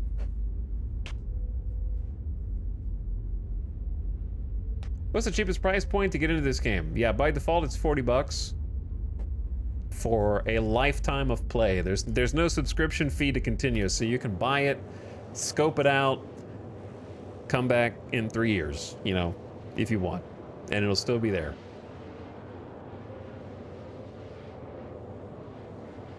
Or you can buy it, be like, huh, this needs some more time in the oven, and they have a very generous refund policy of like 30 days.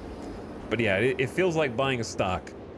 I've gotten a lot of fun out of Star Citizen. I got my money's worth, for sure. But you do have to fight the bugs. You're kind of paying them to do QA testing. And having the pleasure of being able to float around in the sandbox and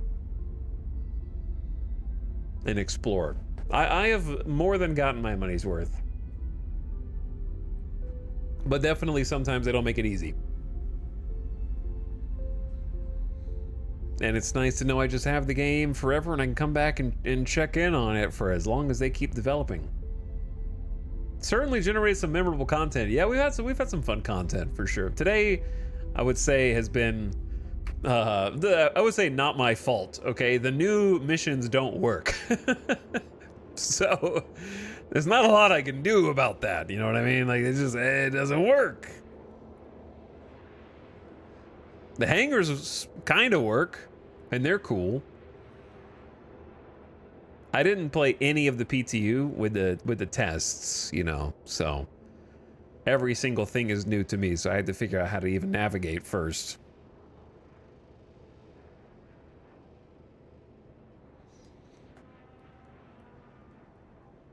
It's depressing how many things we have to subscribe to these days. The worst ones to me is like when you're trying to read a news article and they let you read like one sentence and then the pop-up that blocks the entire screen is like, Were you trying to become educated and inform yourself? Sorry, you need to subscribe to individual newspapers and magazines. Were you trying to understand the world around you a little bit better? That's gonna cost you. It's like, okay, well, I'm just not gonna read. You know what I mean?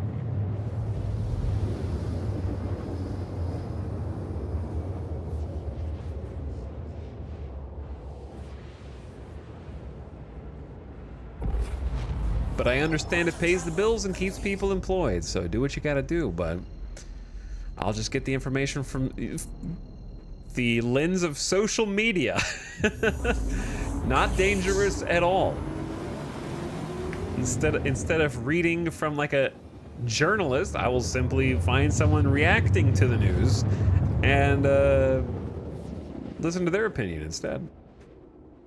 Yeah, chat'll keep me informed, for sure. Okay, so I'm a little rusty, chat. I might get my ass kicked here, but we're doing a bounty, like a PvE bounty.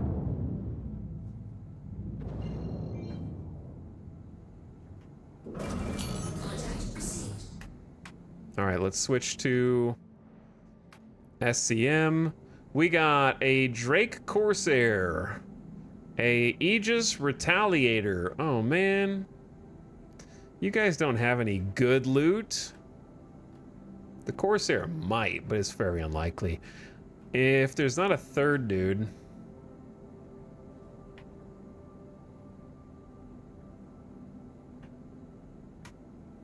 Chat, what's the hotkey to queue up multiple missiles? Didn't it used to be B?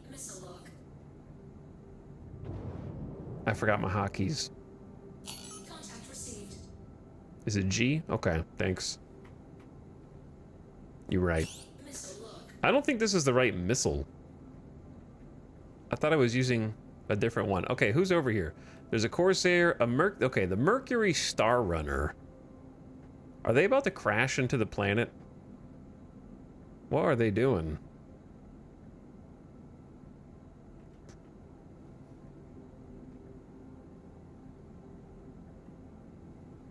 There's a fourth. Uh-oh.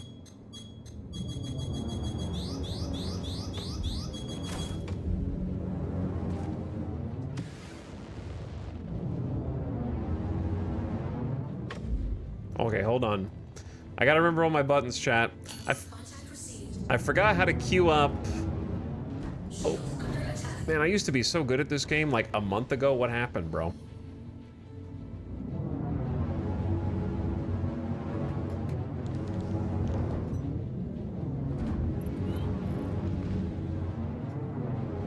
I wonder if I should just take these nerds to space. Yeah, let's take them to space.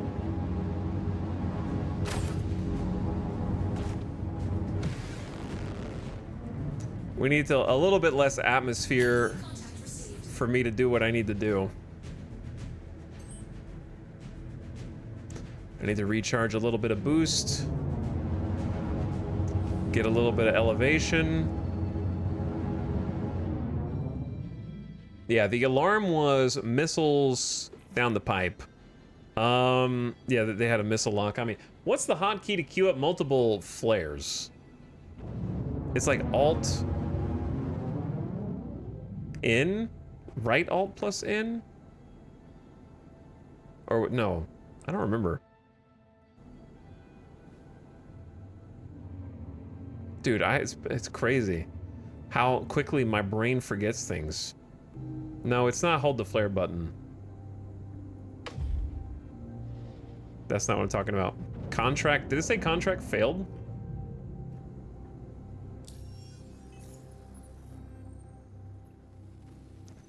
Chat. Did they patch this? So that I can't lead them to space anymore?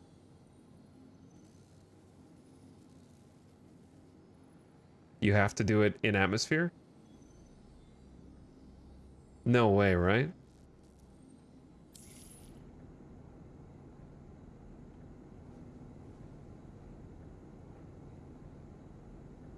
That would be very anti-fun.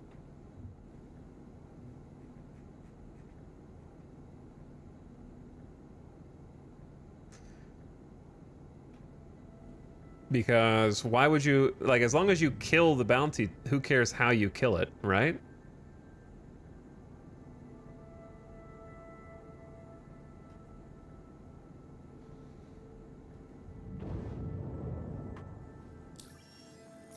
So these guys are just gonna hang out here.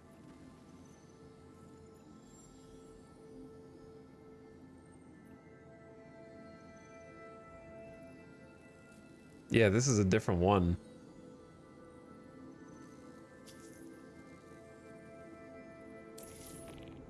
In a different place. I feel like they patched it to nerf it. Is this my fault because I was doing bounties and someone saw it?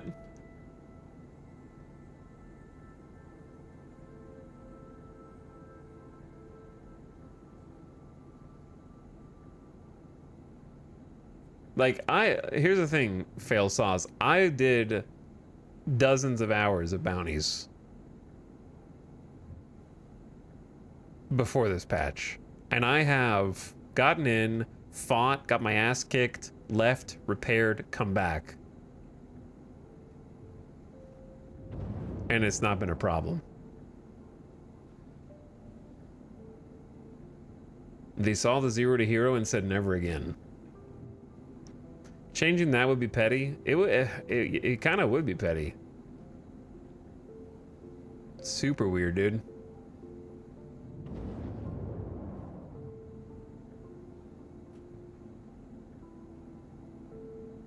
I'm still gonna say let's fight these ships because we're here for the loot. And a couple of them could have loot, but that's very strange.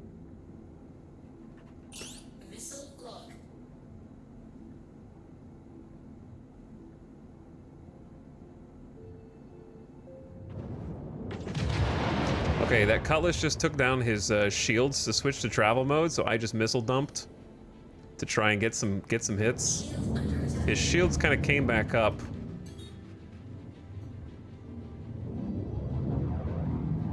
Right when the shots were coming in.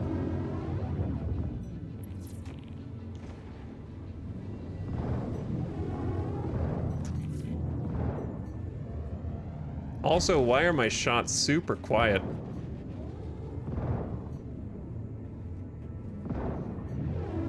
Didn't they say they edited a lot of the in-atmo flight? I feel like it feels way different now.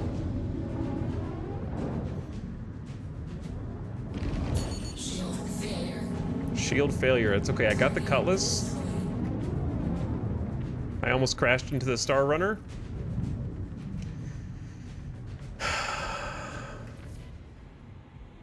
It feels way floatier and less responsive than it did before, to me, so far, with just muscle memory of flying the core.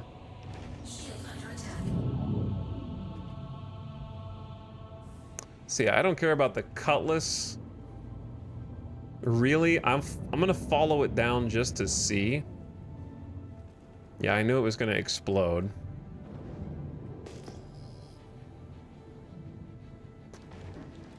It did drop a few boxes, so it did have some cargo.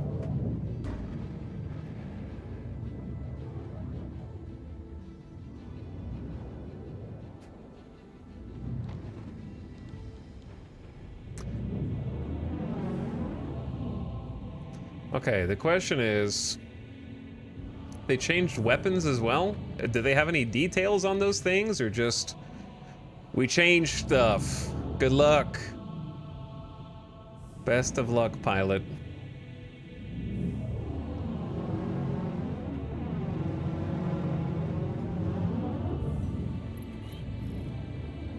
I think this Retaliator's gonna kick my ass if I just stay on it like this. I feel slow as hell, though. I didn't really fight that much in atmosphere, though. I feel like a damn boat.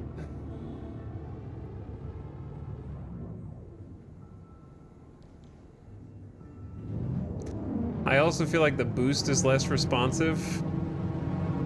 I don't know. I could be feeling a lot of stuff that may exist, it may not. Let's go up into space and pull them up there.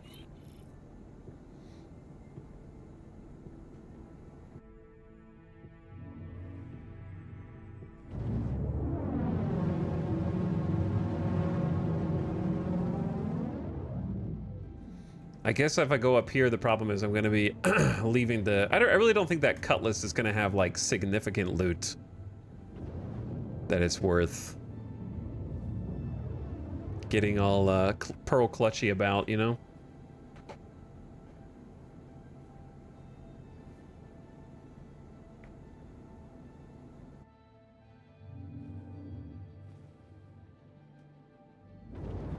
Okay, the AI is still chasing.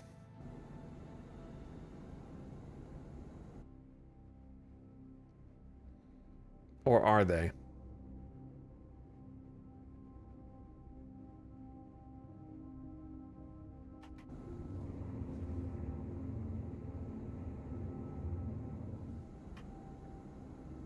Okay, so they definitely patched this. They leash. I think they made the AI leash. Once you get a certain distance away. They were within 7 kilometers. My profile is 11K. So they can see me up to 11.5K. I think they stealth nerfed the VHRTs without putting it in the patch notes. So that bounty's leashed now. Unless I'm seeing some crazy once like abstracted behavior that nobody else has ever seen.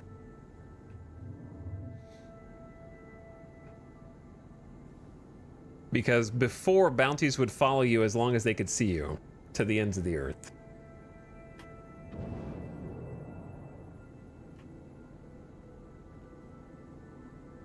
And I'm very confused because if the whole point of doing bounties is loot, right? You don't do a bounty for 17K payout, right?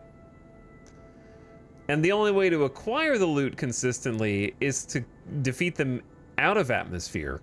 Then making them leash to in atmosphere renders them pointless, does it not?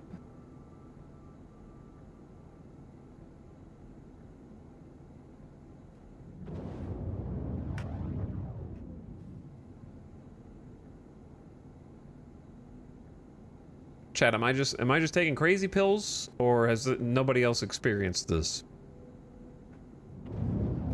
Because you guys are deathly silent right now, so apparently I might be the crazy one.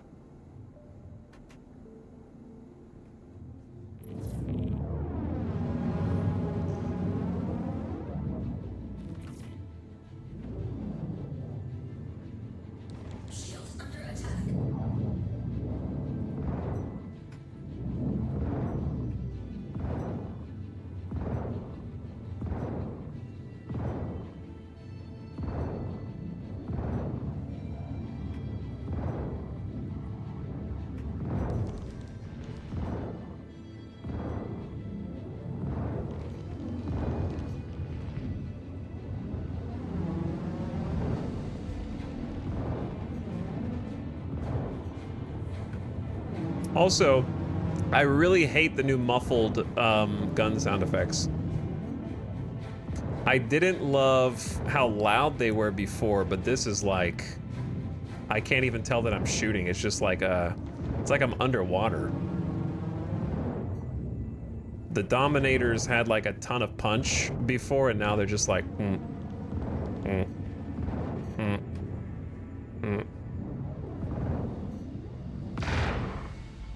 Yeah, they're louder in third person, but...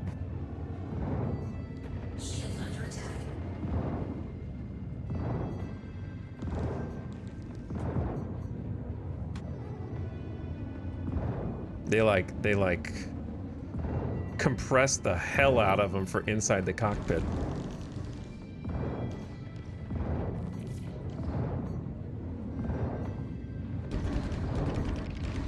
All right, shit, I might explode here in a second.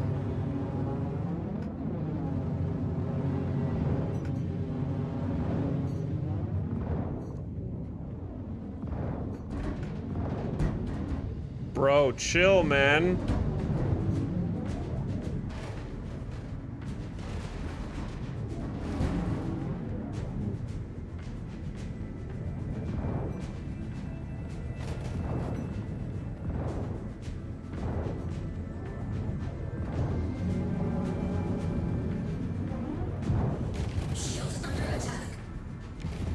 How is he not dead? Did they nerf these? Or am I stupid? Or am I just bad right now?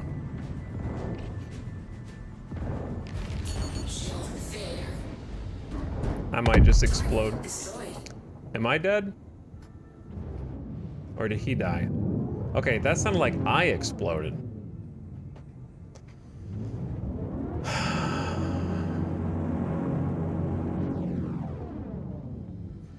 That one was always ridiculously tanky, yeah. It makes sense to not really hear anything. Silver Phoenix, bro. Shut up, dude. Do you watch a Star Wars movie and think, why can I hear the Death Star exploding? This is space. Space, no sound. Bro, space, no. It's a video game, dude.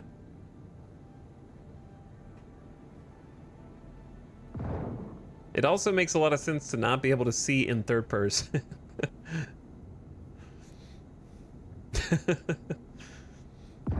But yeah, the new sound effects are highly muffled, and I'm in atmosphere, by the way. Like, there's probably atmosphere here. For the record, it's gonna sound like this regardless of if you're in space or if you're on like a planet with atmosphere. By the way, I almost exploded just fighting that nerd.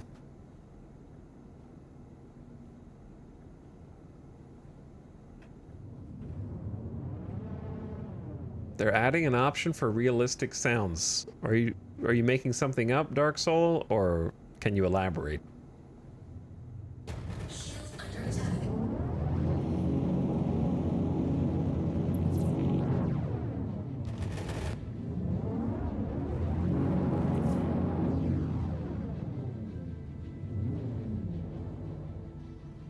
See, like, I'm boosting right now, but you can't tell unless I go forward. There we go.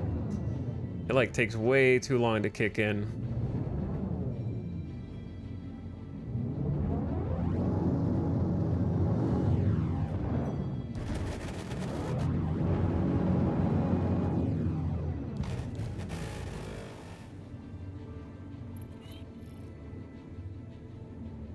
I'm dodging.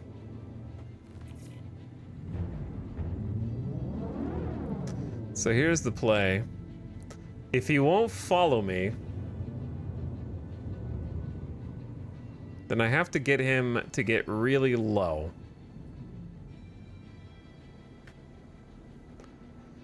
Down to the ground and break line of sight.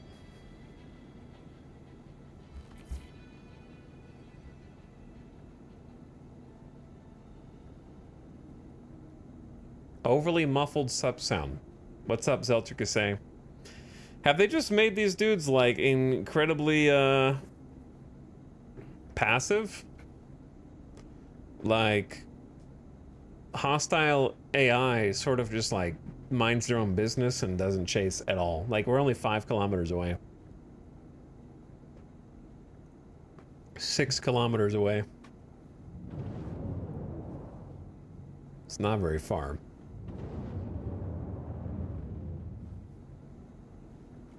I don't even know where the other ship went.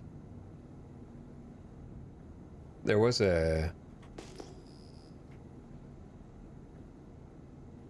another dude.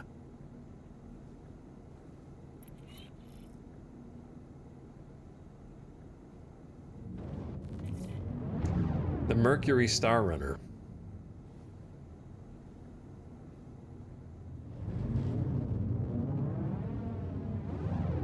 Now it's just a Corsair. So the Mercury Star Runner has disappeared. Because we should be able to detect him from very, very far away.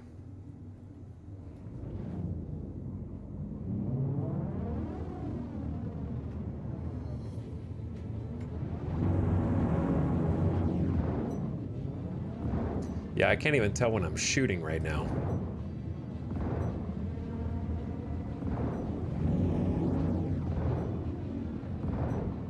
And this is about as low as I can get this Corsair to the ground. So if he is carrying any loot, then it won't really matter.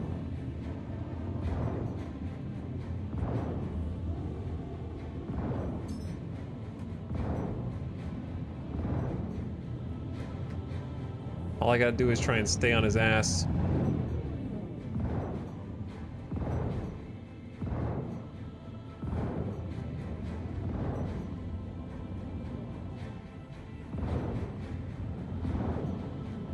Because he's got directional shields.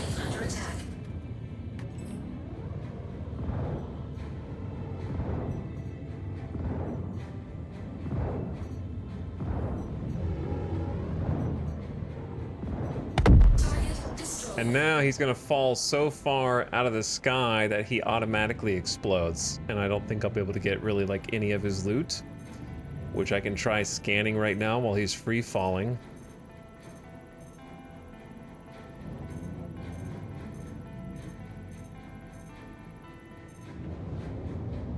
So yeah, he's got 1 SCU of Quantanium. Nothing crazy. 33 SCU of scrap. So yeah, he doesn't have anything anyways. But if he did, it'd be awful hard to get it from... Oh, he actually didn't pop. Well, there you go. I was wrong. I figured he would explode. I take it back. But he is upside down, so some ships would be very difficult to get into upside down. I feel like some of the Star Citizen people I follow would have pointed out if they changed bounties, but them not chasing is weird. I'm telling you, dude, we did probably like... I don't know, 50 hours of bounties? And I've never seen any behavior like this. Or the failing the mission. That's never happened either. We've never failed a bounty mission unless we died. Well, I guess Quantanium is free money. Just to get out and open the door here.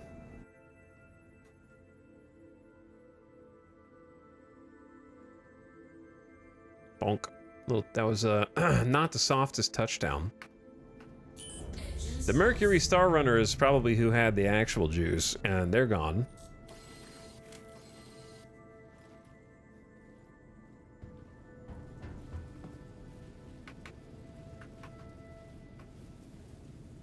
Good thing. I don't know actually know if there is oxygen here or not. I won't take my chances though.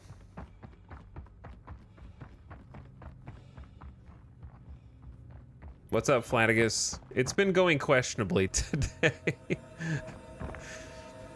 Like, how the hell am I supposed to loot this, bro? Yeah. Like, you can't... If you can't kite them to space, then...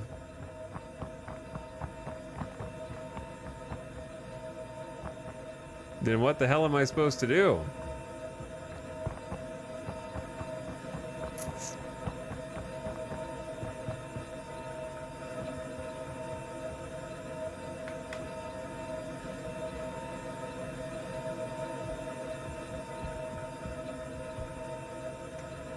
Where's the elevator?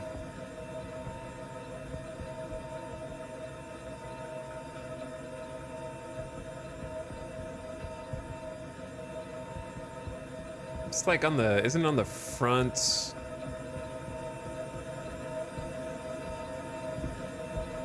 Is it on the, what side am I on? Where's the Corsair elevator, chat? Help. It's gotta be on the side I was just on.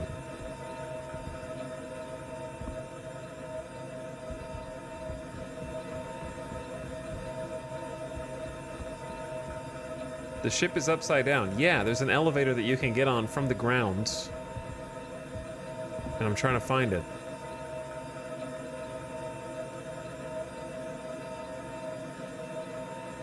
On the right side. If the ship were right side up, this is the right side. You were right there, the button's on the side. That's what I'm trying to figure out. Here we go. Gotta get creative here.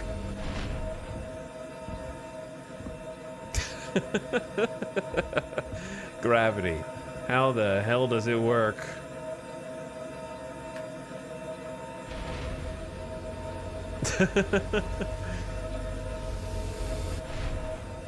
Problem solving. Oh shit. Now, okay, gravity unlocalizes. No way. Now I'm upside down again.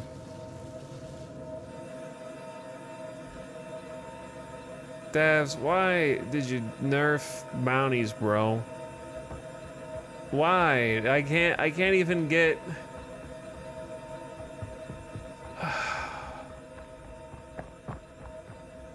The loot's up there! I thought, you know what? I'm gonna be creative and I could get into the ship through the elevator upside down and then get back there, get my 1 SCU of Quantanium, and then leave. 1 box! And then I was gonna head out, and I can't even do that! And that's...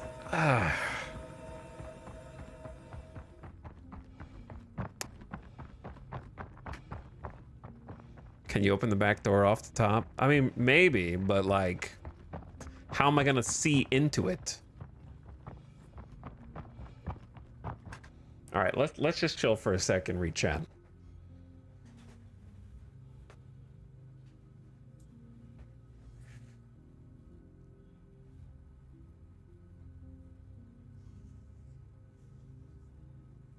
Because I saw a question. Can you multi-tool the weapons off? You are allowed to multi-tool the weapons off, though some of them are not sellable, venderable, and they're not really worth very much money for the amount of effort. But you technically can.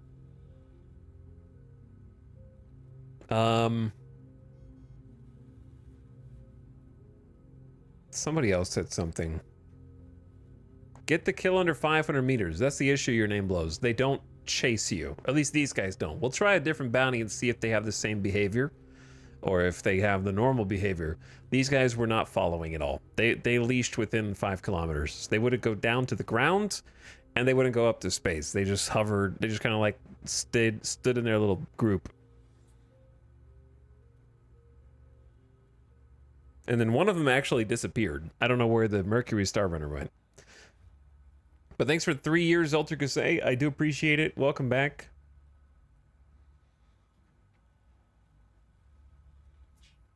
I thought I saw another one. No bounties this patch, only cargo. No, the cargo missions are broken for me. I tried 2 different locations, 2 different cargo hauling missions. Neither of them worked. So maybe it's this server, maybe it's the 2 places I went. But there's only 4 places that you can go, I think.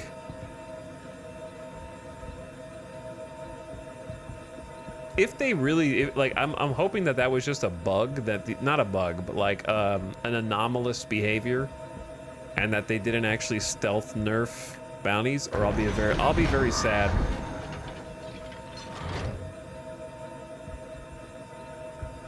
Chill, buddy. Why did you do that?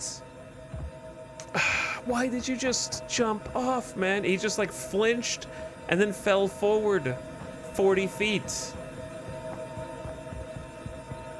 Oh, this is free money, by the way. 1 quant. It's basically printing money. I'm gonna be so freaking rich.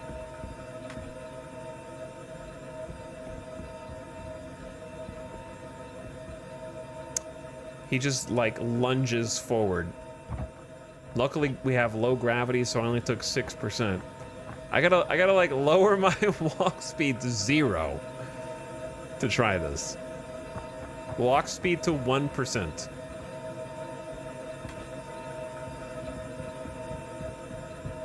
I'm gonna give them the benefit of the doubt right now and say that was just a fluke. There wasn't actually a stealth nerf of the bounties.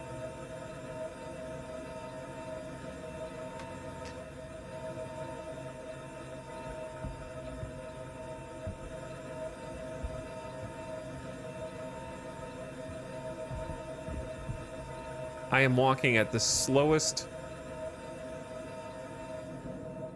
I'm in. I ain't moving from here.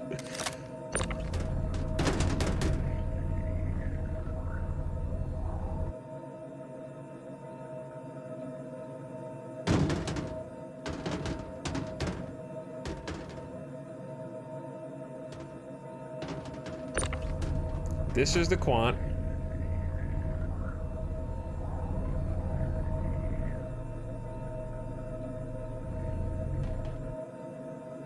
One whole quant. You can do stuff with Altrusia. It's just not worth, unless you have it in large quantities. It's illegal.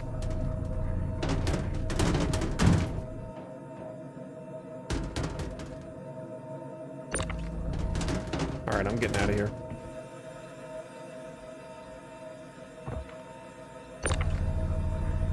That was way too much work.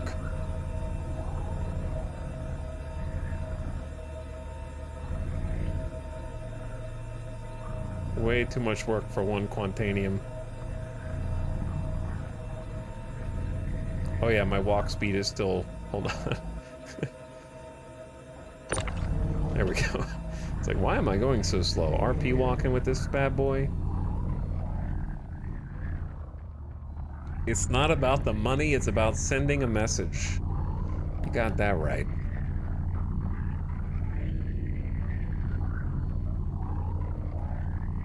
But yeah, I'll actually be pretty disappointed if they stealth nerfed bounties, because that was actually my favorite gameplay.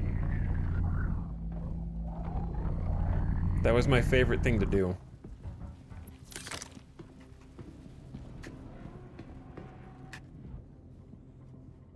I wish they upped the pay for delivery missions too, like small box missions.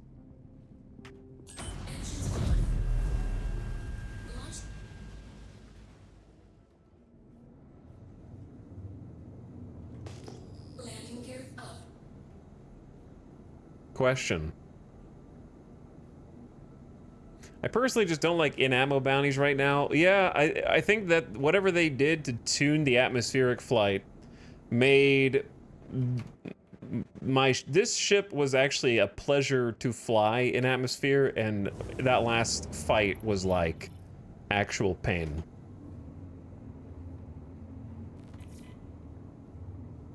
It did not feel good. This, like right now, flying around with this does not feel good at all to me. I feel like I take forever to come to a stop. Like more than before. So like if I hold W and then strafe to the right with D, so I'm forward in W, and then let go, the amount of time that it takes to like, I mean, obviously I'm still turning, so hold on, let me do this a little better. If I like boost a little bit and then try and come to a stop, the amount of time it takes before it like comes to a stop is just so floaty. So when you try and like move directions, even to go in like a small circle strafe or to do anything, you're just like floating for forever.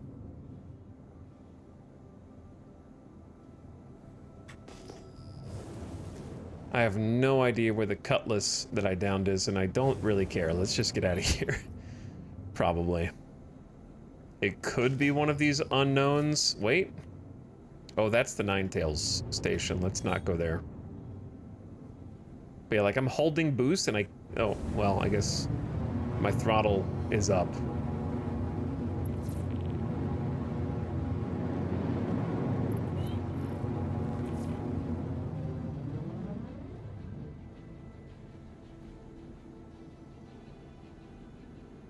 But yeah, I'm just comparing it to how it felt in the last patch.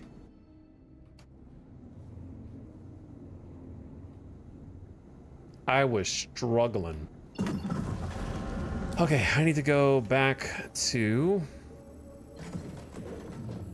repair.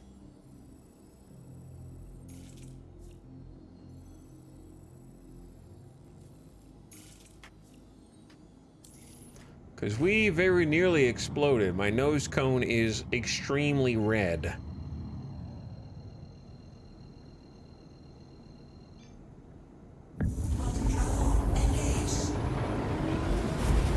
Also, I can no longer raise and lower the volume of the game.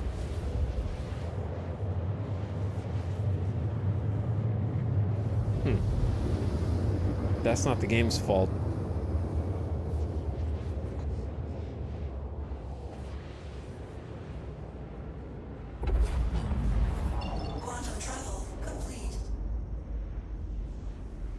My software's bricked itself.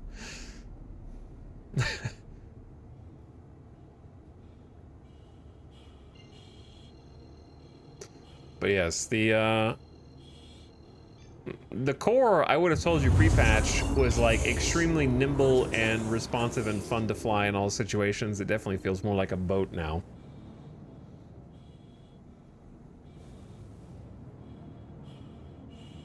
Cargo missions get a little faster when you get bigger than 1 SCU boxes. I wouldn't know. They're bugged for me.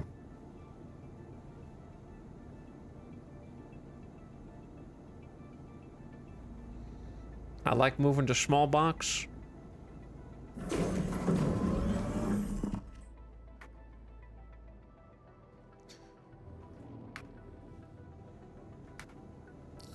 The little delivery. Please proceed to assigned landing bay. Italic's the red-nosed Reliant. Oh, I'm right in front of my hangar? Huh. I could drawn to it like a magnet, dude.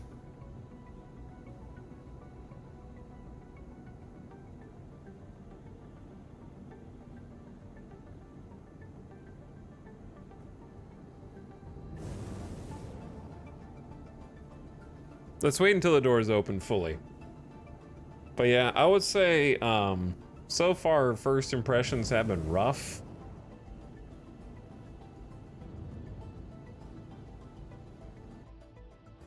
But I'm open to trying another one to see if anything changes. Landing complete. Have a pleasant stay.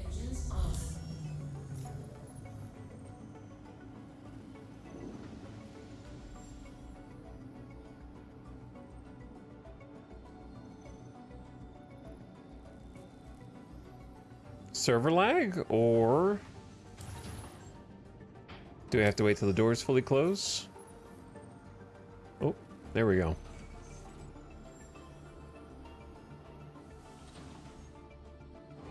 With the combo of the floaty controls and muffled sound, is there an intentional shift toward a more realistic feel, or is it coincidence? You know what? It is interesting that both of those things happen sort of simultaneously. Maybe. I would say it doesn't feel realistic because the problem is you can't tell what's happening. When I boost, it takes a couple seconds, or like at least a second and a half for the what do you call it? The booster. The what do you call the thruster on a jet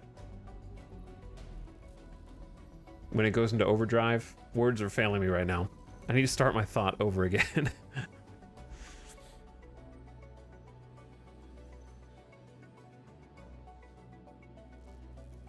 Afterburner. Thank you, Business Raven.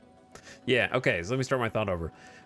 There's a few factors that combine to make the flight model right now feel underwhelming, and floaty is the word I keep using, but I think another way to describe it would be it doesn't feel kinetic, it doesn't feel responsive because of all of the following factors. Number one, if you try and use your afterburner, it takes like a second and a half before it kicks in, and you can only hear it if you're using it in a straight line. You're still allowed to boost strafe and boost, you know, up and down, like the elevation, but you don't hear. There's no audio feedback for doing that. So audio is number one. Number two is, again, the like.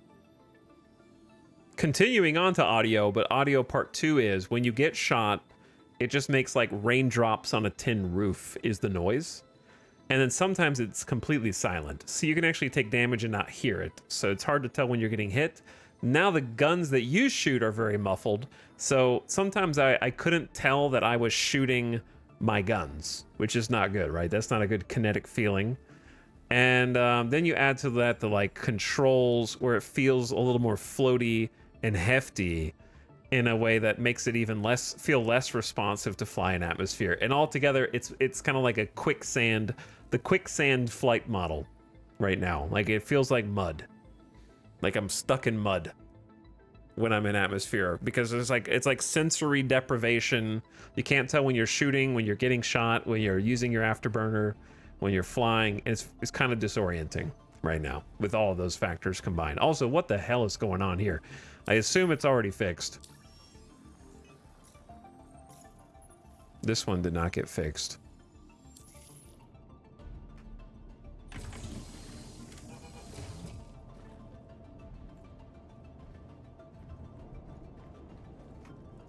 Almost like input lag. Yeah, it's almost like input lag is what it feels like. That's also a good way to describe it. But yeah, first impressions are the best part is definitely the cargo elevators. And if the hangars worked all the time, then the hangars.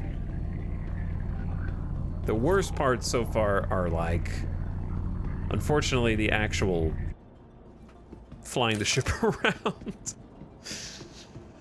at the moment. But I'm gonna do another one and see if it feels the same or different.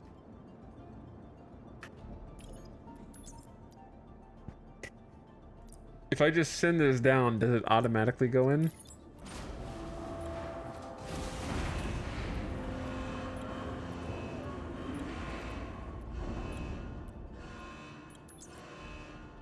Okay.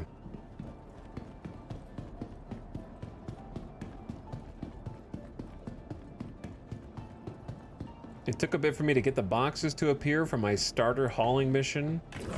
Lowered and raised the elevator a lot till it showed. Is that how you fix it? You just raise and lower the elevator a ton of times? Switch servers? It doesn't feel like a server issue at all. And there's no indicator that the server is bad. It's got double-digit server FPS, and the win is good. So I haven't felt anything that felt like server lag to me. It just feels like input lag.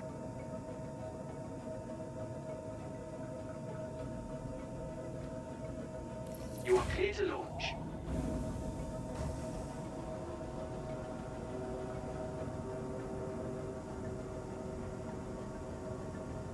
Like, things are happening the way that they're supposed to, they're just extremely sluggish.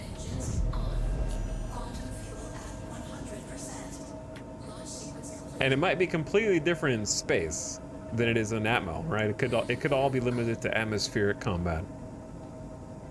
Wait. It's this way, isn't it? I knew that. I was looking up.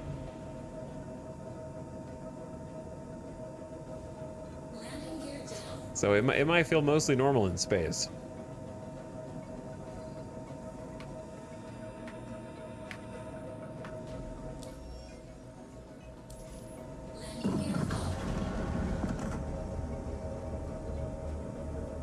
How's the new patch treating you? You should have gotten here 2.5 minutes ago.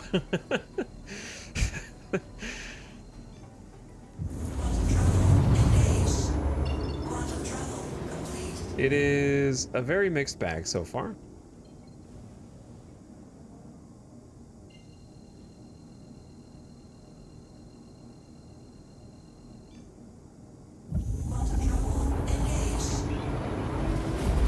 I watched your Zero to Hero run and enjoyed it, but was unfamiliar with your stream. Have you been playing Star Citizen for a while? Nope, that was pretty much the beginning. I started playing like a couple weeks before that.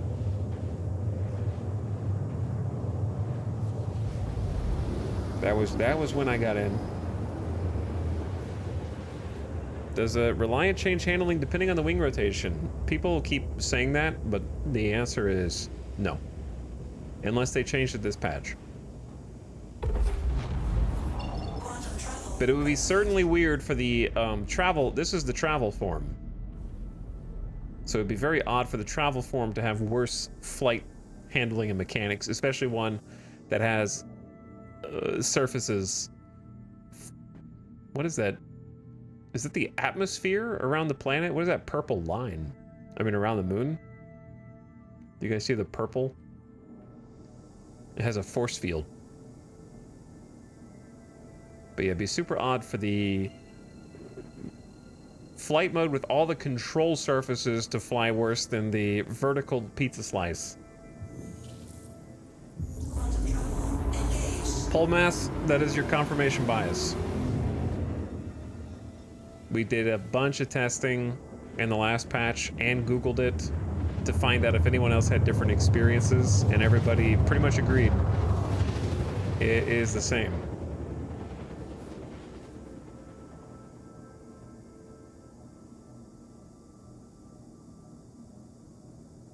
The flavor text of the ship says otherwise.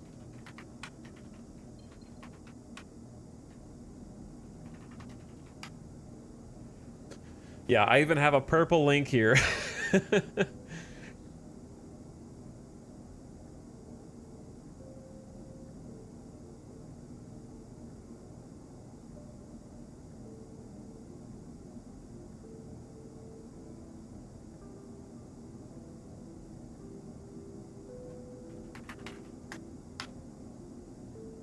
Yeah, the official, like, wiki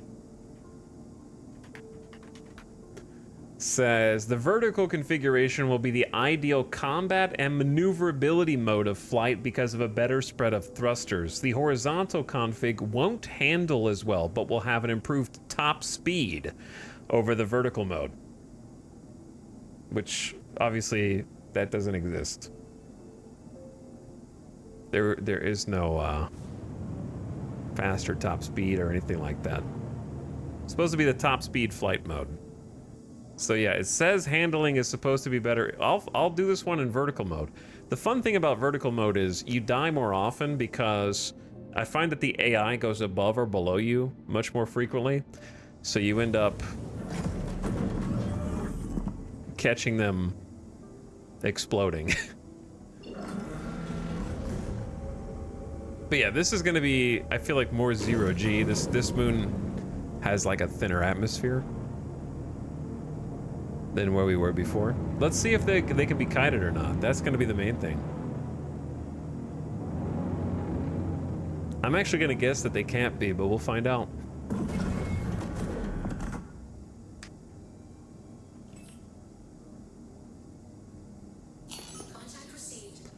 Okay, starting off with a Starfarer, big tanky fuel boy.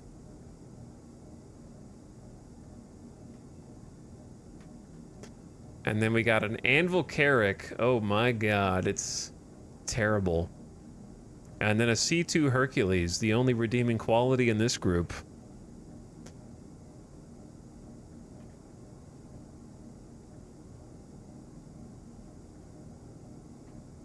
But yeah, they made it where you can't hear the thruster sounds. If I'm strafing and hold shift, you can't hear the thruster. But it's going. And now I'm holding forward. And I'm going to 0. Okay, I've been holding W the entire time. And it just randomly went back to 0. There's also a Reclaimer here to ruin our fun. So we won't even... I think he's in a different faction. Maybe. Yeah, like I'm holding A right now and I'm not going left. There's actually some kind of input bug. Now I have to let go and hold it again. And I can't figure out what causes it. But sometimes you're holding directional buttons and it's actually not thrusting in that direction for some reason. But yes, there is an interloper. So we won't even be able to see if they chase or not unless we help kill the Reclaimer first. But sometimes you go in here like, hey guys, I'm gonna help you, and then they kill you instead.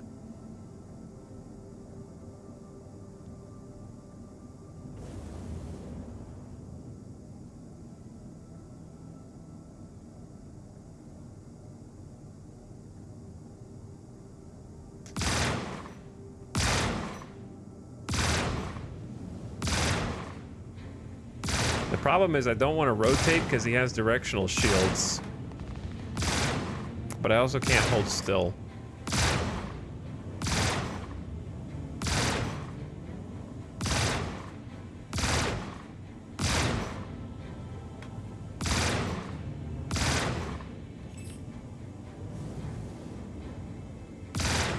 What did I just hit?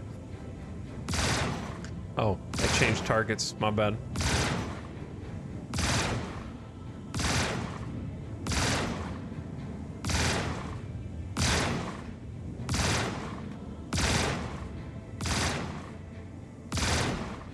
This is gonna take a little bit.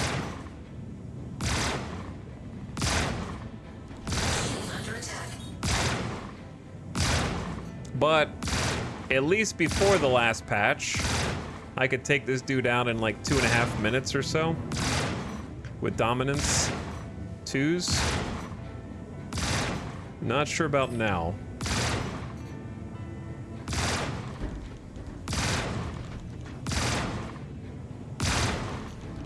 Bro, chill, dude. I can't help you guys kill this Reclaimer if you kill me, do you understand?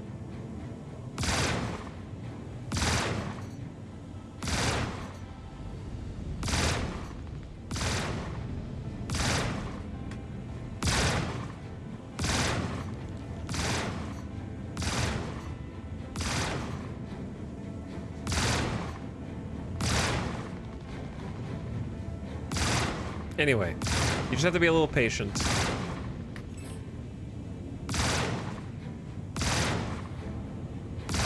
This is not the first Reclaimer,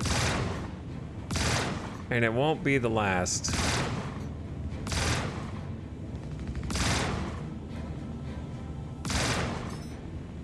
Though I do need to recharge faster, so I'm gonna put power to guns. Uh-oh. I gotta just be careful not to ram into the ground. I'm just worried about one of the other ships. That Carrack is like real close to me.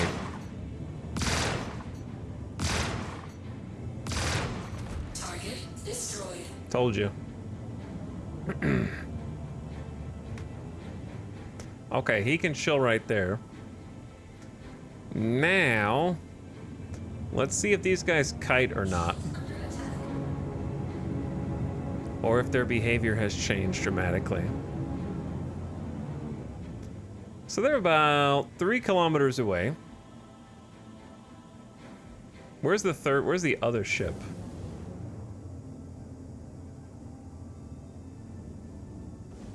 Okay, there's the other one.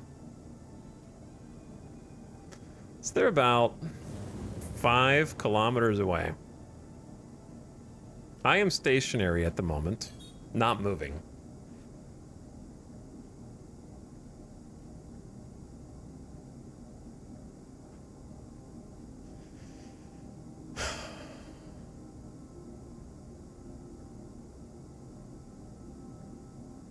They are doing, I don't know what they're doing.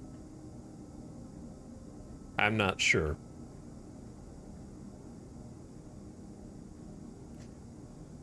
It seems like the Carrack is coming toward me.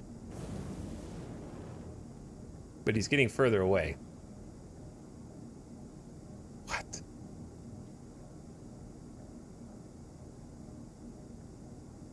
Contact received. Who the hell?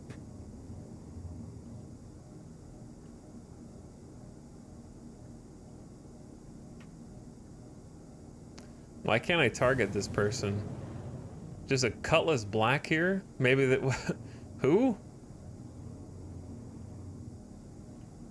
Chad, they're just chilling, man.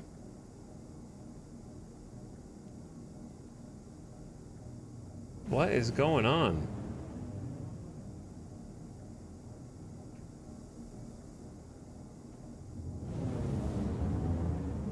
And this Cutlass Black is engaging them.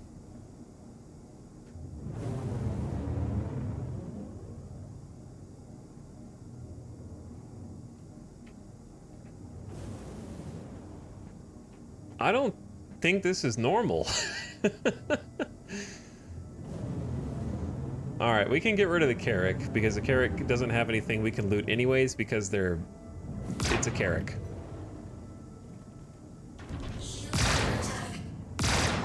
Carracks are unlootable and Carrack owners are sad.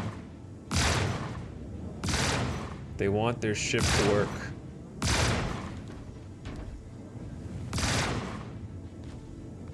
Why is the front door open?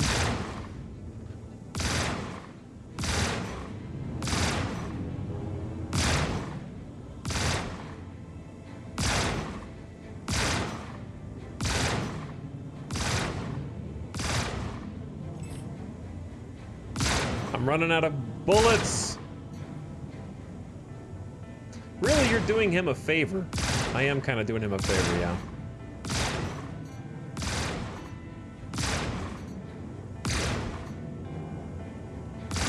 I wouldn't be surprised if I randomly blow up soon to desync here. Okay, he should be almost toasted.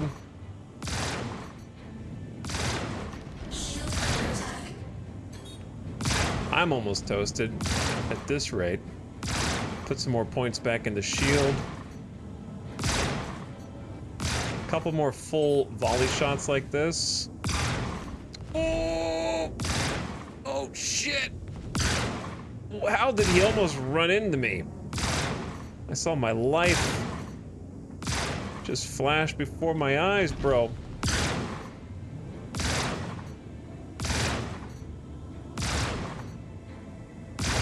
I do feel weaker now, to be honest. Target destroyed. I don't know what it is, but I do feel weaker. Something stealth nerf. It could be in my imagination.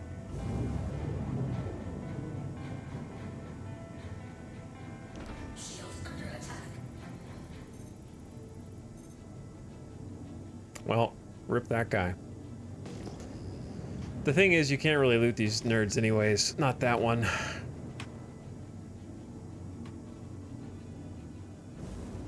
Okay, look, I'm attacking you guys. You understand? I'm gonna attack you. I'm gonna attack you. Look, I just hit you. Are you gonna let me get away with that? Are you gonna let me get away with that? Or are you gonna chase me and stop being a coward and come fight me up in space where I can loot you?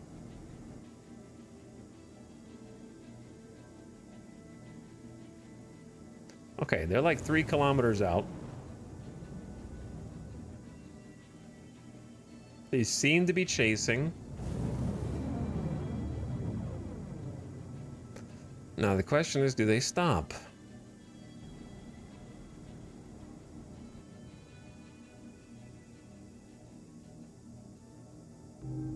Or do they follow? Let's take this outside. Okay, so far they're following. They used to follow as far as from 10 kilometers away. We can also check that reclaimer that fell down there too. Mike Froman.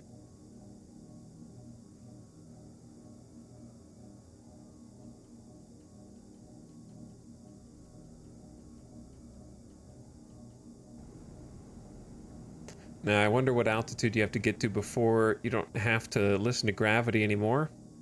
Can't be that high. We're already at like 17, 18K. All right, I do think that they're following me now. I wonder if it has something to do with, like, I could be completely making this up. We killed the leader this time, right? Finished that mission. So I wonder if they leash to the leader, if the leader's alive or something. And if the leader dies, then they'll go back to this. I don't know. I could be just completely making that part up. And maybe I just had a weird first encounter. The fact that these guys didn't even attempt to engage, I've never had to like shoot them to get aggro before, so that's kind of weird. Normally if they can see you, they'll follow you. And give chase once you get close.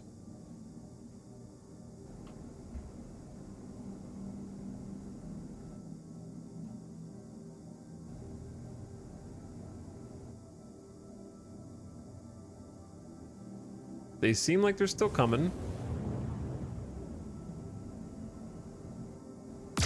Also, did you notice that the... Wait a second. The lasers aren't muffled. Wait, what? Oh, hold on. Yeah, now the lasers are not muffled. What is going on, dude? I unclogged my ears. So that was just a bug when it was muffled? Or something? I don't know what's going on, dude.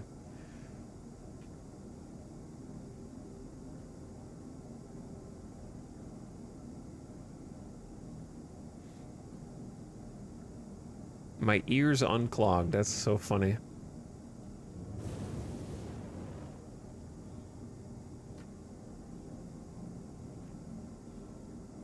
Okay.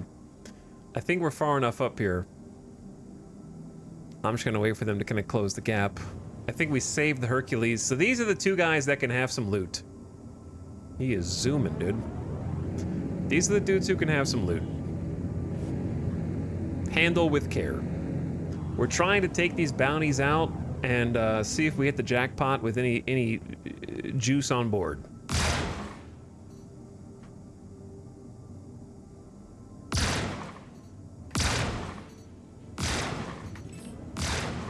So with these guys, we gotta be a little gentle. He's already red. So I'm gonna start alternating fire here. Oh, okay, I said gentle. He popped even faster than I thought. Starfarer down. He is a soft dead, so if you did too much damage to him, he will completely explode. And if he's in a soft death state, then his loot is preserved. And since these guys, this guy in particular, is a cargo hauler.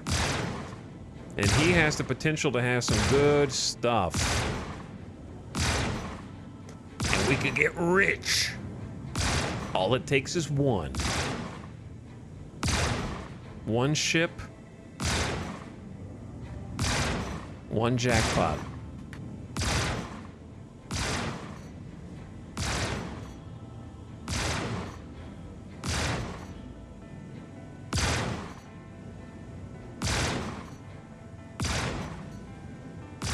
All right, big dog.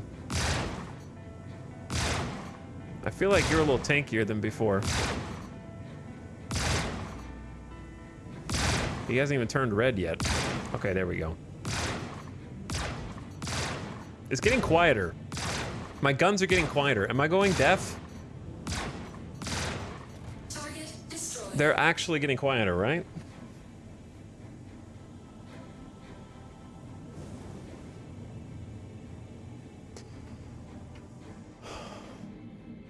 Now, the deed is done. Let us loot the spoils.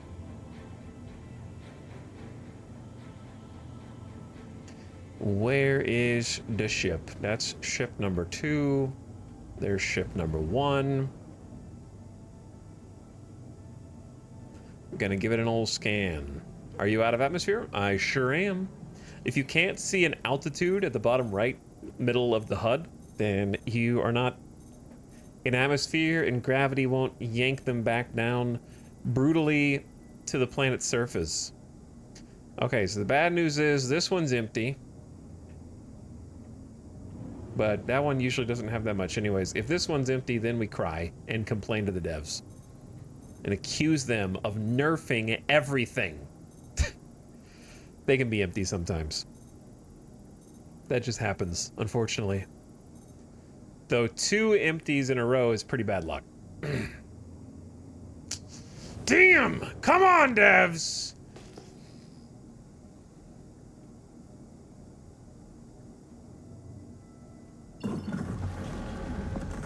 I'm gonna go back down here and check out the other 2 ships that fell down here, or at least the Reclaimer. See if there's anything.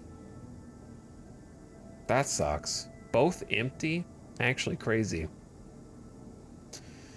Chat, you guys are bad luck, man. Just like blame chat. Dude, chat, you guys are bad freaking luck, dude.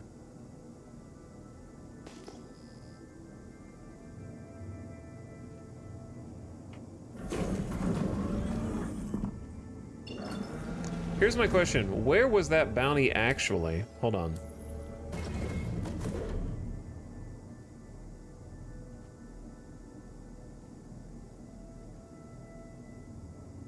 We're not at the site. It was like a little valley. Oh, it might have been this one right next to us.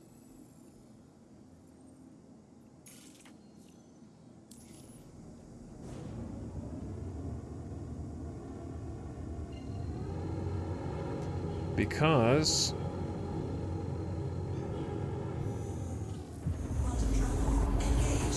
we're not going to quantum very far. There was like a little valley with the Reclaimer. That doesn't look like a valley. There was another ship there.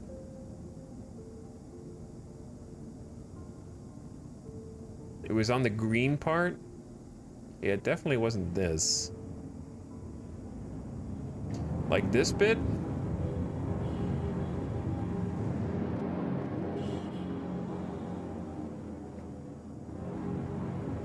Now, you should be able to see a Reclaimer from like 30 kilometers away.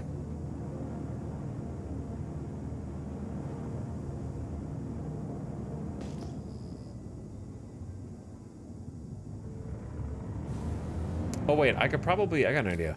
I could look at my history. My contract history.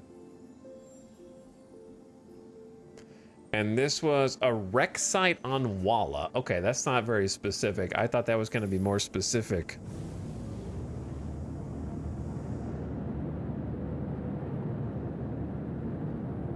How am I gonna find a random wreck site? I remember it was like 20 kilometers away from where we started. What's up, Lord Dogman? Am I a hero? You're a hero, dude. Thanks for subbing again. You freaking hero. I appreciate it. And welcome back for 20 months. I'm looking for a downed reclaimer that probably doesn't even have any loot on it, because I'm mostly just curious. Okay, my dude's blacking out. Good night.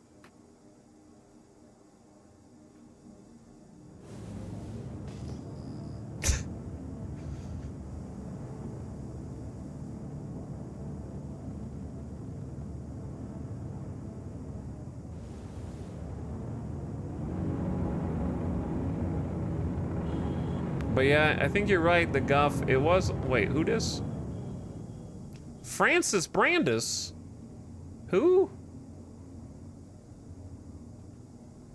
There's another reclaimer? No way. Caltal, the old, thanks for the 5 gifted, man. Much appreciated. Maybe he's over where the other body was. Caltal gifted a sub to Mr. Sneakman, Horsehead Fiasco, College, CS Prof, Wembley TTV, and Crichton. Yo, thanks for the gift subs. No way there's 2 reclaimers right here. These are 2 AI reclaimers just floating in space.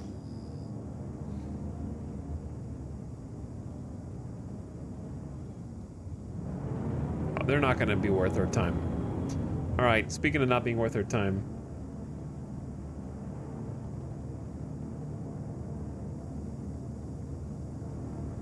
I'm not going to be able to find that wreck site. There wasn't really anything there anyways. It was just a reclaimer that was probably empty. Because I don't think that those random reclaimers actually have loot on them in our experience. We've looked a few times. They can have regular loot if they're part of a bounty. The one that we killed was not part of a bounty. It was just a guy. Listen, I believe you. I know it was in a green patch. The whole moon is half green, man. That doesn't narrow it down.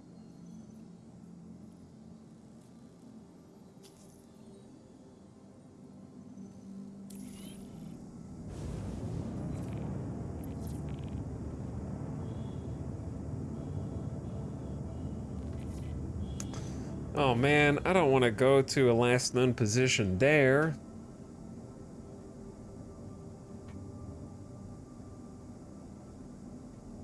Alright, if I'm gonna go do that one, then I need to take a quick BRB. Take a quick pee break. Because it's about to get serious. I'm just gonna free float away from space. That way we're still moving and not stationary for too long. I'll be right back.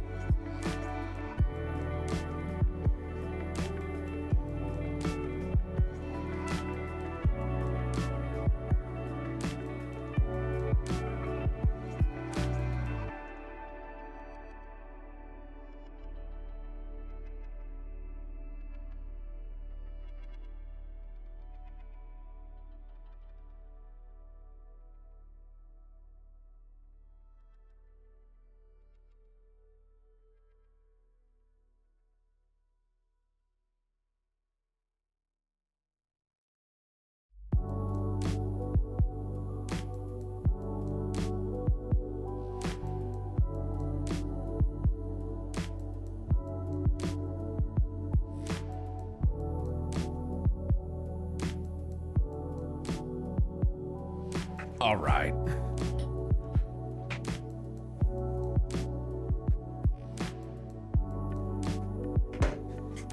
What's up, late night chat? Boop. Where are we floating to?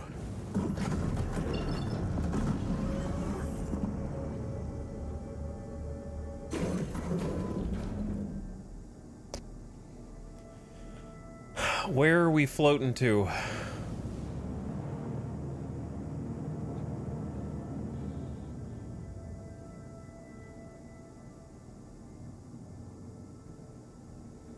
I think the flight feels pretty normal in space.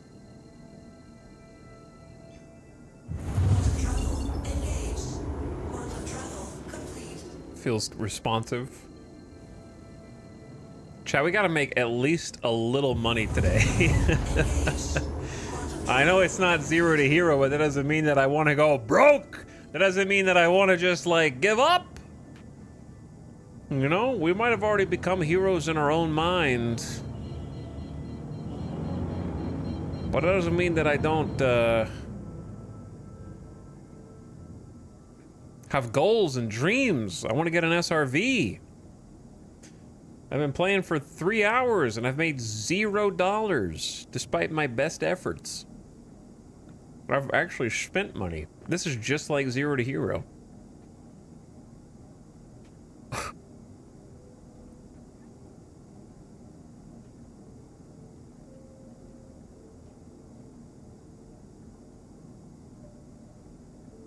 Okay, we're traveling at 1,100 meters per second.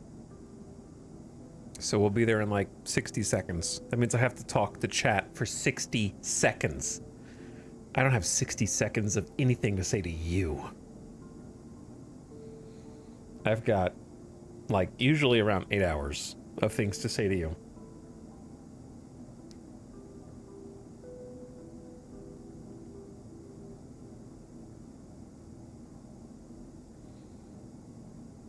If I did another 0 to hero when 4.0 comes out, what should the rules be?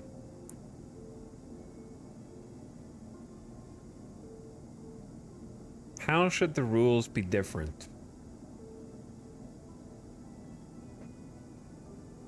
It's kind of a big commitment.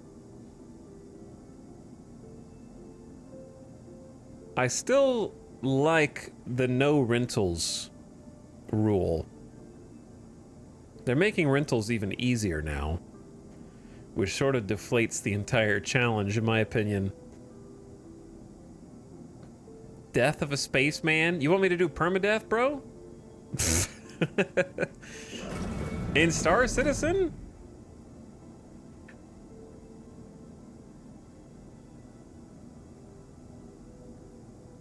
Nah, I don't think that sounds like fun. That just sounds like you can't ever do anything fun. Kind of the opposite. Contact received. Jeremy Rowan in a Drake Corsair. We got 2 Drake Corsairs. Ooh, cursed.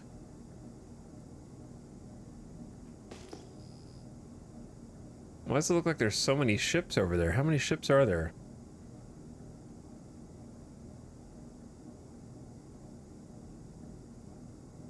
Gownless? You think I should do the whole challenge with no gown? Gownless? I have to sell gowns. There's a Constellation Aquila. Okay, so this group sucks.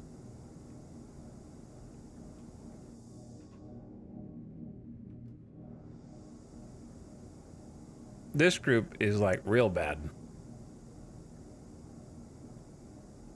There's not going to be a drop of loot on this. And I'm going to get shredded by the Corsairs if they get their main guns on me.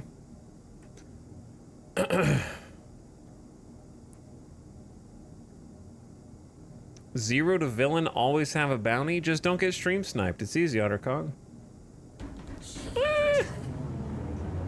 Just don't get stream sniped. Nobody will be looking for my bounty.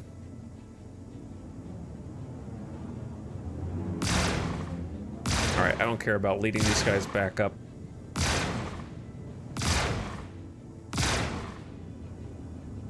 I gotta kill you now. Oops. Aim. Accuracy.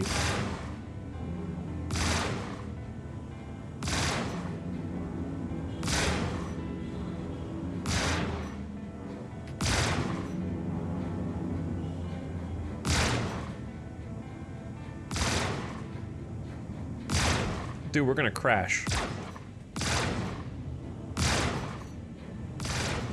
You're going to ram the planet's surface, the moon.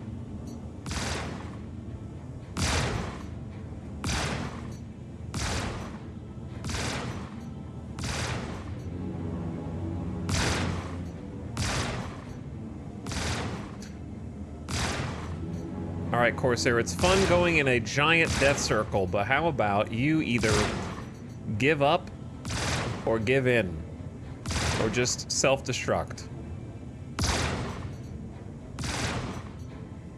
I have to be like extra gentle because I have to not run into the ground, bro.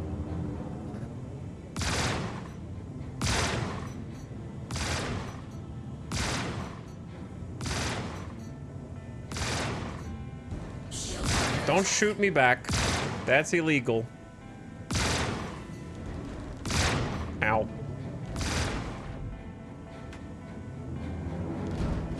Oh, I'm dead. Where did my shields go?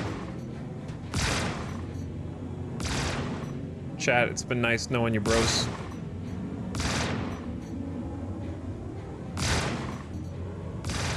I gotta work on my accuracy. My accuracy's real bad right now. I'm a little rusty.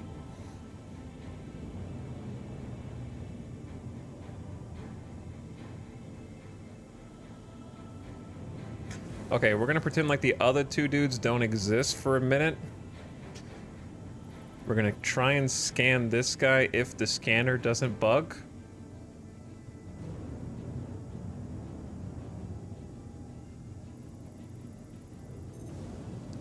It's bugging. God, please just fix the scanner, dude.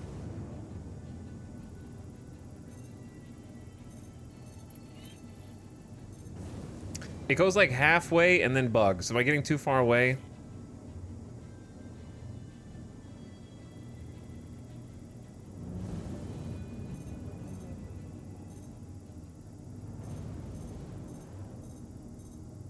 Okay, we got it. I mean, at least I scanned it. It's got a lot of stuff. 2 quant, 11 Altrusia toxin. That's pretty much it. Just two quantanium. It's money if it survives. It's not gonna survive though, cause oh. Okay, right on the nose. And it's alive. By the way, chat, are you telling me that the bounty behavior didn't change? When I'm following this dude through free fall, and these guys are just scratching their ass over here. Like, what? There's no way, right? I've never just been completely forgotten by the rest of the bounties while they just sit and wait.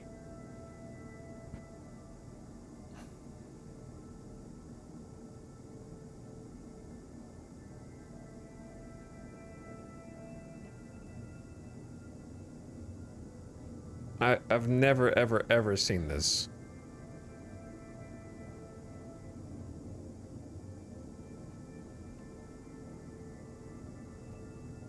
Okay, you know what? I'm gonna risk it. They're actually getting further away. I'm gonna go try and loot this.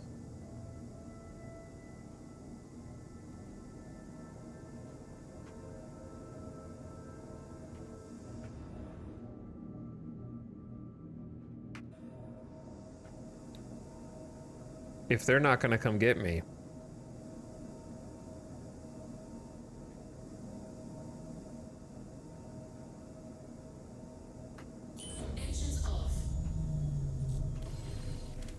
And just grab my Quantanium and go.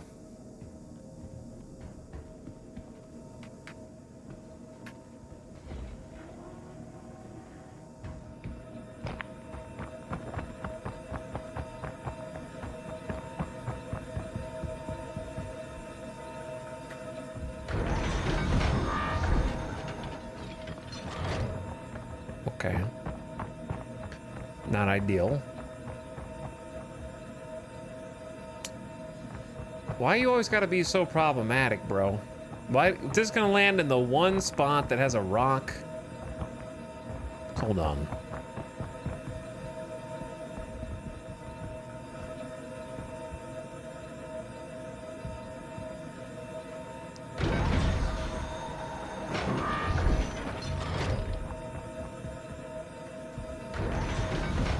Hold on. We use this rock.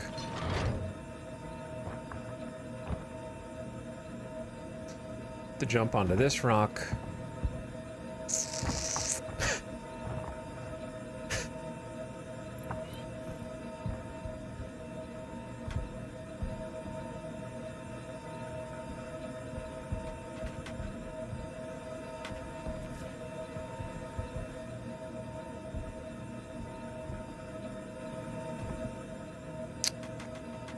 Am I not supposed to be able to vault that? Platforming in my Star Citizen? It's more likely than you think.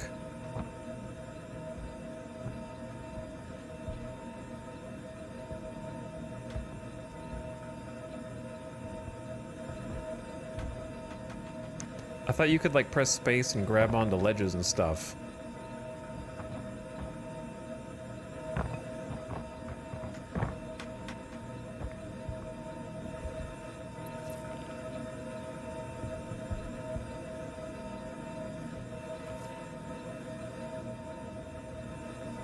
Bro. Can you tether with the tractor beam in space? We're on the moon.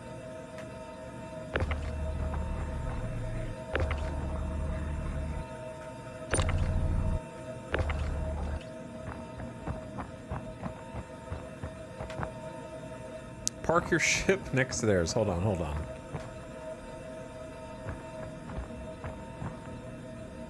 Look, I'm just gonna do it the other way, all right?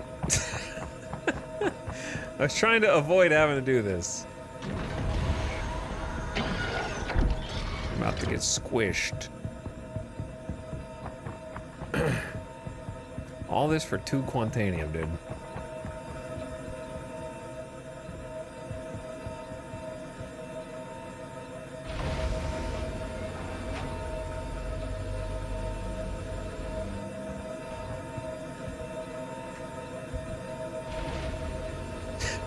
It's an honest day's work.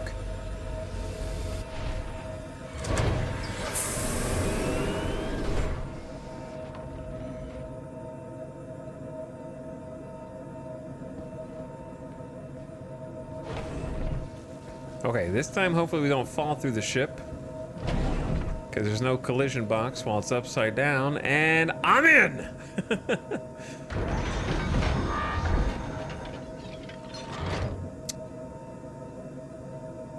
You have got to be kidding me. After all that, it just moves gently over to the side.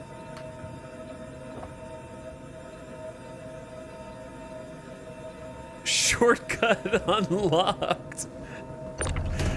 Dark Souls ass. Shortcut checkpoint. That's Altrusia toxin. Which isn't worthless, but again, not worth... Where? I'm not looking for iron. I think I'm clicking on the wrong boxes. It's gonna be in a 2 SCU container. Could be this one. Nope, that's medical supplies. It's gonna be in a blue one, right? This one right here, maybe? Yeah. Okay, that one.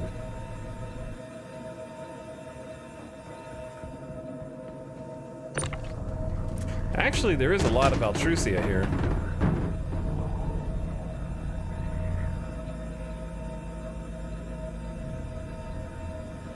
Did you bring box markers? No.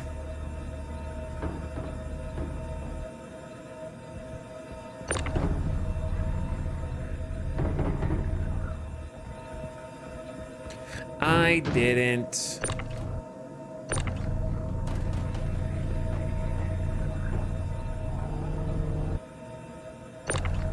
I'm just kind of trying to see how much Altrusia toxin there is. Because, yeah, I wouldn't be able to get back here, I guess. That's medical supplies. Okay, so the Altrusia is like, what? 9 SCU? It's nothing crazy.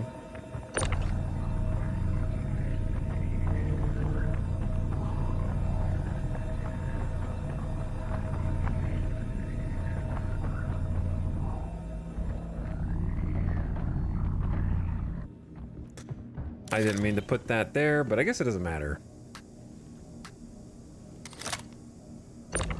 Oh, I can actually move it off the grid? Did they fix that? I don't know, or maybe it's just not bugged this time.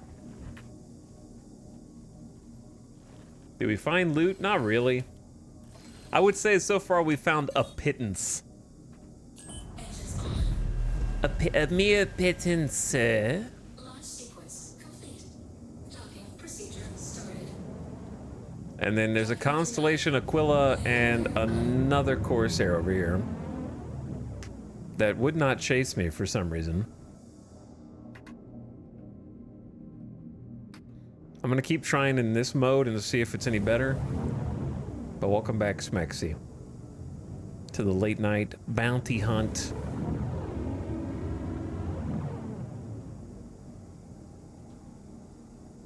Oh, they're definitely shooting at me.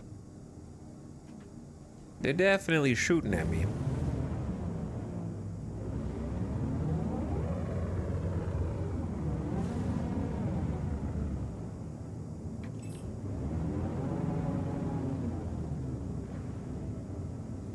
All right, big dog, you're up.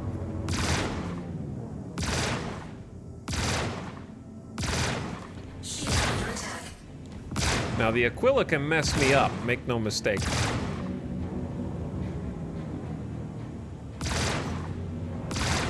So can the Corsair, but I think the Corsair is going to be squishier. So I'm going to take him out because he's weaker. Potentially.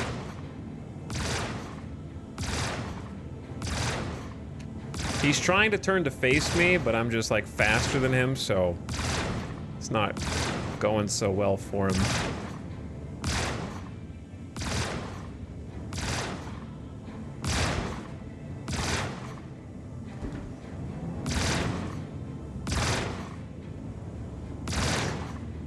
I feel like I'm catching the wind in the atmosphere sometimes.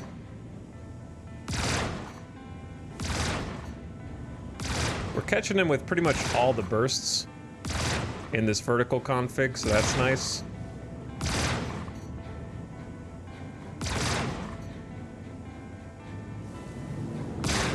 I gotta keep the pressure on. Don't let the big guns face me. I don't want his shields to come back up. He's definitely red. He's just really dangerously low to the ground.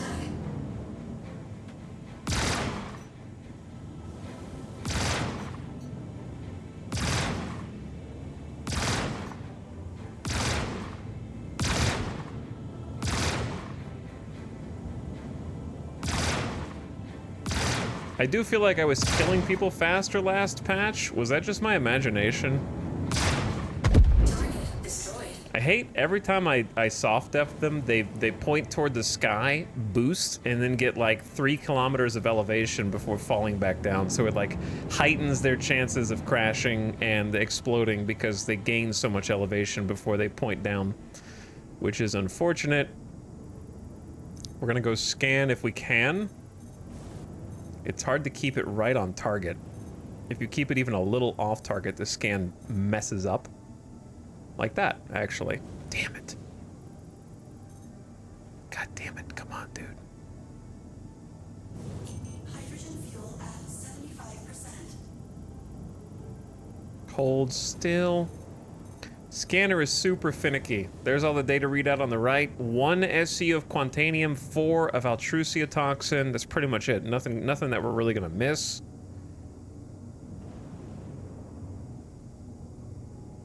Fire the 8 missiles! Let's go kill this Aquila instead. Normally, if they're good ships that have a chance for a lot of loot, I'll just lure them to space, but it's been difficult to do that this go-around. They seem to leash to a target for whatever reason.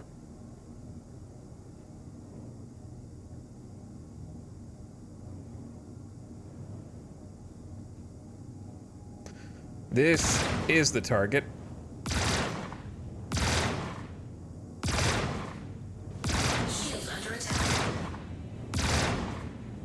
And we're gonna have to play a little loop-de-loop with this Constellation series. We're definitely fighting ships above our weight class, so if you're wondering why it's taking so long to kill these guys, it's because I am a fighter that is attacking a ship that is like 7 times my size. I have speed, maneuverability, I'm nimble comparatively. Also, I heard the ship explode behind me, I think. So my ship has 6 guns on it, and I've elected to put the shotgun Dominators because they can punch above their weight class. So I would never be able to fight another fighter with this complement of guns, but it excels at dealing a lot of damage to really thick targets like this. Because every single one of my shotgun rounds will kind of like find their mark, and we can take out different components from ships that are much larger than us in our weight class using the shotguns. So if you were fighting a fighter, 75% of these pellets don't hit their target, right?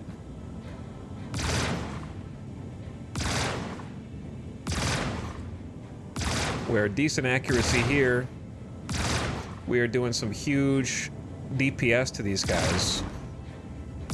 Where if I bumped into a player who was in a Constellation, they'd probably underestimate the amount of damage that I can do.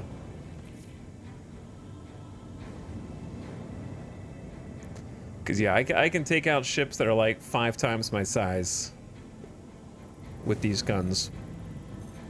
I can take out a Reclaimer in like 2.5 minutes flat, which is actually crazy. Okay, 3 SCU of Quantanium, 2 of Altrusia Toxin, nothing else. So these guys are definitely not juiced. I would not consider 3 SCU juice, so I was correct to not kite them up into space. That one did not insta-explode.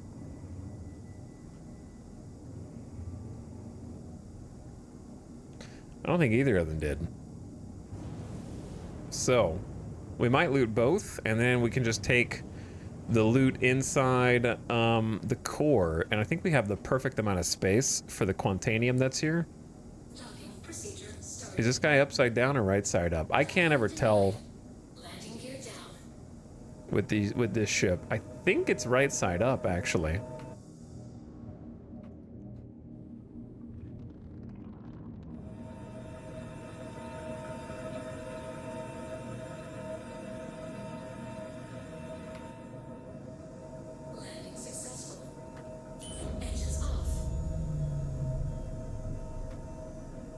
All right, let's go crack it open.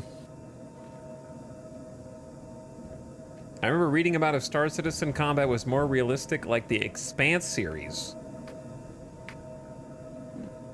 I mean, here's the thing. Everyone praises the Expanse for its space combat, right? The space combat is very fun to watch. But the space combat in the Expanse would be absolutely terrible to play. Because here's what would happen. Okay, found a contact, and sir, we've got an incoming missile. Torpedo incoming. Boom, you're dead. Or option B, heaven forbid you get close. Sir, we've gotten close to the other ship. What would you like me to do? PDC's on auto, I guess. Okay, and both ships are dead. Good job. Everyone's stranded here.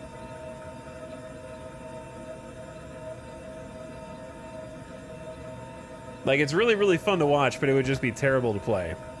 For sure. Yes, so I agree with your comment, Kowtow. Oh yeah, you have to go from the bottom one up on these guys. Oh dear lord. Don't blow the ship up while I'm still looting it, please.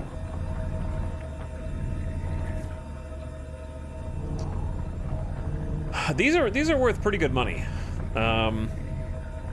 So this is better than the last one at least, and it's just, this is why I really like the Reliant Core. The Reliant Core has just enough storage space for these like very high-risk bounty targets that don't have much, but they also don't have nothing. So I go in, grab the Quantanium, like this guy only has 3 boxes worth of Quantanium.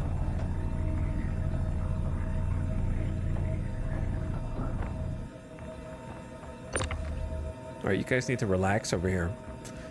And I have 6 boxes worth of space, 6 SCU of space, right? So if I just find some little bounties that have something, I can at least go home with something, right? And if I need to bring a larger ship back because they are actually, I hit the jackpot maybe, then that's a different problem, right?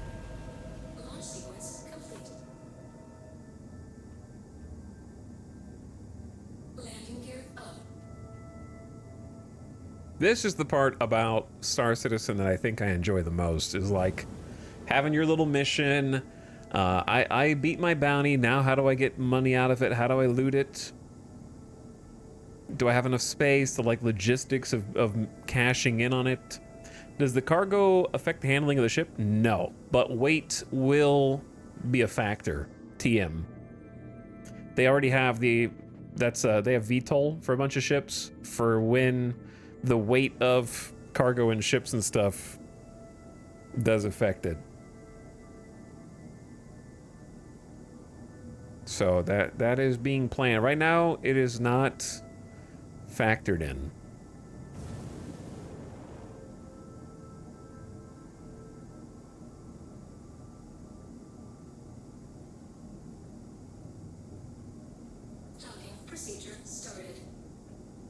They changed the range and weight carry capacity of the tractor beam? Yeah, I can't carry 24 SCU containers anyways, I'm pretty sure.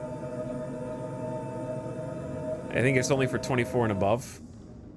24 SCU. I don't think I have any ship that can hold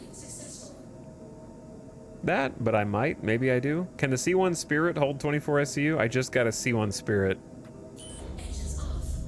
Brand new. Might be able to hold 24 SCU containers. Not sure. What's up, Gamer Deathbot?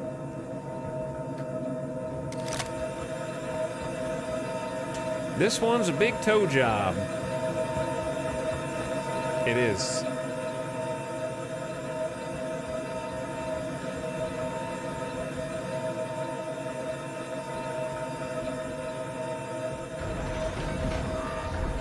Chat, just because it can hold 64 total SCU does not mean it can hold. Scrum, your math is off by a lot, bro. Do me a quick favor. What's 24 times 3?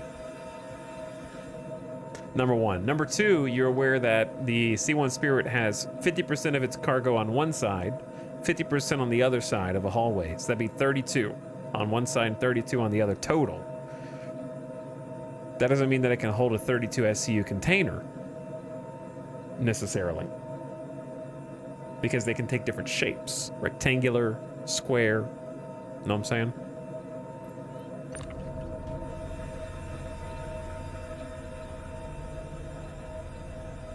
So even if it could hold 3, where would the third one even go?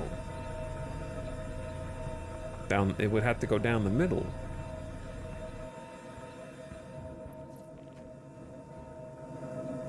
All right, if we don't explode randomly, then 6 SC of Quantanium's not bad.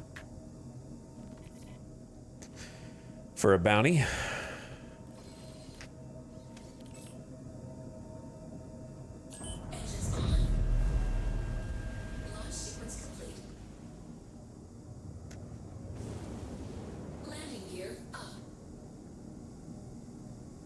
Okay. Best part about this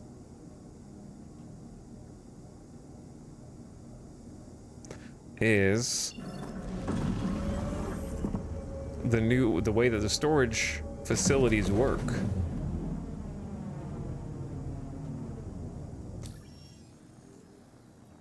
So we're currently around ArcCorp right now, yeah? I think we're going to Baijini.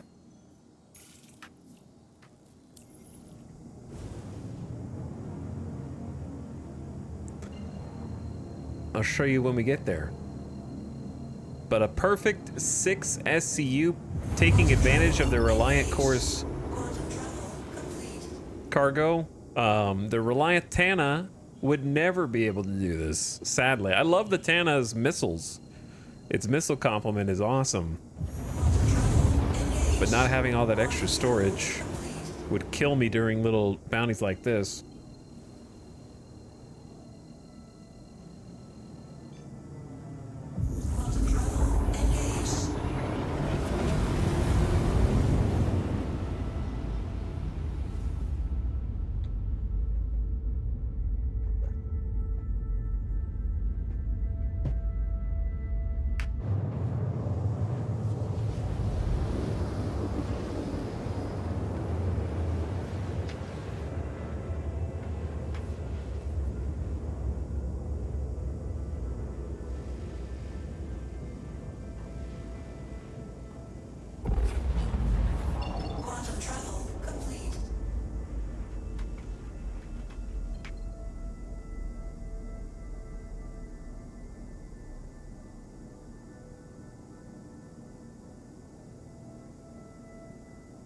Okay.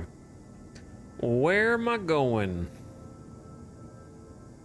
Where am I going? I thought it was supposed to take me to Baijini, but I don't see Baijini. It's 250 kilometers that way.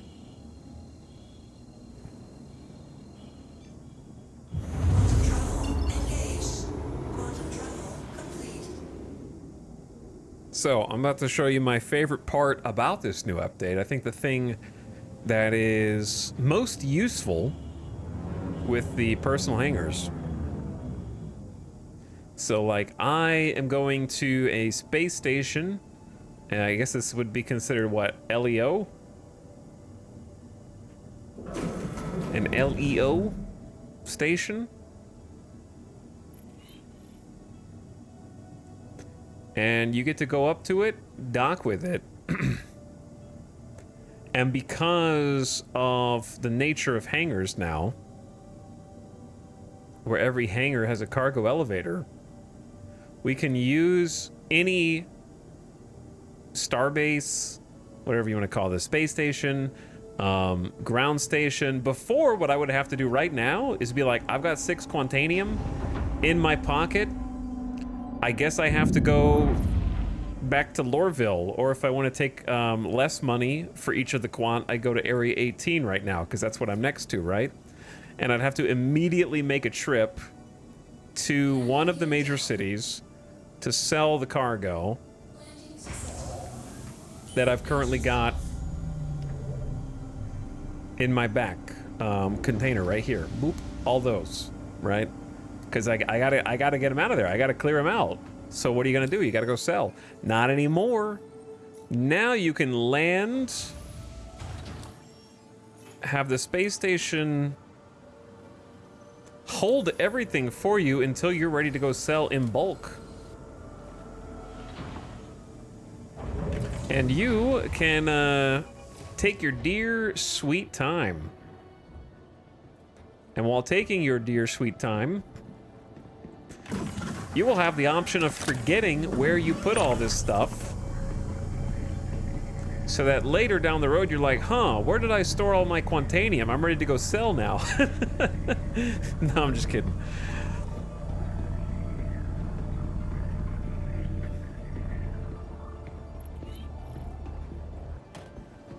Do you have to pay for storage? You do not have to pay for storage. There is a limit, though.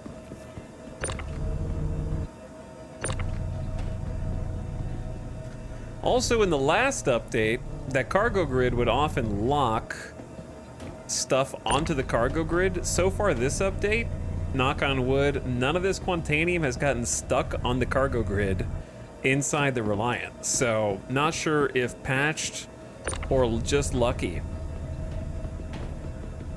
But I can actually pull all the stuff off of the cargo grid.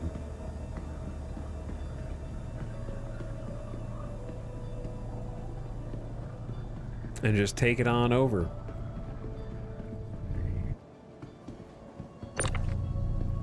But yeah, the range of the hand tool is like maxed right here. How far is this? Like 20 meters? A little past 22, about 22 meters. It used to be, what, 50? Used to be about 50 meters. So they nerfed it. I think it's a good nerf. Actually challenge you to use the max lift, which is more of an investment. It's like 20K. I also like there's a small period where you still kind of have it with the tractor. But it's losing its grip.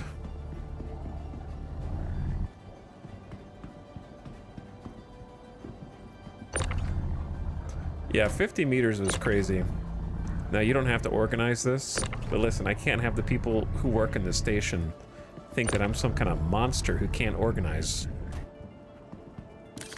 There you go.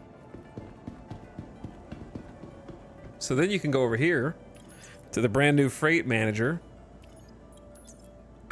and then go ahead and lower that elevator.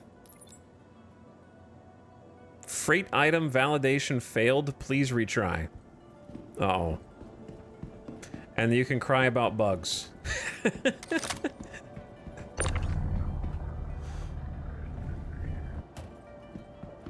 because that one wasn't turned right, right?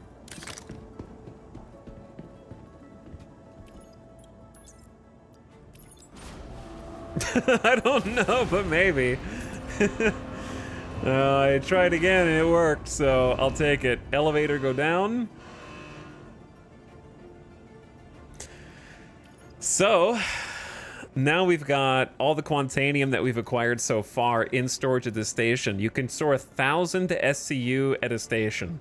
So that's the limit. So now you can actually wait, and you don't have to make sales immediately. You can make sales later, which does two things. Number one, it lets you, if there's ever dynamic prices in the future, it lets you speculate on whether it's worth selling something now or holding it until the price goes up later. Number two, it lets you take all your Quantanium in one single trip so that when you explode and blow up, you lose your life's work in one go. But no, best case scenario, it lets you basically just do everything at once so that you don't have to, you know, make 17 separate little trips. You can just throw it all in there and you can keep doing this until you think you have enough for a full cargo haul. Then you can take the full cargo haul and make money in bulk, which I think is great. Is 1,000 the cap for the medium hangar or all players? I don't know.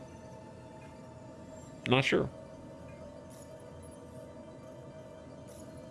IDK.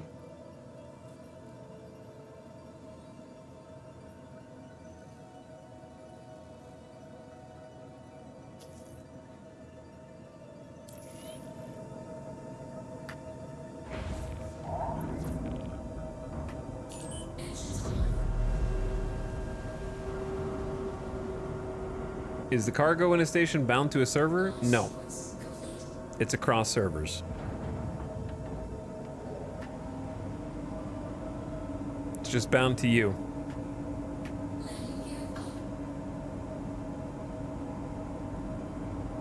To whichever server you go on. Because there's currently no way to get back into the same server unless you join on friends. People on your friends list.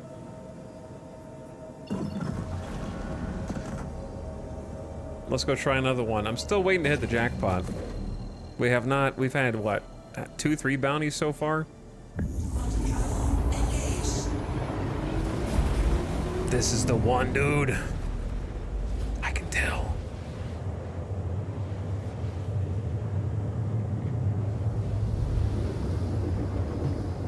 But that was the part that I was most interested in and excited about. It's just not having to make 15 trips, you know.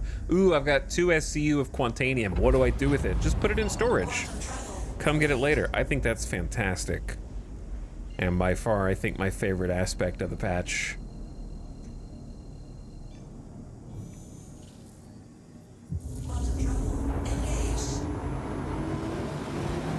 I also think I like the manually moving stuff. I think it's much more fun to do what I just did and like pick boxes up, put them on the elevator, send it down. Feels very kinetic. Tactile. Tactile is the word I'm looking for. Detail oriented. Feels more rewarding because there's a full chain, right? Like I kill the ship, soft death it, loot it, physically put the loot on my ship, physically unload it, and it's all cohesive and coherent. How's local storage done now? I'll show you when we get back. You have to go to a gear terminal. When you go to a gear terminal, it opens up kind of like the old-fashioned storage. Dude, these Corsairs. There's a... Is that an M2 Hercules? And a Starfarer Gemini? The Starfarer... These could all technically have loot.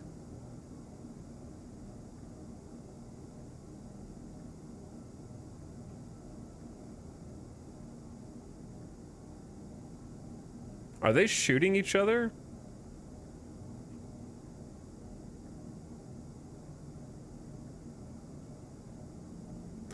Why is the Corsair dying? Is there another player here? Or are they like different factions? Which would be super strange. Okay, they're definitely shooting that Corsair. What? Or are they shooting me?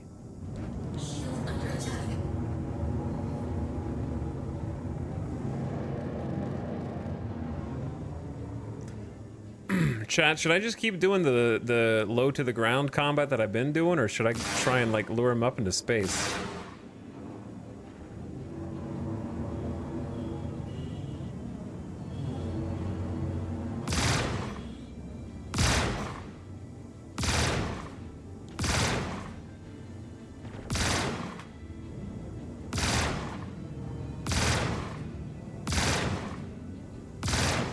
Kind of worried that this is going to backfire and I'm going to lose all my loot and these guys are just going to blow up when they hit the ground.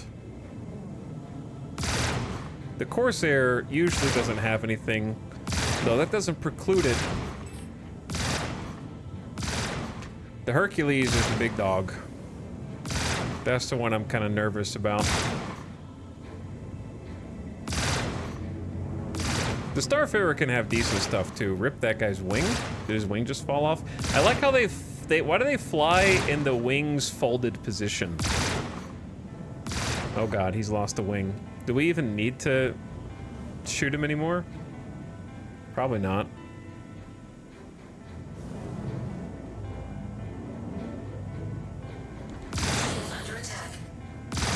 He should be crashing on his own.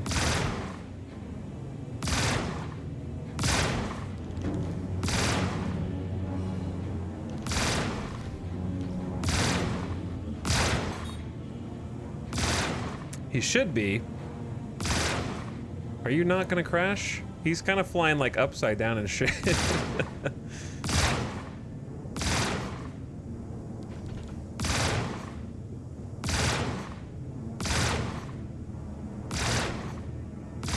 Okay, this guy is a super tanker who's not super tanky.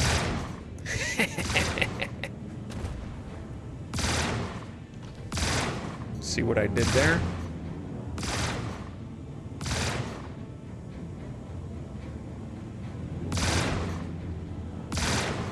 All right, don't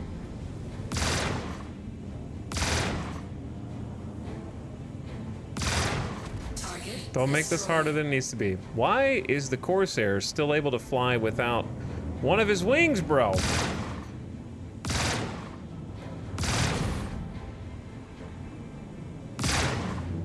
I don't think this should be possible. We're in atmosphere of this moon. Is it that thin? He's having no trouble turning. They're just for decoration. What?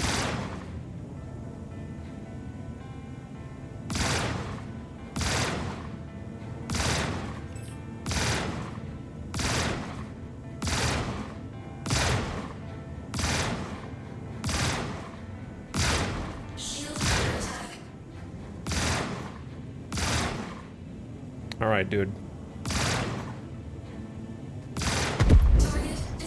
feel like I always kill the Corsairs while they're on the way up. Now it's just the Hercules. So we need to make sure the Hercules is real far down. Where did the other guy go? Oh, is he still falling? Chad, where's the tanker?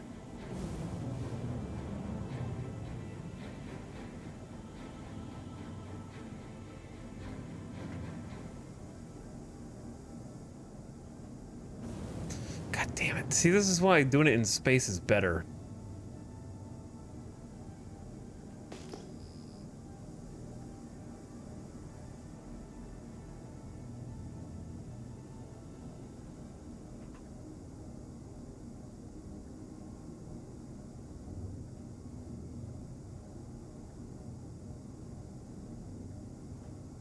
Don't explode. He didn't listen. He didn't listen. See, I bet the other one exploded too. I should have taken them to space.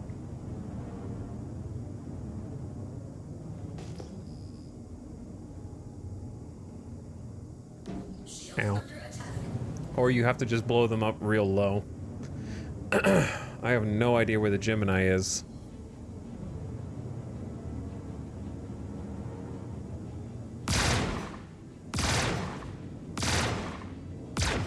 You just stay down here, little buddy.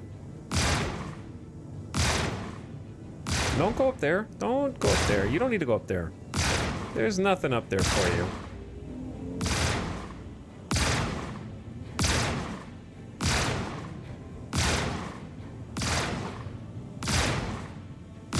This is a good spot. Yeah, I like what you're doing right here.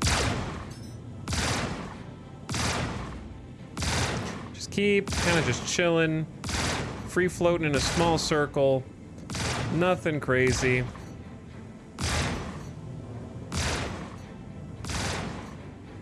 Perfect. Just like that.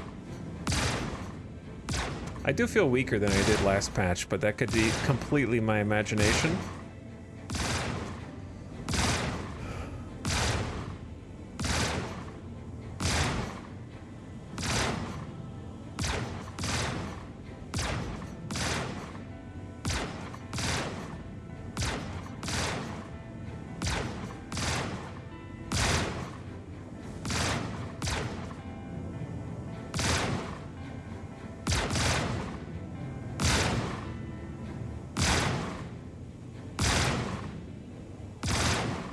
Bro, I'm hitting his shield.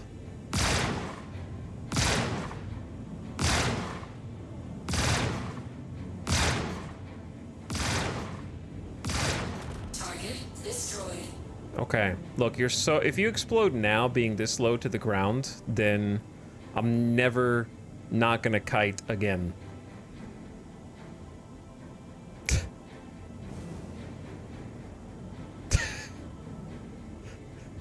Spinning, spinning, spinning.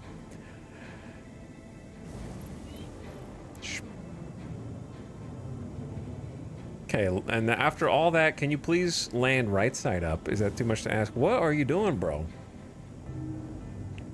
Stick the landing. Oh, ooh, ooh, ooh. The nice nose glide. He's still going. Oh my God. He had it. He was right side up. And then at the last second. No.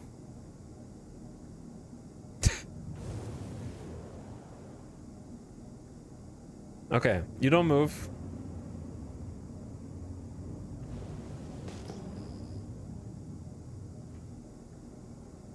I have no idea what happened to the Starfarer Gemini. He's gone. Let's at least deal with what we've got. Which is whatever did not explode when this guy exploded, which could be a host of things. It could be nothing. Could be something. My game crashed. There you go.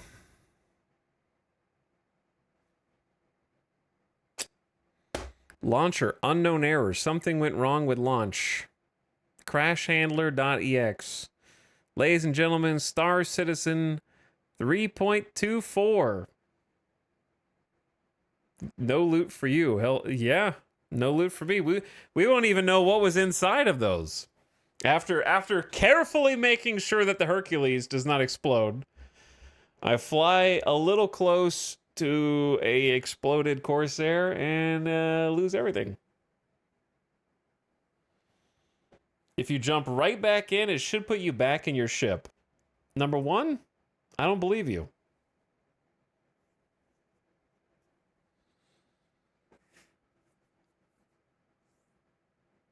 See, you're thinking with logic, not by Star Citizen standards. However, I'm going to try just to prove it one way or the other.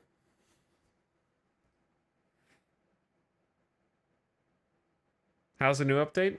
Just recovering from a crash. Sax. You know. Game just crashed. Which sort of sums up the whole day.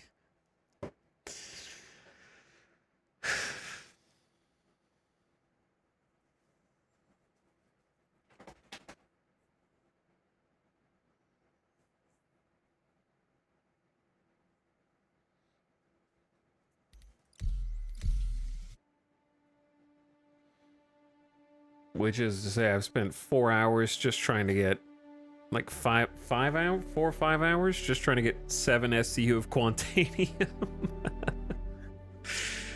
Oh, okay, to be fair, the first maybe couple hours. Oh my God, you were right. How can Risk help you today? Systems on. All right. You know what? A deal's a deal.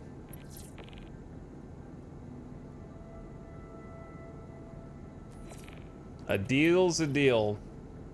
There's your gift sub.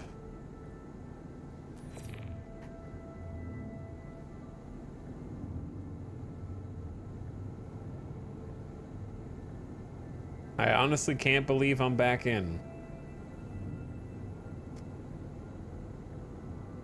Maybe I was still considered to be in combat.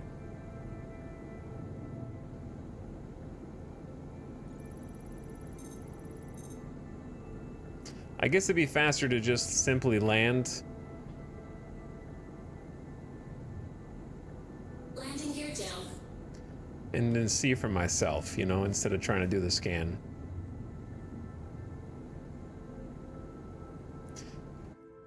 Chad just saved the stream, bro. I was about to give up. Engines off. And I didn't. Because I doubted you.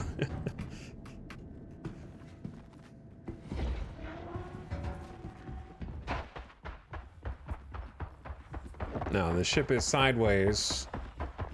And also is not soft dead. This thing is hard dead. Because it crashed and exploded. So how do I get to the button?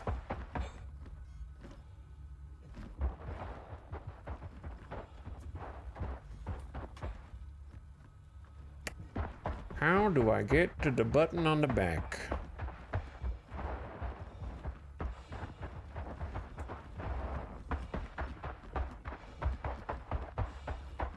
Where is the button on the back? It's right there.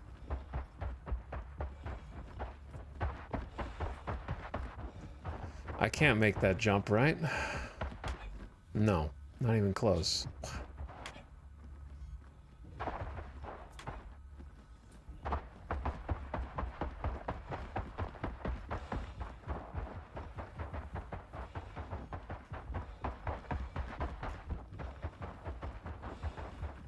Maybe from the, can I get on there from the front of the ship and then walk over the back? Doesn't look that way. It's kind of angled up.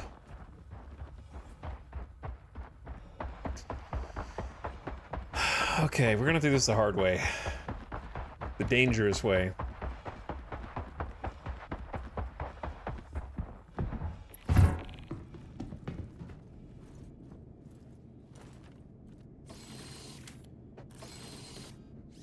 Are jump packs a thing? No, but that'd be pretty sick. On. Launch sequence complete.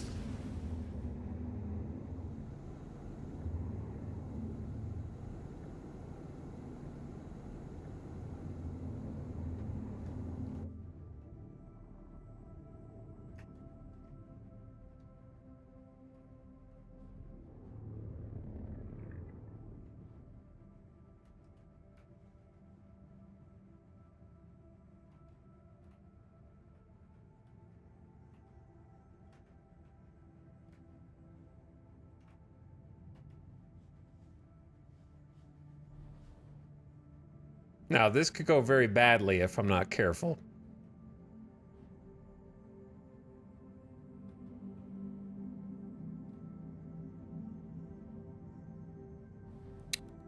Easy.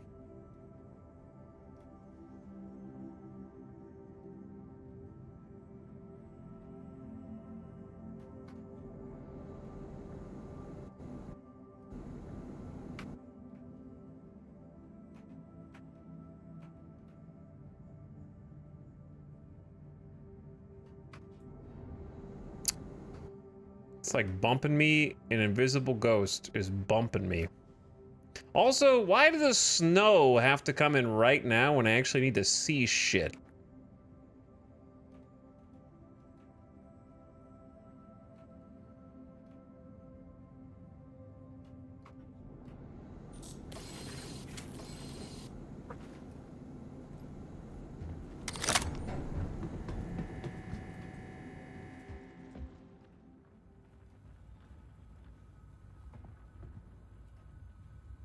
Are you kidding me?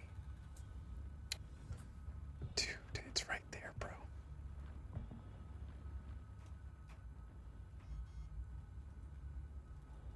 How is that not reachable?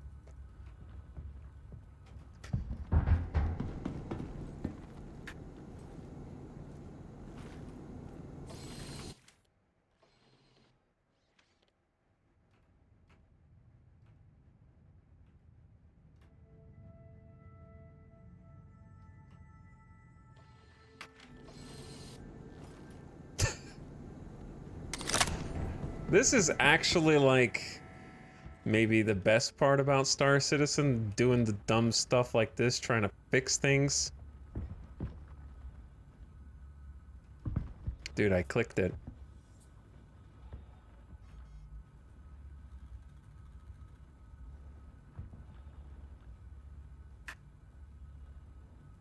It ain't opening, chat.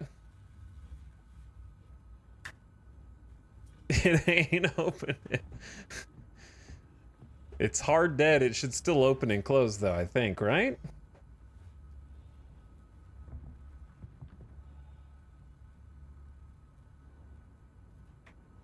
I don't think I need to I shouldn't need to shoot it. It's dead. I shouldn't need to shoot it, right?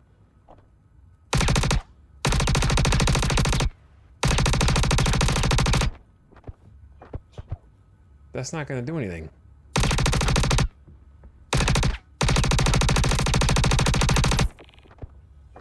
Two mags. It would have already opened.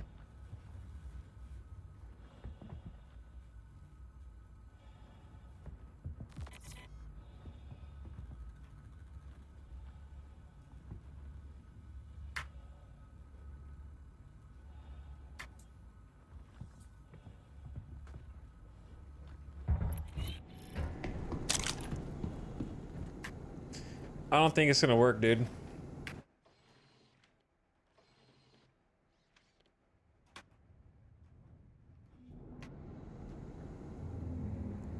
Here's what I'm gonna do instead. There might not even be anything good in it. I can scan the box. I can't scan the box. Why?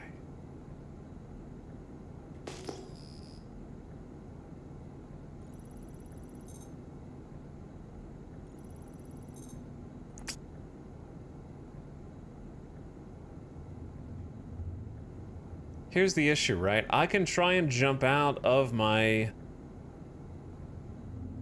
I want to know what that is. Question, since this already exploded, is shooting it more gonna make it explode more?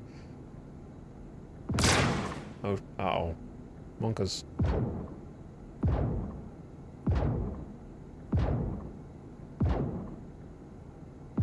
If it was gonna open, wouldn't it be open?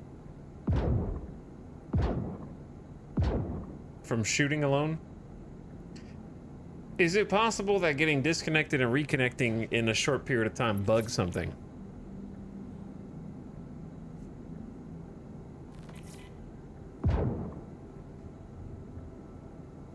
Can the wing break? Well, now you're asking the right questions.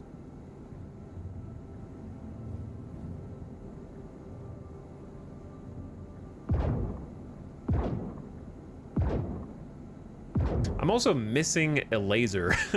I only have 5 dominance. I don't know where the 6th one went.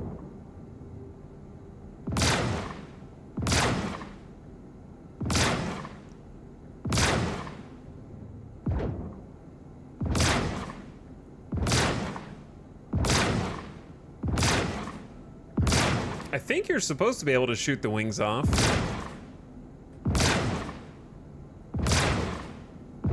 This wing is not coming off, though.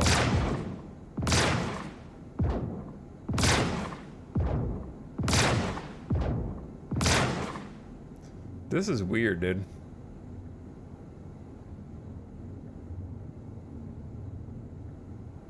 Okay. New plan. Whoa! It just moved on its own. It's, oh, wait. Wait. Go. Was this a bounty? Yeah, it was one of it. Why is it just moving? Hold on, I got an idea.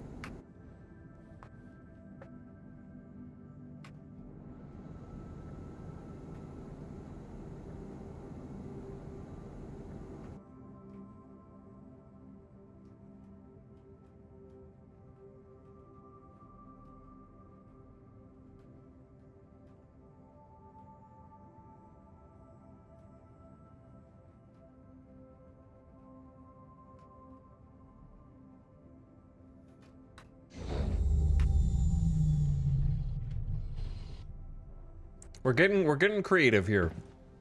This is some good old-fashioned Star Citizen problem solving right here.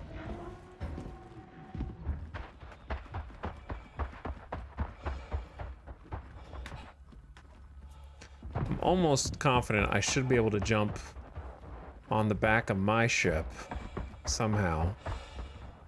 There's got to be a spot.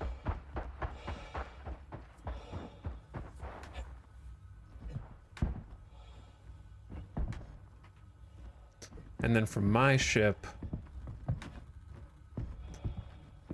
to their ship.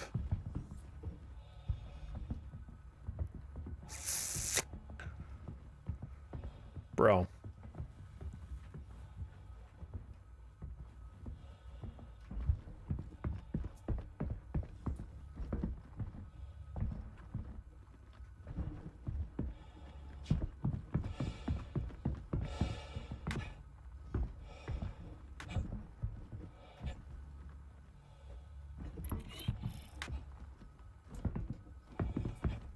Okay.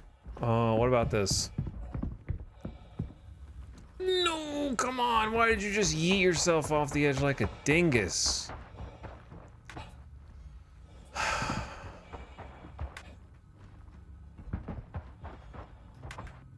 How did I make it up here the first time?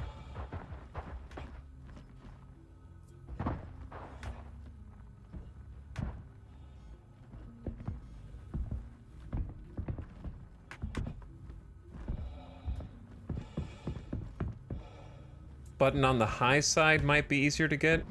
Where's the button on the high side? I don't own a Corsair, you stinky Corsair owners, so I don't know where the buttons are.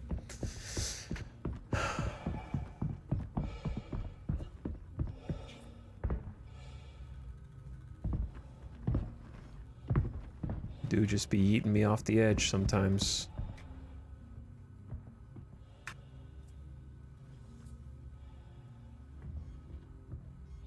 It just doesn't do anything. I see the button to press. The buttons just not work when hard dead? I could have sworn they did. There's a button here. On both sides. No movement, no change. This might be an exercise in futility, dude.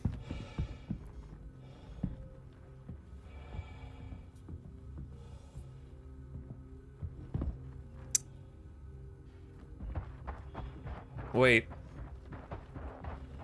There's another way in.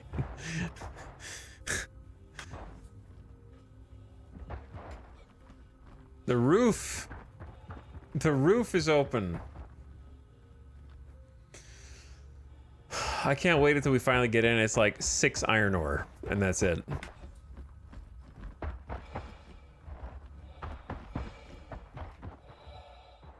Does this not open? Oh shit.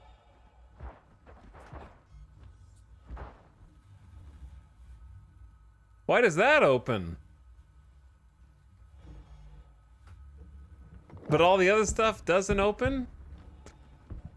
Alright, now I die. The developers made a game with 0G where they knew that ships were gonna end up upside down like this. And they had the opportunity to make the ceiling a solid object, and they chose not to, okay? So watch what happens up here, probably.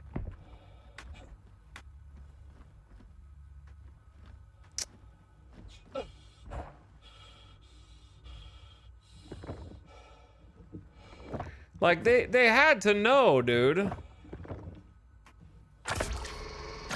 They have to know that people are gonna... This is a situation that's not gonna be uncommon, right?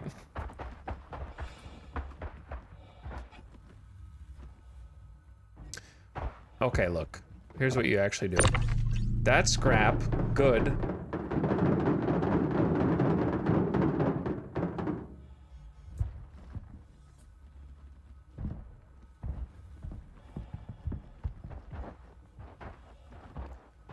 Well, we found copper, corundum, copper. Okay. That's probably it. All I knew it was not going to be anything, but is there anything else in here?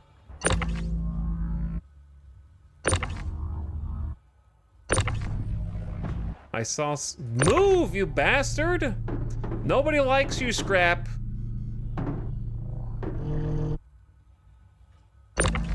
There's Altrusia toxin, and I think that's it. And then I phase through the world. All right, I'm pretty sure there's nothing in there. I just had to know, you know? Like, I didn't expect there to be anything in there, but I had to know.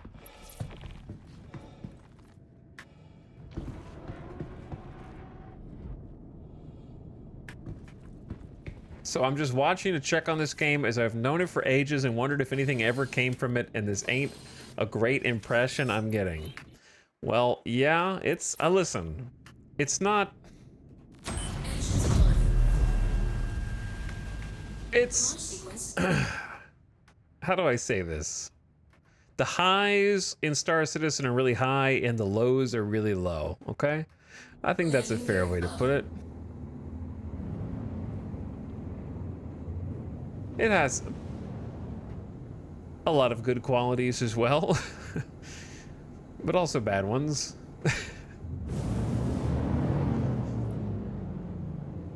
Now, the bad ones are trying to loot upside down ships. This one's only soft dead. So therefore, it should be a little bit more functional. I guess I can actually scan this one to see if it's even worth getting out and doing anything. This was a bounty that we hunted. We're hoping it's just packed with loot. That's where the most money can be made bounty hunting, if you get lucky. Did we get lucky? We got 10 SCU of Quant. It's pretty damn lucky. Okay, well, we found something worth coming back for. I don't have 10 SCU of storage space, unfortunately. So we're gonna have to do this the hard way. The other unfortunate thing is they could have even more stuff than that. These are not randomly generated shipwrecks. I hunted these bounties. They were PvE bounties. PvE bounties have a chance for loot if you don't full kill them. So we're looting our kills. Now, to do this single player is quite challenging here. And a bit janky in its own right. So my ship only has room for 6 containers, and there's 10 very valuable containers on this. So my choices are take the 6 and leave 4, which feels bad. Landing successful. I could probably even maybe fit 7 and leave 3. Or I have to come back with a different ship, or I have to have a friend who can come pick some stuff up, basically. So if you're solo, this is a lot harder. Because if you're solo and you want everything, then you need, so you use a marker. I recommend a box. You can take a box mission. And then instead of completing the box mission, you basically go pick up the box, put it in your ship, and use it as a mobile beacon. One day, you'll be able to set beacons of your own to mark stuff you want to come back and see, but that day is not this day.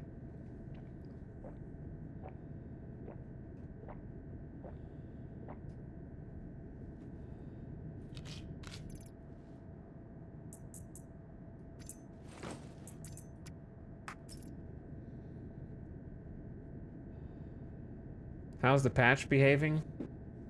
Middle, I guess. Middle. Can you not fly a bigger ship? I'm flying the best I got, bro. Make do with what you have. I don't have a bigger ship that can compete. This ship is excellent at taking down these bounties. So I use what I got. I'm gonna die in a sec. Because I forgot to put my helmet back on. I remember though.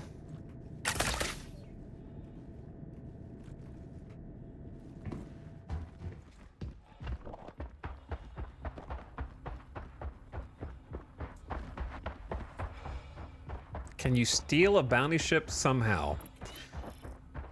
Technically, but it's extremely difficult.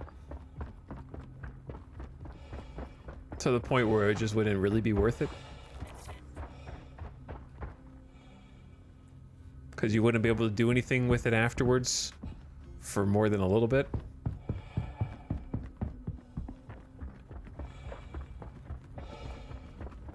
Looting these ships upside down, normally you would kite these to space and then not have to deal with this. I was just lazy and now I am paying the price, dude.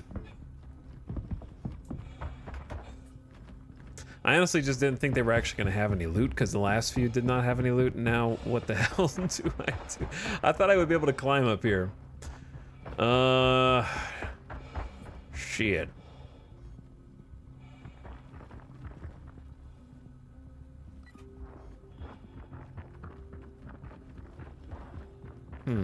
I wonder if I can walk up the nose somehow. What's the explanation given for not being able to recover ships or salvage them? You can salvage them, dude. The explanation is you can. You have to have a salvager. Every ship has a purpose and a specialty. Mine's a fighter. Okay. We're gonna have to use it to hover, I guess. Pretty sure there's no other way in or out of this ship except the front or back.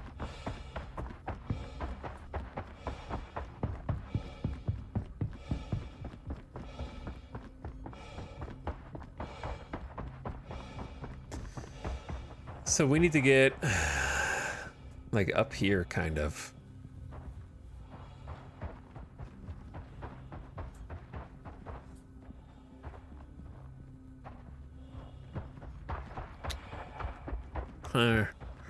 This just became a whole ordeal.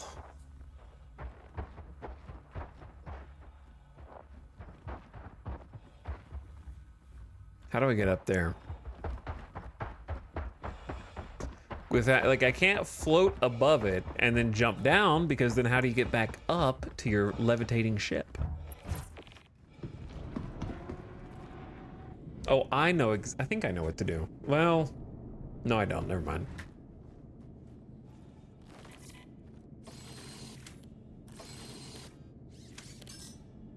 Engines on. Launch sequence complete.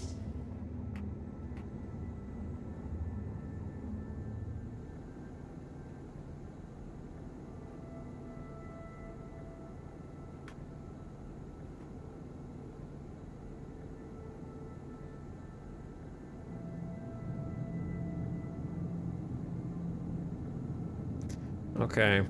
Where is the button?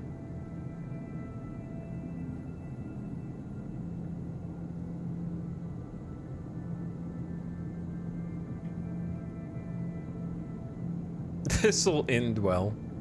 Probably.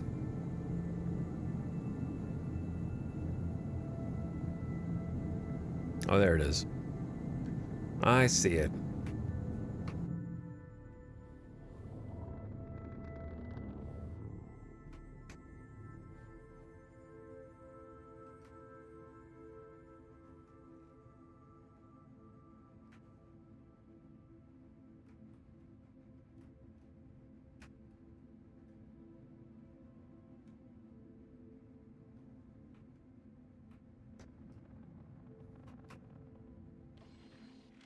Easy does it. Yo, Alex, you play Star Citizen. How did I not know this? I don't know, first time chatter. I've never seen before this moment, Nordic, but I played it for like 30 straight days. So you not knowing it is entirely on you, because they did a 28-part 0 to Hero. Chat, not a word. Not a word.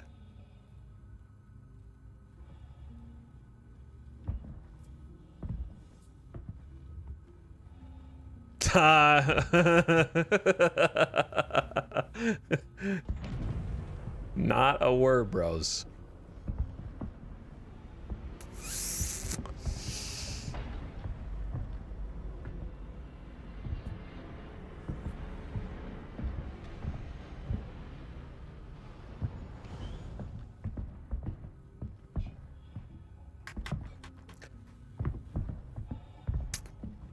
We got problems. I forgot that gravity, local gravity of the ship disappears about here.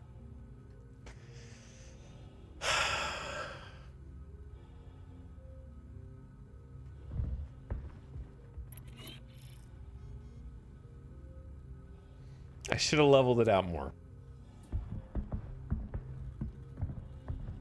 He's got his marker now. No, I don't, because if I die without removing all the cargo from the grid in here, the whole ship will disappear.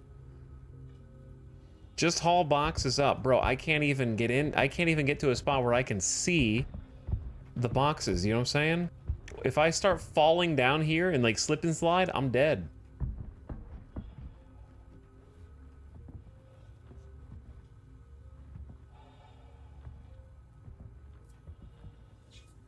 And all this stuff is upside down and shit.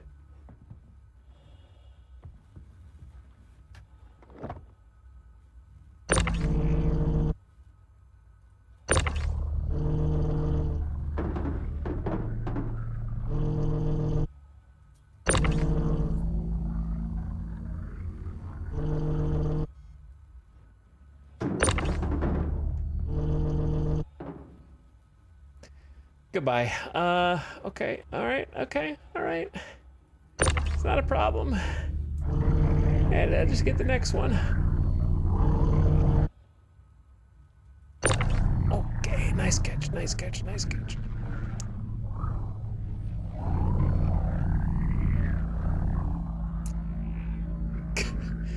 I need to be able to look where I'm walking.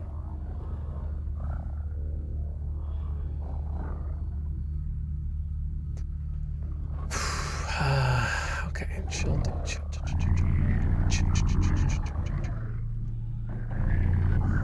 Easy.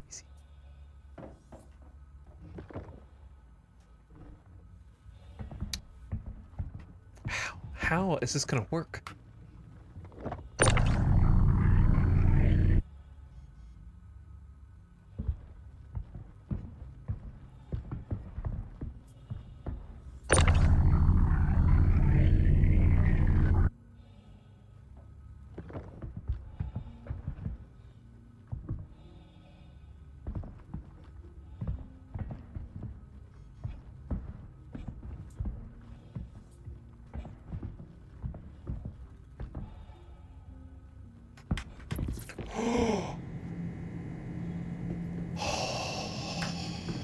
I'm in.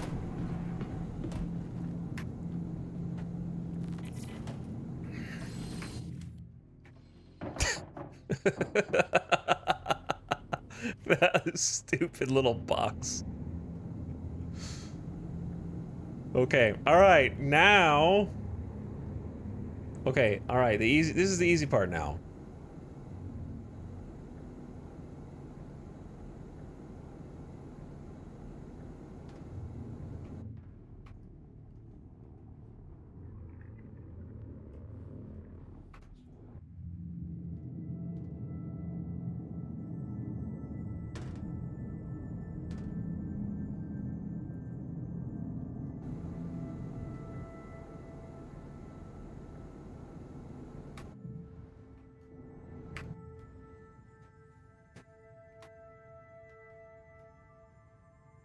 Dude, the nerf to the hand tool has never been more felt than at this moment, because the 50-meter range would be enough to do this, but I don't know if the new range is enough. You know what I mean? I should have brought the better tool.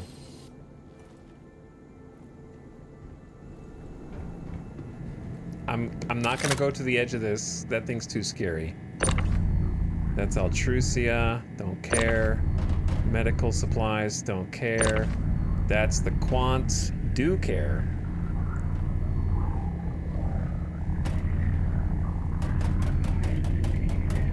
Chat, I'm gonna make a judgment call here and say that this is too precarious.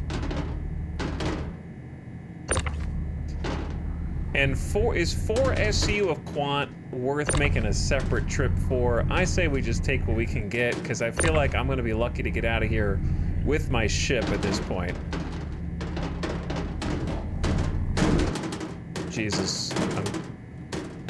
Wait, is that the Quant though? That's the Quant though, I bet. Oh, dude, I'm screwed. It's all in the giant box.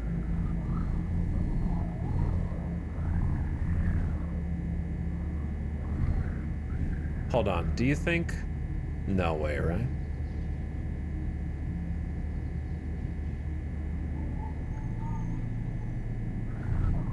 How much is this? 8? And I've got 2. Wait, this is all of it. Hold on.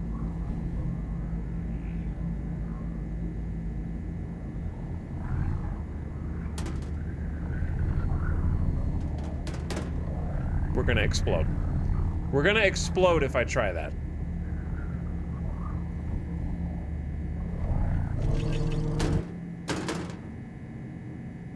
Okay, I hope that just hit the ground.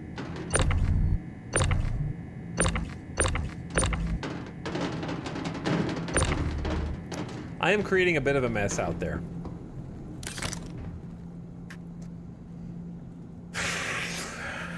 Parking your ship badly and trying to get aboard is my favorite Star Citizen puzzle game. Absolutely. Completely agree.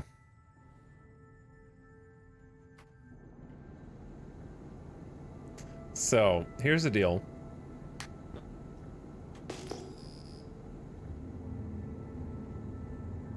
There was another ship out here, and it exploded.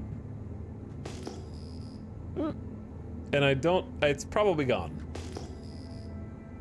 But if I could find the wreckage, there's potentially more loot on that.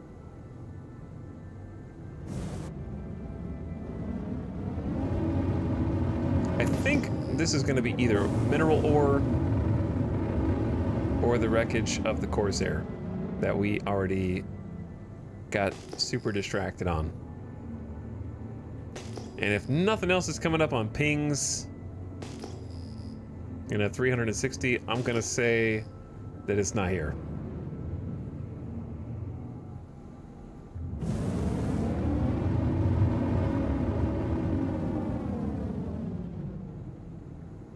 Okay, in that case, I'm gonna have to do a little cheese, chat.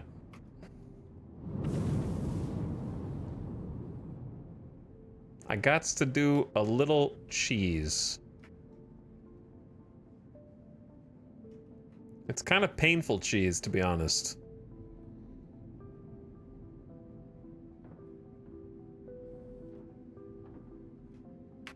Landing successful. Engines off. How's mining in this patch? I don't know. I assume it's the same as last patch. Because I didn't see anything in the patch notes that would indicate that it's been adjusted in any way. Rock mining is apparently dead. As in, like, bugged.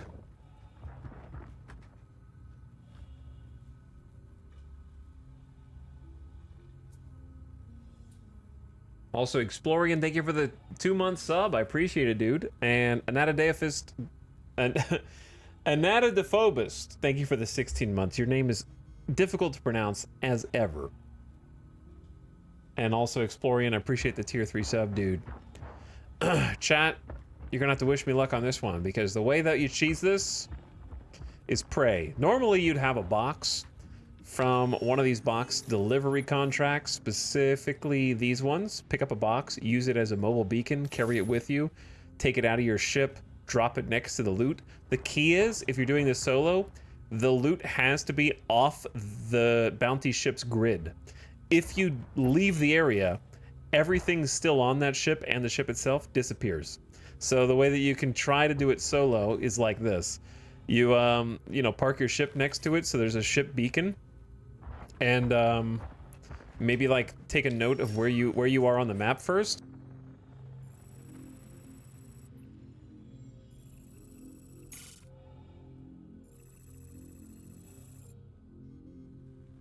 I wish they'd fix the thing where when you zoom in like one tick too far. We're like, apparently we're at SAL5, SAL5 or something, okay? We're like close to that. So you keep that in mind, and then stand next to your stuff and backspace. I am dead. And unless it bugs out, you'll have a death marker on top of your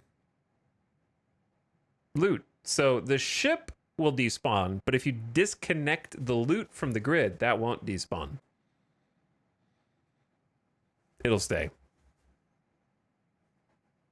Can I help you, dog? I'm not done yet, brother. I don't know what you think you heard, but I'm not done yet. Why are you such a puppy? You're a 16-year-old puppy.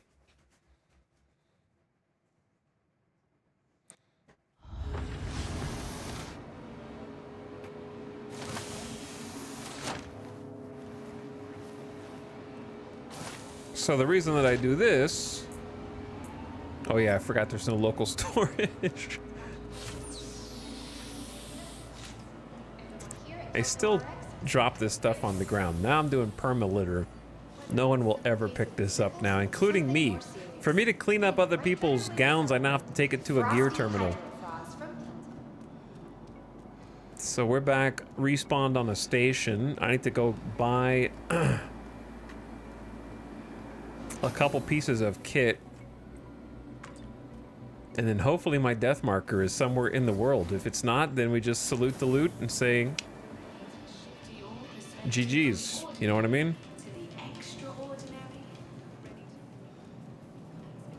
Actually, the best place to go here is probably the cargo deck.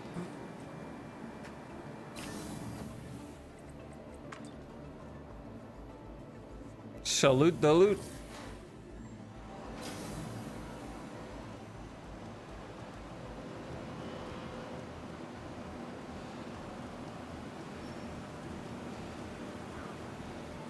Because at least here, We don't need to buy anything fancy. But I would like to get the max lift tractor.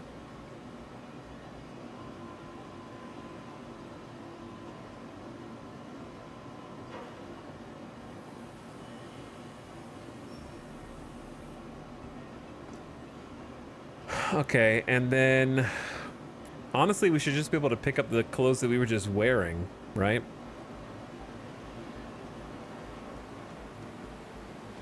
Hey. Hey. Hey. All right, is there a gear terminal? Dude, I'm looking for the gear terminal, sir. Can you point me toward the new gear terminal? Did they put a gear terminal down here? Welcome. It's weird having to actually like seek out a spot to equip your stuff. Are there gear terminals on this floor? I guess not. I mean, there might be, but I didn't see it.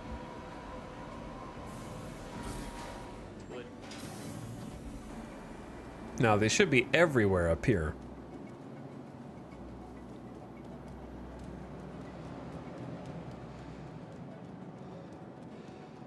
I think. Chat, where? Oh, well, that's not a gear terminal. Am I just not seeing them?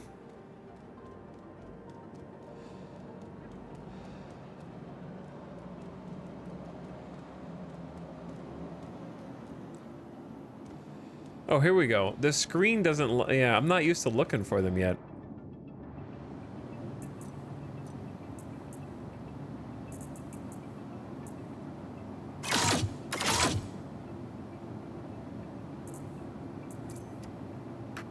Okay, honestly, I think that should be all we need, right? Just enough to not die in vacuum. It's still so strange having to look for those. I don't hate it, though.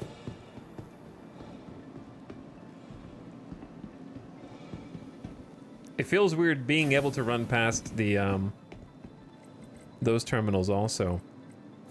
Oh, wait, do I not have a, hangar here?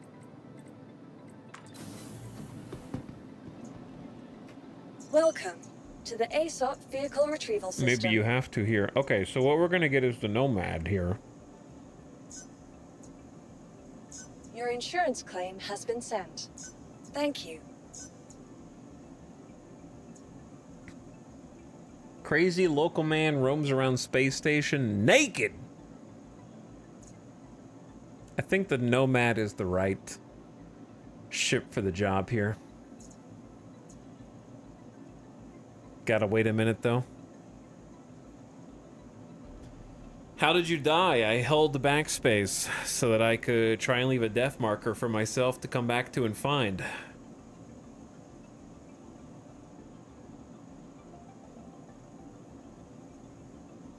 Did you get the cargo mission working? No, I didn't really try longer than the initial period on 2 different locations. Somebody in chat said that they raised and lowered the elevator like a bunch of times until the cargo appeared.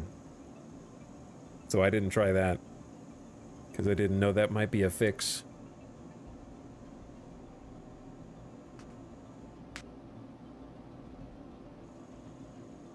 But yeah, I think I don't think they would be necessarily my cup of tea anyways. I think it would be fun with like a friend, like doing the cargo hauling and co-op so that two of you or something were like loading and unloading, but then you have to split the money. Vehicle selected. Your vehicle has been delivered. Please. Italic's a small hangar? Come on, dude. It's not the size. It's how you... Whatever. It's very rude. It's not small. It's not a small hang. It's just perspective, okay? For you.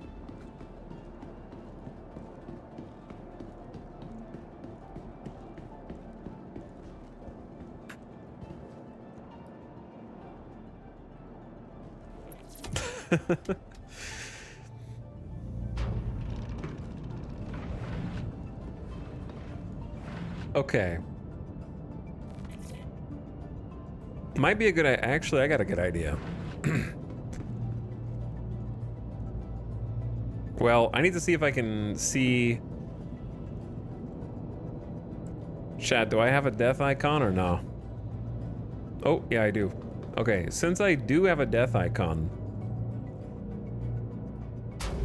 I got an idea.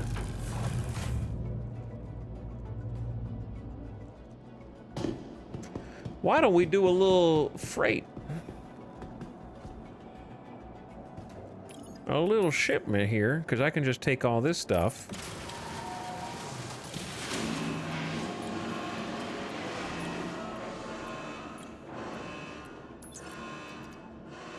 Grab you.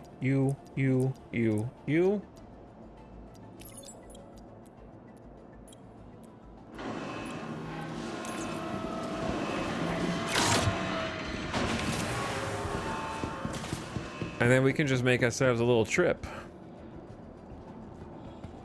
Or I could just save up a ton. Those are kind of the two options. Should I just, let's just, you know, it'd be more fun to save up a ton and make one big sale at some point in the future. All right, I was thinking maybe we just go make a trade now, but it's fine. I'm changing my mind.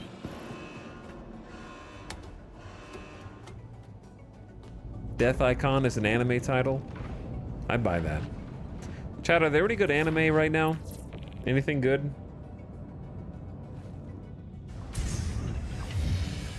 Are there any must-watches out there? I need something new to watch. That's not gonna be like, no? Okay, I believe you. All systems landing complete.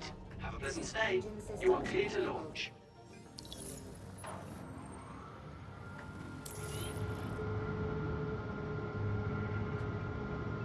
Have I watched Elf Show? I have not watched Elf Show. Have you seen all the old anime? I've seen every single old anime that ever has been made. Launch complete. Landing gear retracted.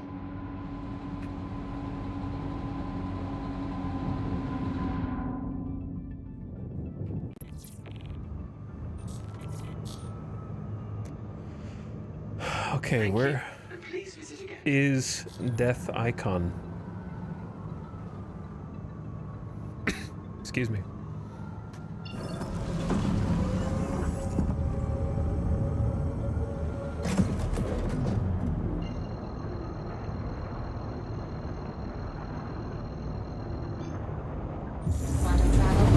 You know what's funny about anime chat?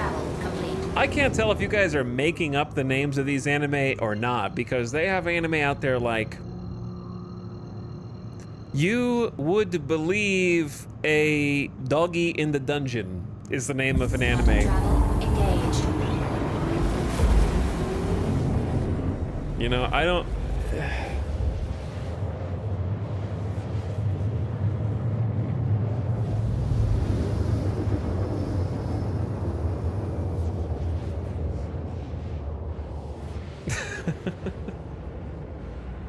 Have you seen the one where the guy dies and wakes up in another world? Dude, another freaking world? That's what, hang on, but that's what you do every single night. How do you know that the you that wakes up is the same you that went to sleep and you're not just cloning your brain every time you sleep? Quantum travel engaged.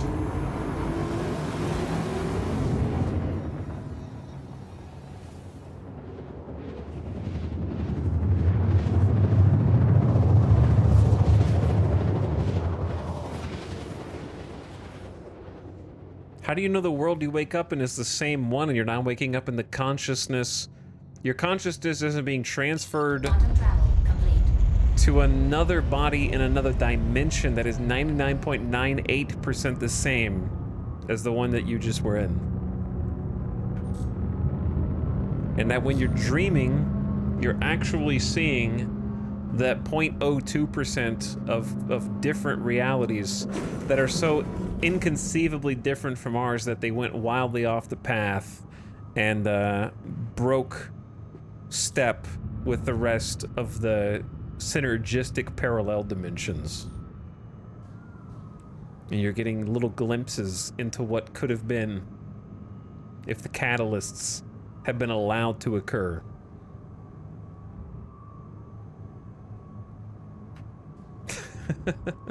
Anyway, so the ship that we blew up is gone, but I used my death marker to find the stuff that I dropped. And the death marker is inconsistent at best, okay? So just FYI, it sometimes disappears because it's Star Citizen. Engage.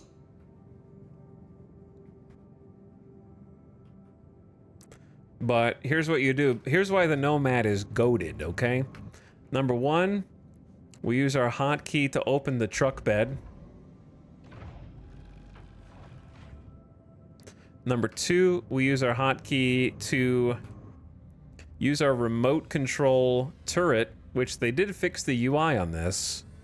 So that's nice. We have a rear tractor beam for our pickup truck. And then we just yoink the boxes that we left without even having to get out of the driver's seat.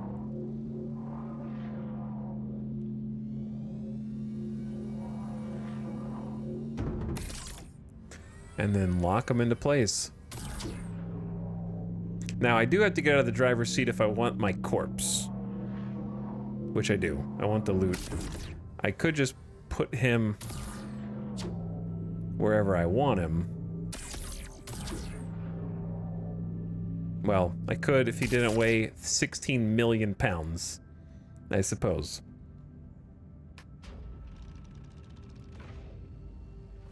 Okay, pull up the truck bed.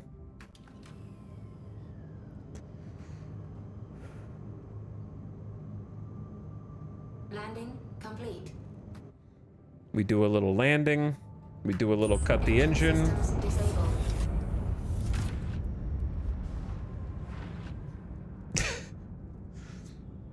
I'd be in trouble in those worlds. I'm usually naked in my dreams. Why? Is this the same hero character? Yeah. Yeah, it's pretty much right where we left off from the Zero to Hero character, except this time I spent the money that we made on the Zero to Hero character on a C1 Spirit. So we do have a C1 Spirit now. Otherwise, it's the same.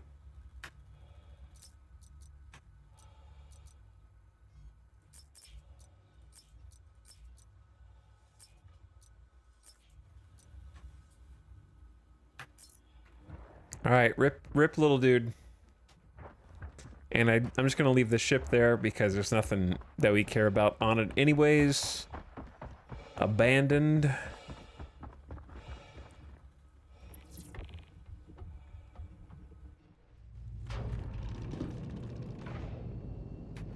Welcome back to Star Citizen. Thanks. It's been a rough welcome back, if I'm honest with you. This patch has been very hit and miss, I would say.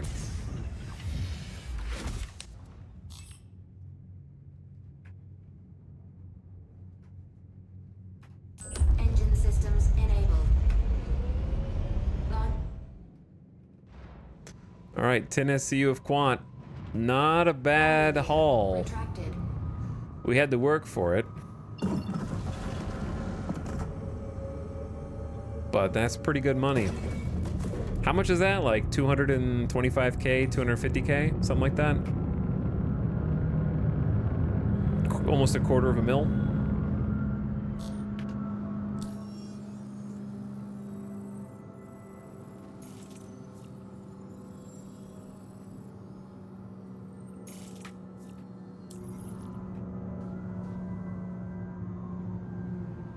But yeah, we tried to do the new missions and we couldn't do them. So that was a little disappointing. Quantum travel engaged. The hauling missions were bugged for me. Couldn't even start them. The streams were so fun to watch. I'm glad you're playing more. Yeah, no, it's fun to jump back into and do some stuff. I wish I had a little less trouble today than I did, but we're trying to make something out of it, you know, profitable. Even if we don't cash in on it all today. I think I'm really motivated by having like carrots on sticks to progression unlock. Quantum travel engaged. And without Zero to Hero, I'm not sure what that carrot on a stick is. Other than just make money for fun. I do want to buy an SRV. I don't know what I would do with it after I bought one. But I don't know if that's... I think what I need is some more ways to make money dynamically in the world.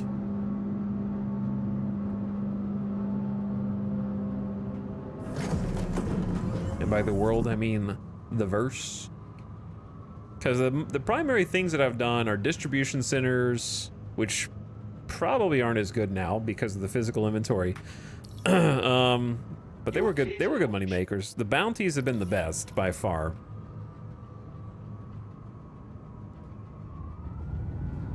And then I've tried prospector and rock mining. Prospector mining is fun, but not very profitable, to be honest. It's very time consuming, but it is fun.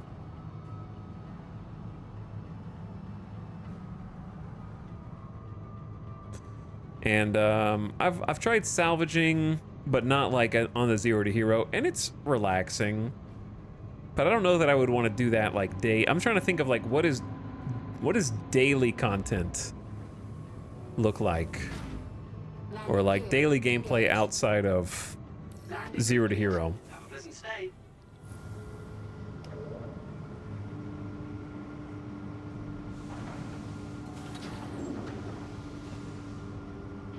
I want some more like sandbox loops.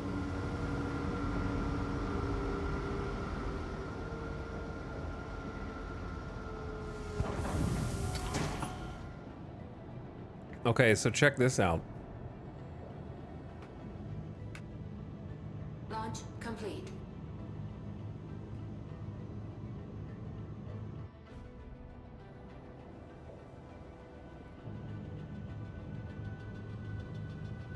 Landing complete. Engine set. Behold, the Nomad.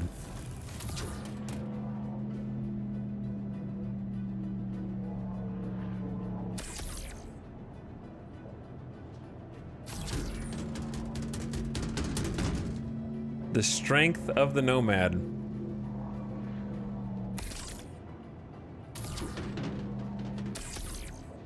Pretty cool. Close up. And prospector mining right now, it is very cozy. When the last time I went prospector mining, I tried going prospector mining off stream and I hit an invisible rock and then I alt F4'd. There was a rock, but there wasn't a rock. And so I quit. Because I didn't have chat there to encourage me. Dude, the new freight elevator is fun. I like it a lot. I enjoy that as a mechanic. And this whole system works really well. Except for that like one random error that we had.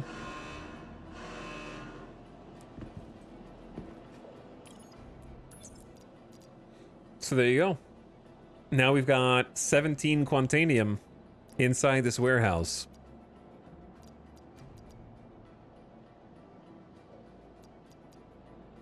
Yeah, 17.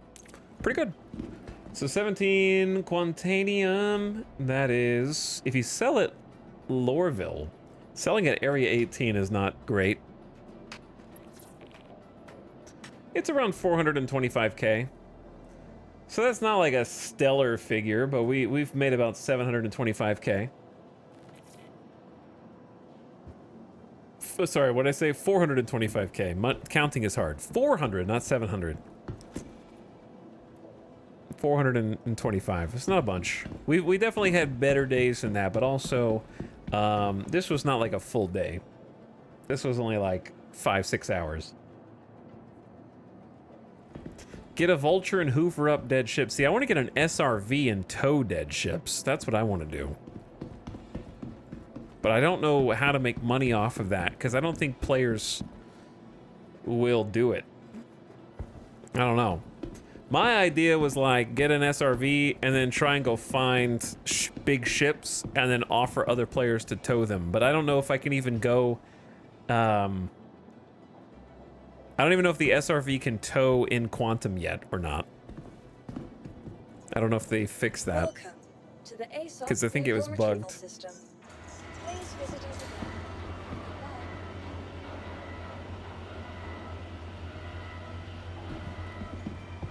In the last patch, might still be bugged. Is Hero to Zero feasible? Give away all your money and buy a new account. Something like that. All right, chat. I think that's going to be it for today. We streamed for like over 9 hours. Didn't accomplish as much as I wanted to, and I didn't get to see all the new content. I'm really happy with the personal hangars and elevators, and the cargo elevators. Less happy with how it feels flying my ships in atmosphere, and also the bounties felt strange, like the AI was different somehow, and I don't know if that's intentional, my imagination, or something else. My pledge ship got destroyed, and when I go to the ASOP terminal, it shows destroy with no option to claim it. What do I do? That's a good question, Fortinbras.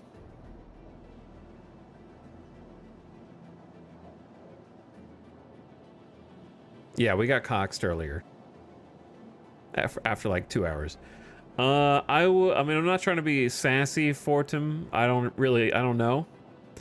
But I would try Googling pledge ship destroyed, can't claim Star Citizen and see if something comes up. I'll do it for you now. Pledge ship destroyed, can't claim Star Citizen.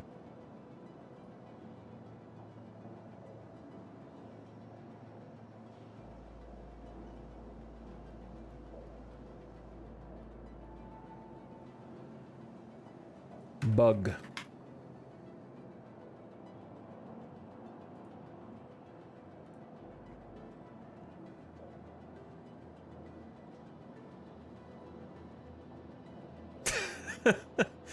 Okay, day 9 of trying to spawn my pledge ship.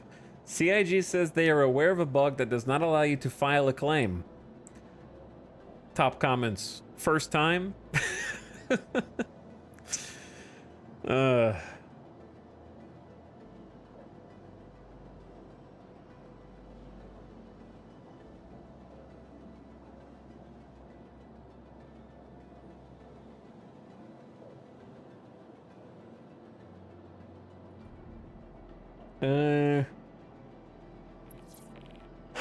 I don't know, dude.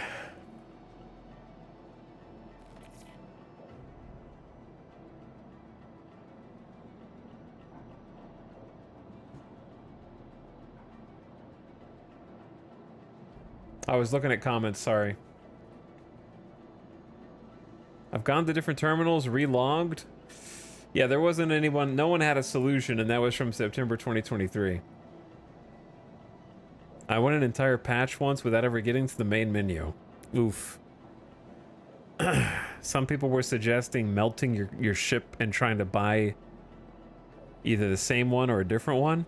If I were you, I would try melting the ship and getting another ship package that was like a different ship and see if that works. But I don't know, dude. I wish I could help you. I'm sorry. I know that sucks. It has LTI. I would submit a ticket and just see what they say. That's the best I can do. I have never encountered that, but I've also only been playing for a few months. Chat. GG's. We came, we saw, we tried. We were slightly productive, I will say. I want to figure something else out to do, to work toward. But I don't know what that is yet. And I also want to give them some time to at least fix the missions. Because I want to try the hauling missions.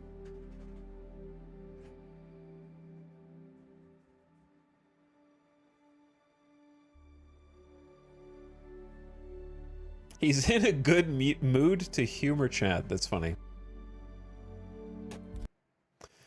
Yeah, I know. The hauling missions are sort of the whole thing that they're doing in this patch. So I assume that they'll fix at least these. Because they're brand new. Like, and by fix, I don't mean fix all the missions. You know what I mean. Like that was the whole feature of the update.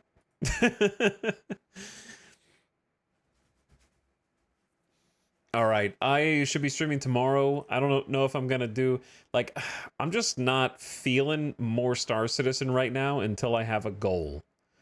I need a goal. I don't want to just do bounties every day and hope that I hit the jackpot and also have to deal with them leashing and not following and also getting more difficult. If I feel like playing more Star Citizen tomorrow, then I will. And if I don't, I don't. Let's put it like that. Because there is still fun to be had. But I need tangible goals. I need, like, the Zero to Hero. I loved working towards something and having, like, okay, here's what we're going to do. So if I can get behind something like that, then we'll do more. Just kind of dicking around is fine today, just to kind of see the new patch and check out the new features, at least the ones that we're able to check out. So that was cool, just kind of see the new content, jump in, catch up on all the videos that I missed. I think this is why a lot of content creators on Star Citizen end up becoming like PvP bounty hunters, because you get the thrill of the chase, you know, you get the adrenaline rush from finding other players and killing them, or just being pirates. But for like PvE stuff, I need to have like a stepladder of carrots on sticks. Do you play any FPS? Pretty much just this right now. I don't really play. I like first-person shooters, but I don't really play any right now. I'm trying to think the last one I played. I don't play any, like, I would play like the new Stalker when Stalker comes out. That would count. That's more my speed. I'm staring it out of the park and I am overwhelmed. Yeah, I'd watch a couple tutorial videos first. Especially if you didn't know baseball before, it's gonna be more overwhelming. I would say Google some stuff. There's some good content creators who will explain things. I watched PF Holden's videos on YouTube for some like kind of settings tutorials, and just watched their, like, they have a beginner's guide and a settings guide, and I kind of just copied some of their settings. So I would check that out. I did play a bunch of Tarkov, but Tarkov ain't what it used to be. I'll leave it at that. Thanks for hanging out, Cutie Wasp, Moorbug, Heavy Boots. Good night, guys. I'll see you again tomorrow. We'll do something. Should do something tomorrow. I don't see why we wouldn't. I want to play, dude, I think I want to play more Star Citizen, but I want to have a goal that motivates me. I think I just want Zero to Hero from scratch, but I need to wait for 4.0 for that. I wanted to do like a hauling focused Zero to Hero, where we started like hauling baby stuff and then upgraded to like a whole A, and then upgraded to like a raft, and then go from there. But the hauling missions pay like 20 to 50K and also don't work. And also I was thinking in between doing the hauling missions, I could go into chat, like global chat, and then offer to be a dock worker for somebody else and help them load for like a fraction of however much they're making. But I don't think anyone's going to be manually loading and unloading those big ships. They're going to take all their commodities to the TDD and just wait for the auto load.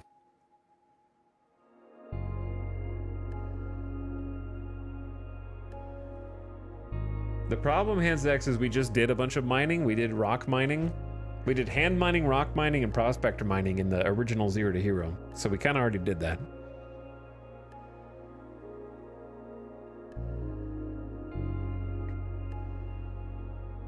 Could start a union. I just don't think anybody would even trust me.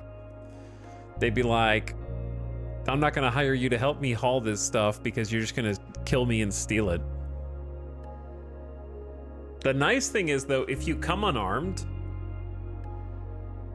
you can't use magic inventory to gear up.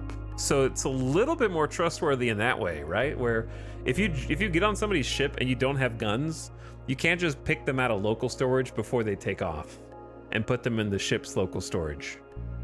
You know what I mean? So you can still punch somebody to death, but that's a lot harder than like capping them in the head while they're flying.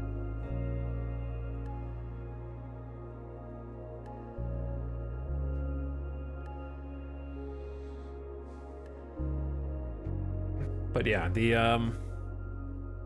we did drug running in the last one. It wasn't great because the outposts were only like printing 12 SCU or something. And we did a lot of drug running from the distribution centers. You can't make any money while racing. And how do you 0 to hero with salvaging? Hand salvaging is a meme right now. And there's only one salvage ship that I would be able to man myself. So I appreciate the suggestions, but I think it's going to come down to probably just waiting for 4.0. But we'll see. I would like to see at least a hot fix or two for this patch. That'd be nice. All right, Chad, I'm going to send you out of here into the void. Good night, and I will see you again tomorrow. Appreciate you. Thanks for chilling. Thanks for watching. And thanks for typing in chat. Good night. Come back, and we will do some more gaming. Come back at like 3 p.m. Pacific. That'd be a good time. All right? And I'll catch you then. I'm out. I'm hungry, dude. It's 1 a.m. It's 1 a.m.